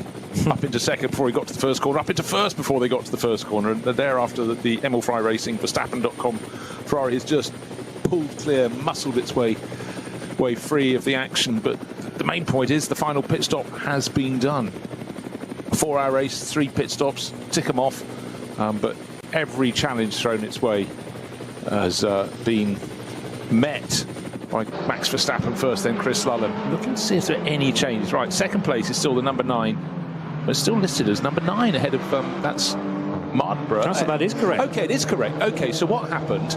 Remember, just before the pit stop, there was a big gain on the number 6 Vincent Kolb-driven Mustang on the race-leading Ferrari. 20 seconds dropped into his lap by dint of a yellow section of the track being cleared up before the chasing Mustang got in. But at the same time, an equivalent margin, if not more, was gained by the sister car. And now Jan Mardenborough, he took it over. He didn't take the lead on the track before the pit stop because he wasn't driving, but his car didn't on the track. It pitted a lap earlier, so it came in after 22 laps. And should have been a longer pit stop, but it had closed right into 5.5 seconds before those pit stops. Just taking a look at lap times around the circuit. I need a few more moments until that comes through, but Mardenborough looks so he's building very nicely on the work. It was largely done by Dennis Fetzer. Fetzer was the one that got the gift of the yellow flag area clearing up before him. But I was just thinking, of course, with the longer pit stop, the number 9 outracing Mustang would lose ground, but it gained a lot beforehand. But I'm just trying to just quickly cut through the various sectors and work out, was there a really unkind, cruel sector for the Vincent Kolb Mustang? Doesn't appear to have been. Well, I mean, part of the reason that Jan has hoovered up some of that ground that separated he and Chris Lullam is that he did an 8:01. That was only 10 seconds away from Max Verstappen's best effort. But the Ford Mustangs haven't been anywhere close to a 7:51. 7:56 is the best Mustang time, which came from the number 6 sister car. But Mardenborough's just on an 8:01.4. Plus, that was all that time gained just before the pit stop as well. And whether there was an issue on the outlap, perhaps, for the Vincent Kolb car. Meantime, there is a stranded car towards the end of the Grand Prix track, and this is the Schubert Motorsports car that we've spoken about a couple of times before, the only BMW M2 CS in the entry, CS racing car, and it has stopped just after the high-speed chicane that then leads everybody towards Sabine Schmidt's curve, but car 882 hasn't quite made it that far. And that is for either Stefan von Zabienski or family member Michael. Torsten Schubert is also in the lineup as well. So say the only car entered into the BMW M2 CS class. Does exactly what it says on the tin, that particular category. Damaged on the run to the first corner, the Walkenhorst Motorsport pole qualifying Aston Martin. We're talking about an 8-minute 1-second lap for Jan Mardenborough in second place, somewhat further down in 5th after delays for repairs. 7 minutes 57 for Christian Cronje, the starting driver, the driver who took pole position. His next target, he's leading the SP9 Pro class, is the alternative technology Audi of Max Cruz Racing with Benjamin Leuchter, their start driver, back on board. He's been lapping nicely too, but as I say that, no, but I think we could see the Aston Martin going back up the order. That's car number 34. I'm just waiting to get the next timing interval between the pair of them so I can work out the gap between them. But what I can tell you is the gap between first and second is just under 24 seconds. So it has been a swing away from Emil Frey Racing, but what's left on the clock? Under half an hour remains in this race until we get to the 4-hour mark, and then it's a question of how many minutes after that Chris Lullam comes through in the lead of the race, or indeed will it be him? We thought for so long in this race it was a done deal. The Emil Frey Racing Ferrari team, started by Max Verstappen, built a lead of a minute and 10 seconds, but since then it's been coming down. I think incident has been an element within that, but certainly the gift of the yellow flag that's being cleared up before the chasing cars came through really closed the margin down. The area around the Vidal chicane is now hampered by code 60 because of the number 882 BMW stuck on the grass to driver's right as everybody approaches the end of the Grand Prix track for von Zabienski. So the Schubert Motorsport car looking like it's going to have to be recovered before that can go green again. 2:18.4 is slow through the third sector, but everybody's doing 2:18s. So that tells us again that there's more code 60 potentially. Certainly yellow flags in the middle sector of the 3. And that is not, well, the reason for that is not the BMW that we've already spoken. Oh, that's a different BMW, mind Yeah, you. it's 885, I think, okay. which we've talked about before in this race. That's another Schubert Motorsport car. Yeah. It's same livery, the black and white split. That's Giuliano and Holtzum, Sandra Holtzum, and Swedish driver Alfred Nilsson. So yeah, it's quite confusing when one team loses a couple of cars with the same livery in the space of a couple of minutes. A thunderclap for them, unfortunately, but not a good one. Right, just waiting. Muller, that's Marshall's Post 120. Don't want to brag, but lots of those around the course of the circuit. But so effectively halfway round. So that's a yellow flag, and that's now been cleared up. So whatever was there is no longer a problem. But waiting for everything to clear up. But still, the code 60 at the Vidal chicane. That's just before the drivers turn left and left again to go onto the Nordschleife part of this circuit. So there are actually 2 M2 CSs. I think I've been saying for much of the race it's only the one, but Schubert have rocked up at the Nürburgring this weekend with 2 identical examples, 882 and 885. And it looks like at the moment they're going to struggle to get either car to the finish because, okay, they may be recovered to a safe location, but can they be fixed in the remaining 26 minutes, particularly if they are a long, long way from home? That wasn't the case with the 882, and it might be that that can be on a tow rope and straight into the pit lane very, very shortly. But unfortunately for 885, on the run down towards Arenberg, out of Schwedenkreuz, and it's going to be really difficult to get that car fixed due to its location, and as I say, the time starting to run through the team's fingers there. Just 25 minutes and 30 seconds still to go. It's going to be a long wait before we find out Chris Lulham's time through sector 4. Not convinced he's quite yet up to full speed again, but Jan Mardenborough's not able to capitalise on this. Klostertal now affected by yellows, as is Stylstrecker. That again smacks as a intervention vehicle towing either some Armco bits or a broken vehicle to a safer location. Yeah, it's such a tricky thing on this circuit. So few gaps around the course, because the trouble is most of the circuit is actually through the middle of a forest, and there aren't any access roads. You've just got certainly in the past, when people have decided they've crashed their car or bike, they just take a shortcut. There aren't actually any shortcuts. You could eventually wander, followed by a bear, no doubt, or a weasel, down to a road around side. But any high-up shots of this circuit, it's just a line of tarmac, not just any line of tarmac, but it's right through the middle of a forest, so it is really tricky. And we wouldn't have it any other way. They have been various points where you have opened an access point, a gap in the barriers where cars can be fed back through to be put to a point of safety, but a lot of them aren't connected with roads. Cars can just be left there until after the event, and then they can be rescued. Logistically, you wouldn't plan a circuit like it, but this circuit wasn't planned for these purposes. It was just simply as a racing circuit in the 1920s. Yeah, century old, fantastic. Lost none of its attraction, the green hell, and the amount of risk that is incorporated into it, the amount of risk that everyone is taking as well to get to the finish. But that's part and parcel of motor racing. That is the adrenaline rush after all. Max Verstappen gets it. Hopefully a whole lot more of you get it after this weekend as well, or maybe Max's debut a few weeks ago. Let's hope that a few of you now firing posts to @RSL_studio maybe had not even discovered this venue.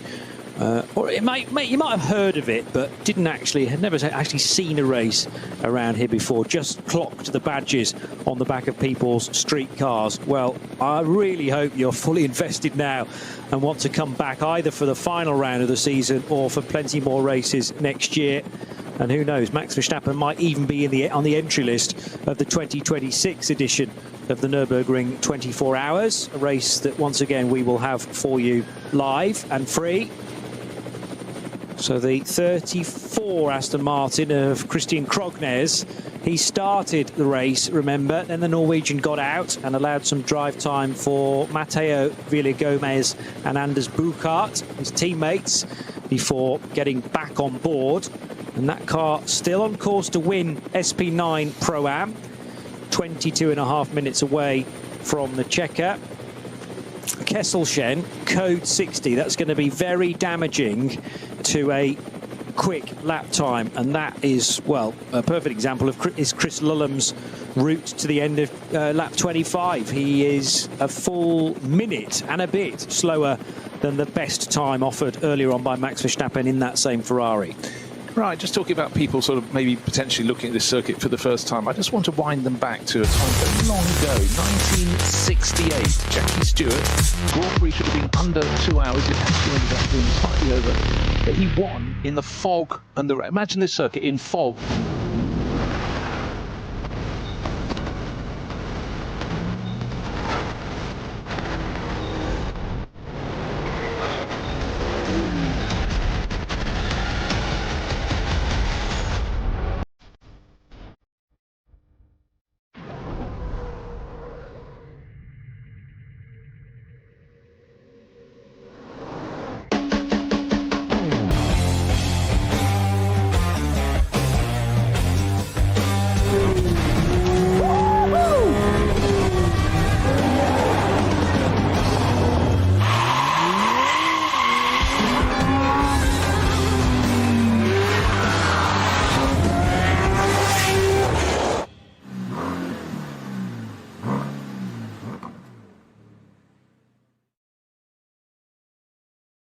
Sie sagen, es ist nur ein Auto, aber wir sagen, es ist Herzblut, Schweiß und Perfektion. Denn wenn du schraubst, dann zählt jeder Millimeter.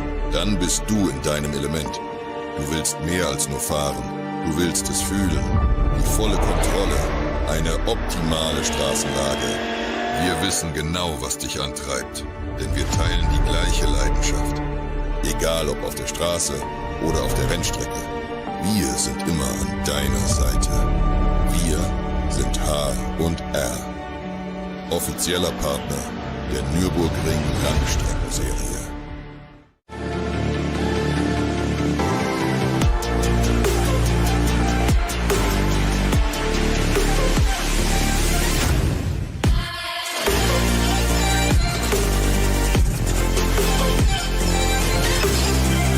Balkenreifen.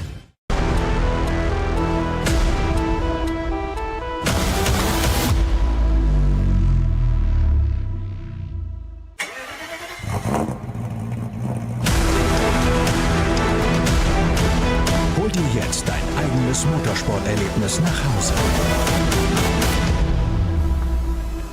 Dein Online-Shop für Simracing-Hardware und Zubehör. www.simraceshop.de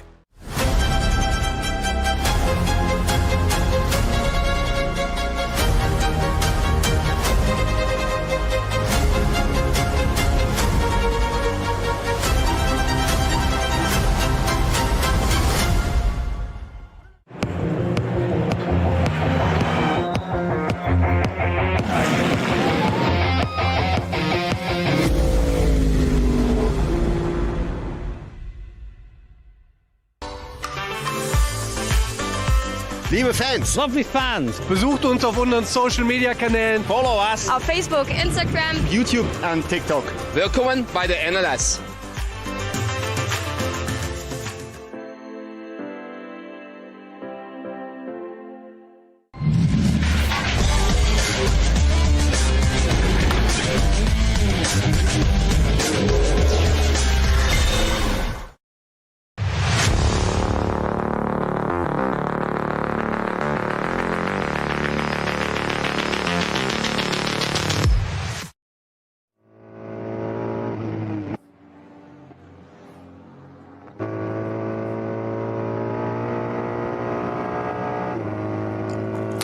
Well, it's going to be 2 more laps following this one because the clock's counting down, but with lap times anything between 8 and 9 minutes, and it does swing according to yellow flag zones.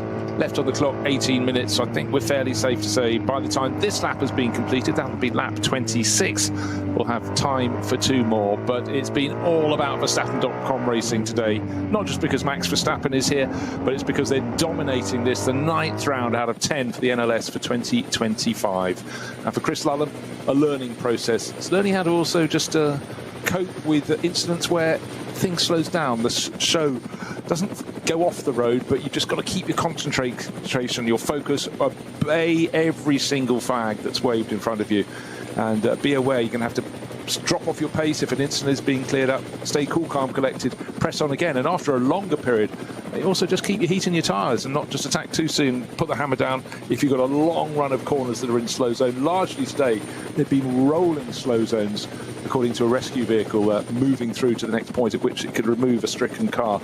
But certainly just another learning process in a driver, Chris Lullam's case, who came from sim racing in 2024, dabbled in radical racing in the UK, but moved up to the GT3 class of racing this year. It's what we call SP9 here in the NLS. That's its nomenclature, but has not just moved to the front, he's done it in immense style, and certainly a huge support from Max Verstappen, who, even if he's on a Grand Prix weekend, tends to be very busy watching every single time the cars are out on the track with Chris Lullam and his regular teammate Thierry Vermeulen. He's on their back, on their case, watching, and now this weekend taking part. So the boss is in the house. Just getting word from race control that the code 60 at Kesselchen will remain in place until the end of the race. So either that's barrier damage, it's most likely to be that actually, and rather than affect or compromise the run through Kesselchen anymore by having circuit vehicles on a narrow piece of racetrack there, better to just say, well, we'll keep this code 60 in place. We will protect the barriers if necessary, but leave it as that, because it's probably a fair length of Armco that needs replacing. You never have a small off at Klostertal Kesselchen due to the approach speed. Maybe even both sides of the road have been dinged with the barrier so close to the edge of the circuit. And also a potential noise violation now for the SP8T car that has fallen to second place, but it was the long-time race leader, number 191. That is just a first noise violation, so I believe it's just a warning.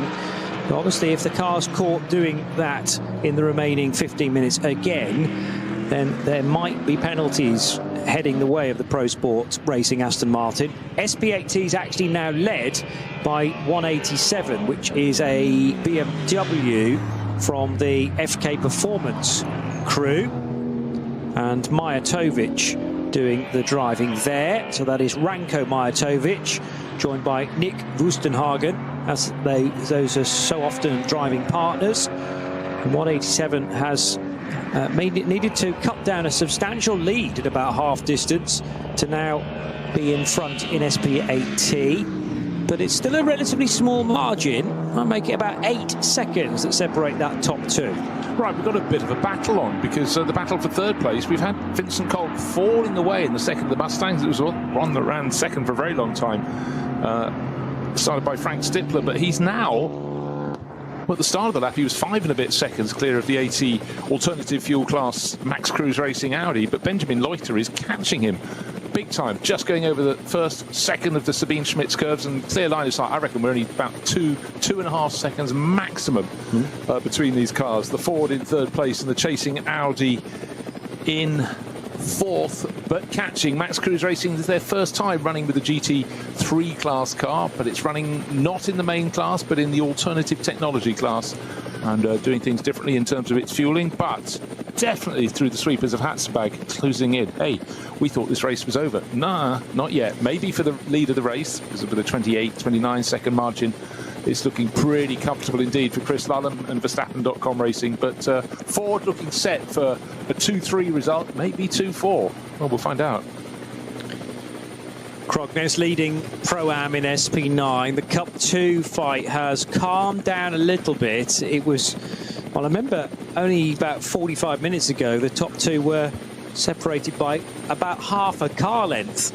when it was the 921 and 948 cars at really close quarters, but that's opened up somewhat now in the favour of David Yarn and the Mullner Motorsport car.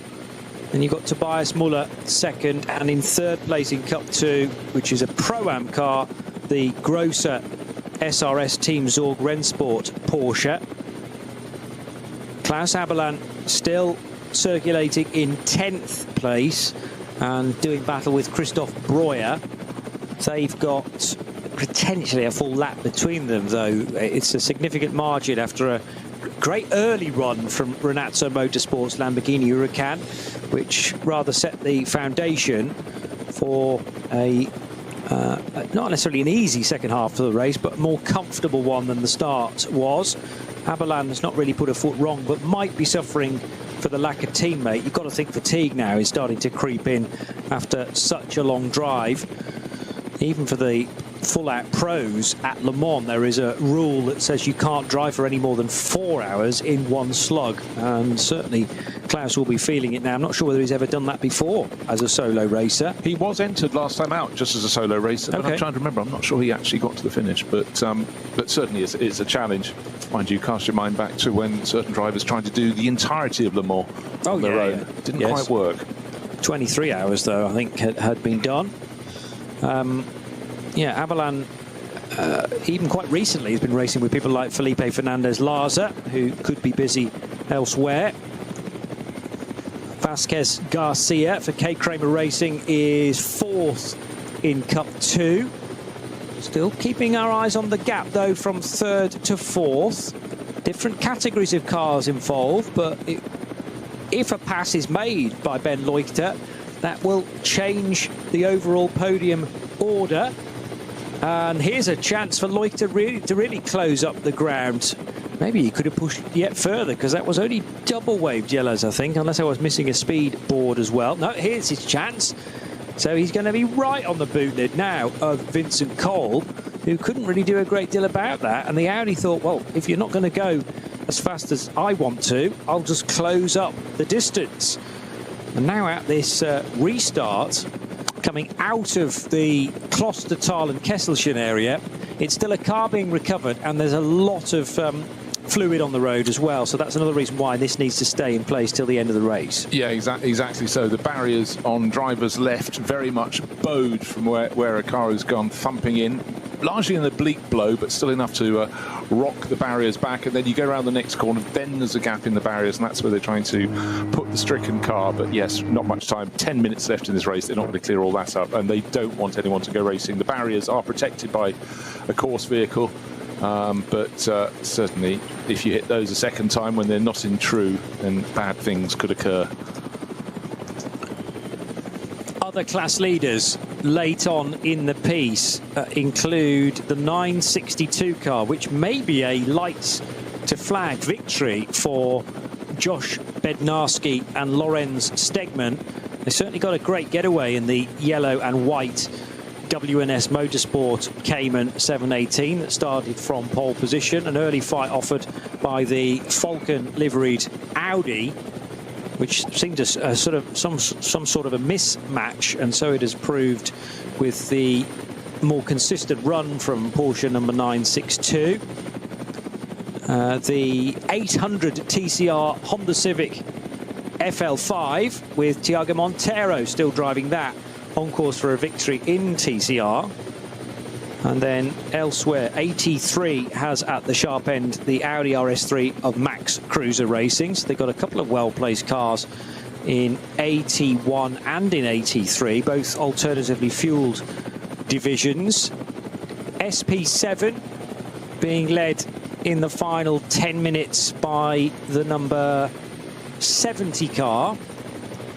And car 70 is the entry from, this is the SP7, by the way, for the older school Porsche Cup cars. And actually, that's not a GT3 Cup car, that's a 718 Cayman for Anton Ruff, who has been joined earlier on by David Barst and Axel Sartingen. But the engine you hear in the background is the turbocharged Ferrari mid-engine for the 296 GT car. Chris Lullum, the young man from Kent, took this car over at the 2-hour marker from his well-known teammate Max Verstappen, and Lulham has been so composed to this point. It was a very impressive first stint, which was a total of stint 3 in the collective run through the race, and now into stint 4. He's suffering a bit here and there, but that's because of the code 60 at Kesselshed, because his near rivals aren't able to really close the gap. So this should be the final lap. Just under 8 minutes remaining. No one's lapping under 8 minutes, so do the maths on that one. Just something was in the back of my mind. Klaus Abelen, the last round, the previous round, he'd announced that would be his final race. But he didn't finish the race. I guess that's why he's back. And you know what? Having enjoyed today, and he's racing solo, which is nothing to be sniffed at. 10th overall, 2nd in the SP9 AM class. Come on, surely you got one more race in. You do the final round in a couple of weeks' time, but you know, what an effort. I mean, for anybody, even if you were a super fit 21-year-old, doing 4 hours around the Nürburgring Nordschleife in a GT3 car would be tough. But 65-year-old Klaus Abelen, well, what a star he is. And of course, he had the ultimate fame in moving from Porsche to Ferrari in 2023, and his car with his drivers going through to win the 24 hours here at the Nürburgring. The week before Ferrari returned to Le Mans for the first time in 60 years. They had that rich run from the 50s into the early 60s of success before the Ford sledgehammer came through and thumped them into the weeds. But they were back, and they took victory there as well. But you know, Klaus and his crew, Fricadelli Racing, they got there first, putting Ferrari back on the 24-hour map. Don't forget it. And the final race of the season is actually a first ever, a final race of champions to be held on the 11th of October. So the first version of the NLS Sport Warte Rennen, and that'll be a 4-hour race as well. We've had the 6-hour race earlier in the season. We've had a couple of double headers as well. No, actually, yes, the double header which served as rounds of the NLS, which were the 2 qualifying races towards the end of May, and then the most recent double header, which was a Saturday evening race, followed the next day by a Sunday afternoon race, the ADAC ACS Cup and the Rheinoldes Langstrecken-Rennen. But a first ever NLS Sport Warte Rennen on the 11th of October, which again will be a midday start local time, and will be covered here on the Radio Show Limited network of channels to make it 10 races for the year. How about this then in the closing stages? It's the final lap, yes. Chris Lulham at the moment has pretty much a 30-second lead over Jan Mardenborough, who has nobody really to race with. It's come down, actually, down to 22.5 seconds, but that's fine. He can defend that, but the gap between 3rd and 4th is down to, well, blink of an eye, 1.5 seconds maximum. Vincent Colvin, the second of those Hout Racing Mustangs, hanging on, but Benny Leuchter putting a fantastic job in the Max Cruz Racing Alternative Technology Audi, not running in the same class, but he's all over the tail, down through Hats and back they go. Even if Leuchter gets through, it obviously won't affect where that car finishes in SP9 Pro, but it will deny Vincent Kolb and his teammate Frank Stippler an overall podium. So it is well worth fighting for, and it depends how much risk Ben Leuchter is willing to give this, but he's been chasing that car for all of this stint and probably much of his previous efforts as well. Marcel and Dominic Fugel have been backing him up brilliantly in their Audi R8 LMS GT3 Evo 2, and it'd be quite some statement for an alternatively fueled car to get onto an overall podium, albeit up against a relatively small SP9 field, certainly the Pro field, with not a huge amount of cars entered. And don't forget the demise of the dynamic GT Porsche, which looked to be, well, the writing on the wall really at the start of the race, when that car couldn't even take the rolling lap because of a very late drama. Clearly the team had not got any inkling about in the prep for the race. So SP9 Pros, 1st, 2nd and 3rd at the moment. Cup 2 Porsches are 6th and 7th and 9th positions. And a great run for the 3rd of those cars, considering that is a Pro-Am lineup for number 901. 901, the driver combination of Patrick Grutter and Fabio Grosser. again. Oh, which side of these BMW, or one BMW, one Porsche, should the Vincent Kolb car go? He was partway up the curb there, which will have unsettled the second of the Mustangs. Third and fourth totally together as they head down towards the second entry route. And once more, Kolb down the inside, needed to be very, very careful. We're not a million miles away from where Kevin Estre had his incident during the 24 hours and put an Aston Martin on its roof. Nose to tail, and I absolutely mean nose to tail. Now suddenly at car length between them, but the traffic, the last 3 or 4 corners, not going well for Vincent Kolb. Now they're clear. The Audi is a car length behind. Blink of an eye ago, they were almost swapping paint, but the Audi's backed off a little bit, accelerating into the corner. Slow zone coming up, double wave yellows, the Ford slows, the Audi slows. So is this going to buy him time towards the end of the lap? This is the final lap. This is lap number 25. Sorry, I beg your pardon. It is lap number 28 they're on at the moment, but the gap between first and second, they know where the damage is on the circuit. They passed it before. That's at Flansgarten. And again, it's like driving through treacle and various points on the circuit where lots of quick drives being put down, stricken cars being pulled behind the barriers. But does that help the chase or does it hinder it? On the restart, the green flag is waved. The Mustang already starts pulling away from the Audi. This is the battle for third place. Will Kolb carry on certain points on the circuit? Benny Leuchter in the chasing Max Cruz Racing Audi has looked fantastic, but I must say, Johnny, the traffic really didn't help the Mustang driver there. No, and Benny Leuchter will be licking his lips to ensure that his car is right with the Mustang as they head through Galgenkopf for the final time. We're a number of corners away from that, but the black and red Audi driver just needs to focus on closing the gap, or at least keeping it consistently tight. Into the carousel they go. And the Mustang will pop out of that tricky left-hander with good speed heading up the hill through the right-hand kink first of all, followed by 2 more significant left-handers. And then you've got to balance the car on the brake and throttle at Hohe Acht. And the road surface beneath both cars is not in great condition, so there's a little bit of movement again as he turned in. But Leuchter's not going to try anything heroic, I'm sure, in the next sequence of corners. Just have to bide his time through Brunchen, Flansgarten and the Stefan Beloff S. But if he's this close as they go through Galgenkopf in a few corners' time, his opportunity to the run to the flag is going to be huge. The Ford Mustang is not the smallest of cars. It'll be punching a huge hole in the air. And the Audi... Where is he on this last leg though? Fair play to Chris for nailing it. He's been nothing if not consistent.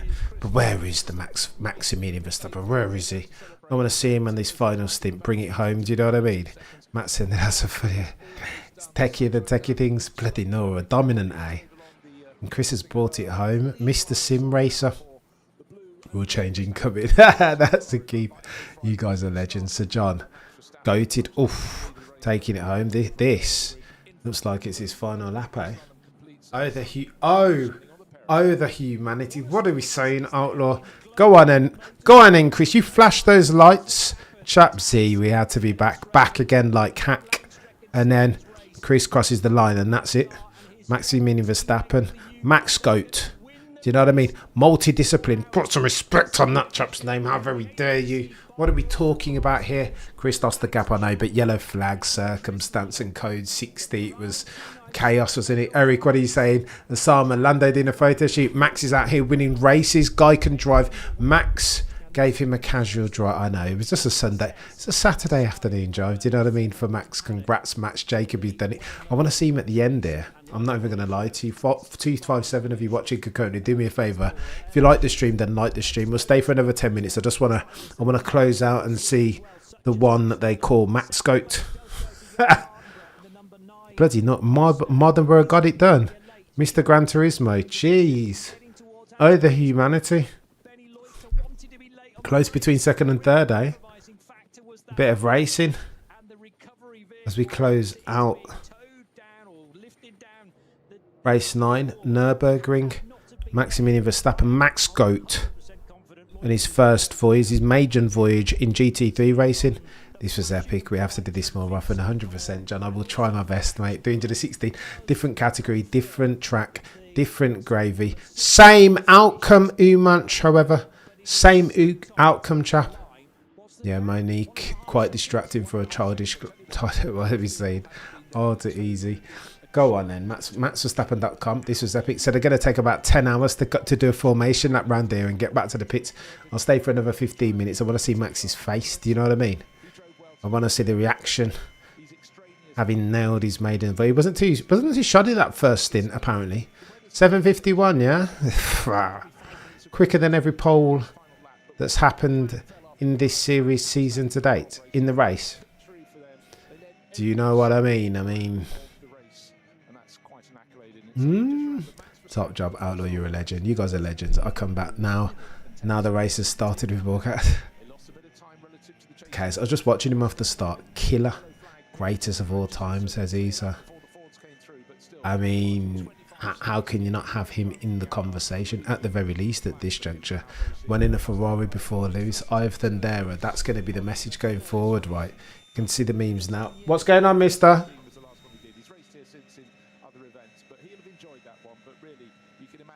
Just how much fun Max Verstappen had there.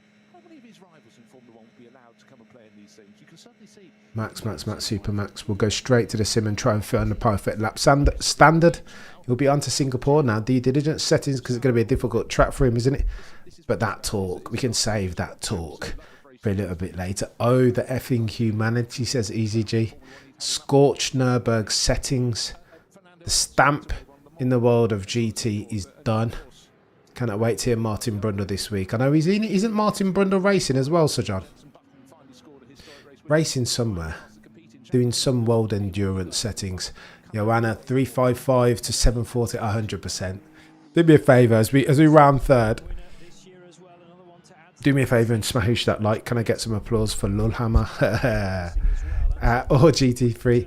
Go on then. Or GT drivers will complain. Ban him. Jamie. Or listen, all GT3 drivers are created equally, but some are created more equal than others. Thou shalt put some respect on Maximilian Verstappen's name. It was never in doubt. And shout out to Chris as well, the second driver who put in 2 stints. I mean, he was never in doubt, was he? Even-handed. Fair play to him. Can't wait for his next excursion. Tuan. It won't be the first. It might be the first. It will not be the last. Go on and let's get a shot. Let's get a shot of Brundle going historic on somewhere, Woody. True. Eddie, yes, dramatic duo. Red Versosa put some respect on the most successful Ferrari F1 driver. 202. Chaos. You guys are chaos matches. There's Chris. Well done, Chris. Well done, Chris. Calm. That's casual. You know what I mean? Chris takes the plaudits, surrounded by Ford power. Ford will be keen to get Max in their car for next time round. But for him being in a 296 GT3 Ferrari, they might have been able to win. Max pulled 1 minute 20 seconds gap on the first. What are we doing, lazy?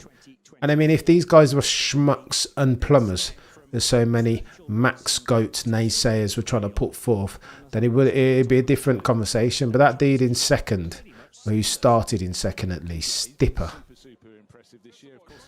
4-time champion around this track, do you know what I mean? N24 settings, he's good. Also won 24 hours of Spa. Let's see when we get Estray. Can the commentator shut up for a second so I can hear what Lulham's got to say? I wonder if Max is still at the track. I wouldn't be surprised if he just got on his private jet, you know, and just sacked it off. 296 is basically a DTM Ferrari with no balance of power weight. Oof. Stop talking, commentators. I want to hear Chris. Complete obliteration. Mardenborough Plumber. I think not. No, he's a good driver, isn't he? Mr. Gran Turismo winner. Yeah, what are the commentators talking for? I want to hear what... Are they not watching? Stop talking for a second. I want to hear... You're a legend, P982. I appreciate it. Are we going to get a chat? Oh, forget these lot. Sorry. But can we have a word with... Can't you get a word with Max? away from the big crowds. This race is a 65-year-old man running solo. Don't hate it. So John, you're a legend. Matt, scout staff. You start that. Whichever way you want to cut it, lest you wish to be deemed an abbot of motorsport reason, you've got to give the guy credit, right? All tongues must confess, all heads must bow. Oh, Cam, this stream will turn into... I know, Daniel. But I haven't been here. I feel refreshed. I needed to go and mind the child for a couple of hours, but now I'm all right. I can hang around for a bit, and we'll go again, of course, at 8 p.m. today on the Saturday night show, as per usual. Nothing to discuss, eh? No, just an incident of the race, you know. Nothing to discuss. Go German stream for interviews. I know, that's bloody what I should have done, Twan. What a prat. These dudes are just talking over there. Oh, here's Mardenborough, look at that. Oh, yeah, it's a good shout, that Twan. I'm not thinking.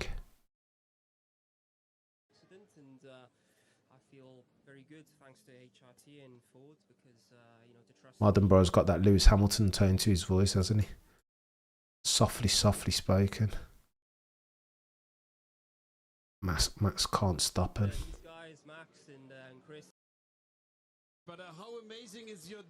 Let me have a listen to what Chris said. I wish the English bods wouldn't talk over the bloody underlying music. Max pulled a mic drop, his gun, hasn't he?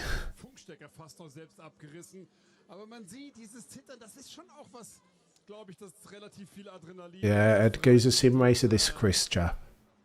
Interesting that the gap between the real racers and the sim ones are converging. Look at that. Who knew? Ran Turismo Guy Finch second, Mardenborough. How fantastic is that story? It's unbelievable. I don't think it's settled in yet, but I mean the car was fantastic. Refuse to elaborate. No comment. No further comment. Prosecution rest. He's better watch. I've just transitioned across, Paul. Bloody English commentators talking over it. Maximus Verstappen, the Emperor. Why can't they show? Umarch, go over to Auto Addiction and click the other stream, and you'll be able to listen to them. Maximilianus Campio Verstappenus. My name is Maximus Decidius Meridius, Commander of the North, Army of... I enjoyed it. You're a legend. Christopher, 144K. I think maybe there's no more voice left. Fantastic. Congratulations. I don't think so. Thank you very much. No more voice left. Are we going to get a word with Max or nah? I'll hang around for a couple more minutes to see if they can grab Max, because that's what I... Oh, here he is. He was very...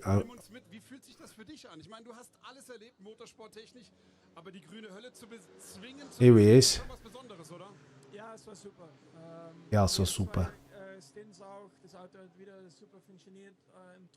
Super functional. Showed it already in qualifying. I'm guessing my German's not very good. The two stints. We managed to grow a big gap.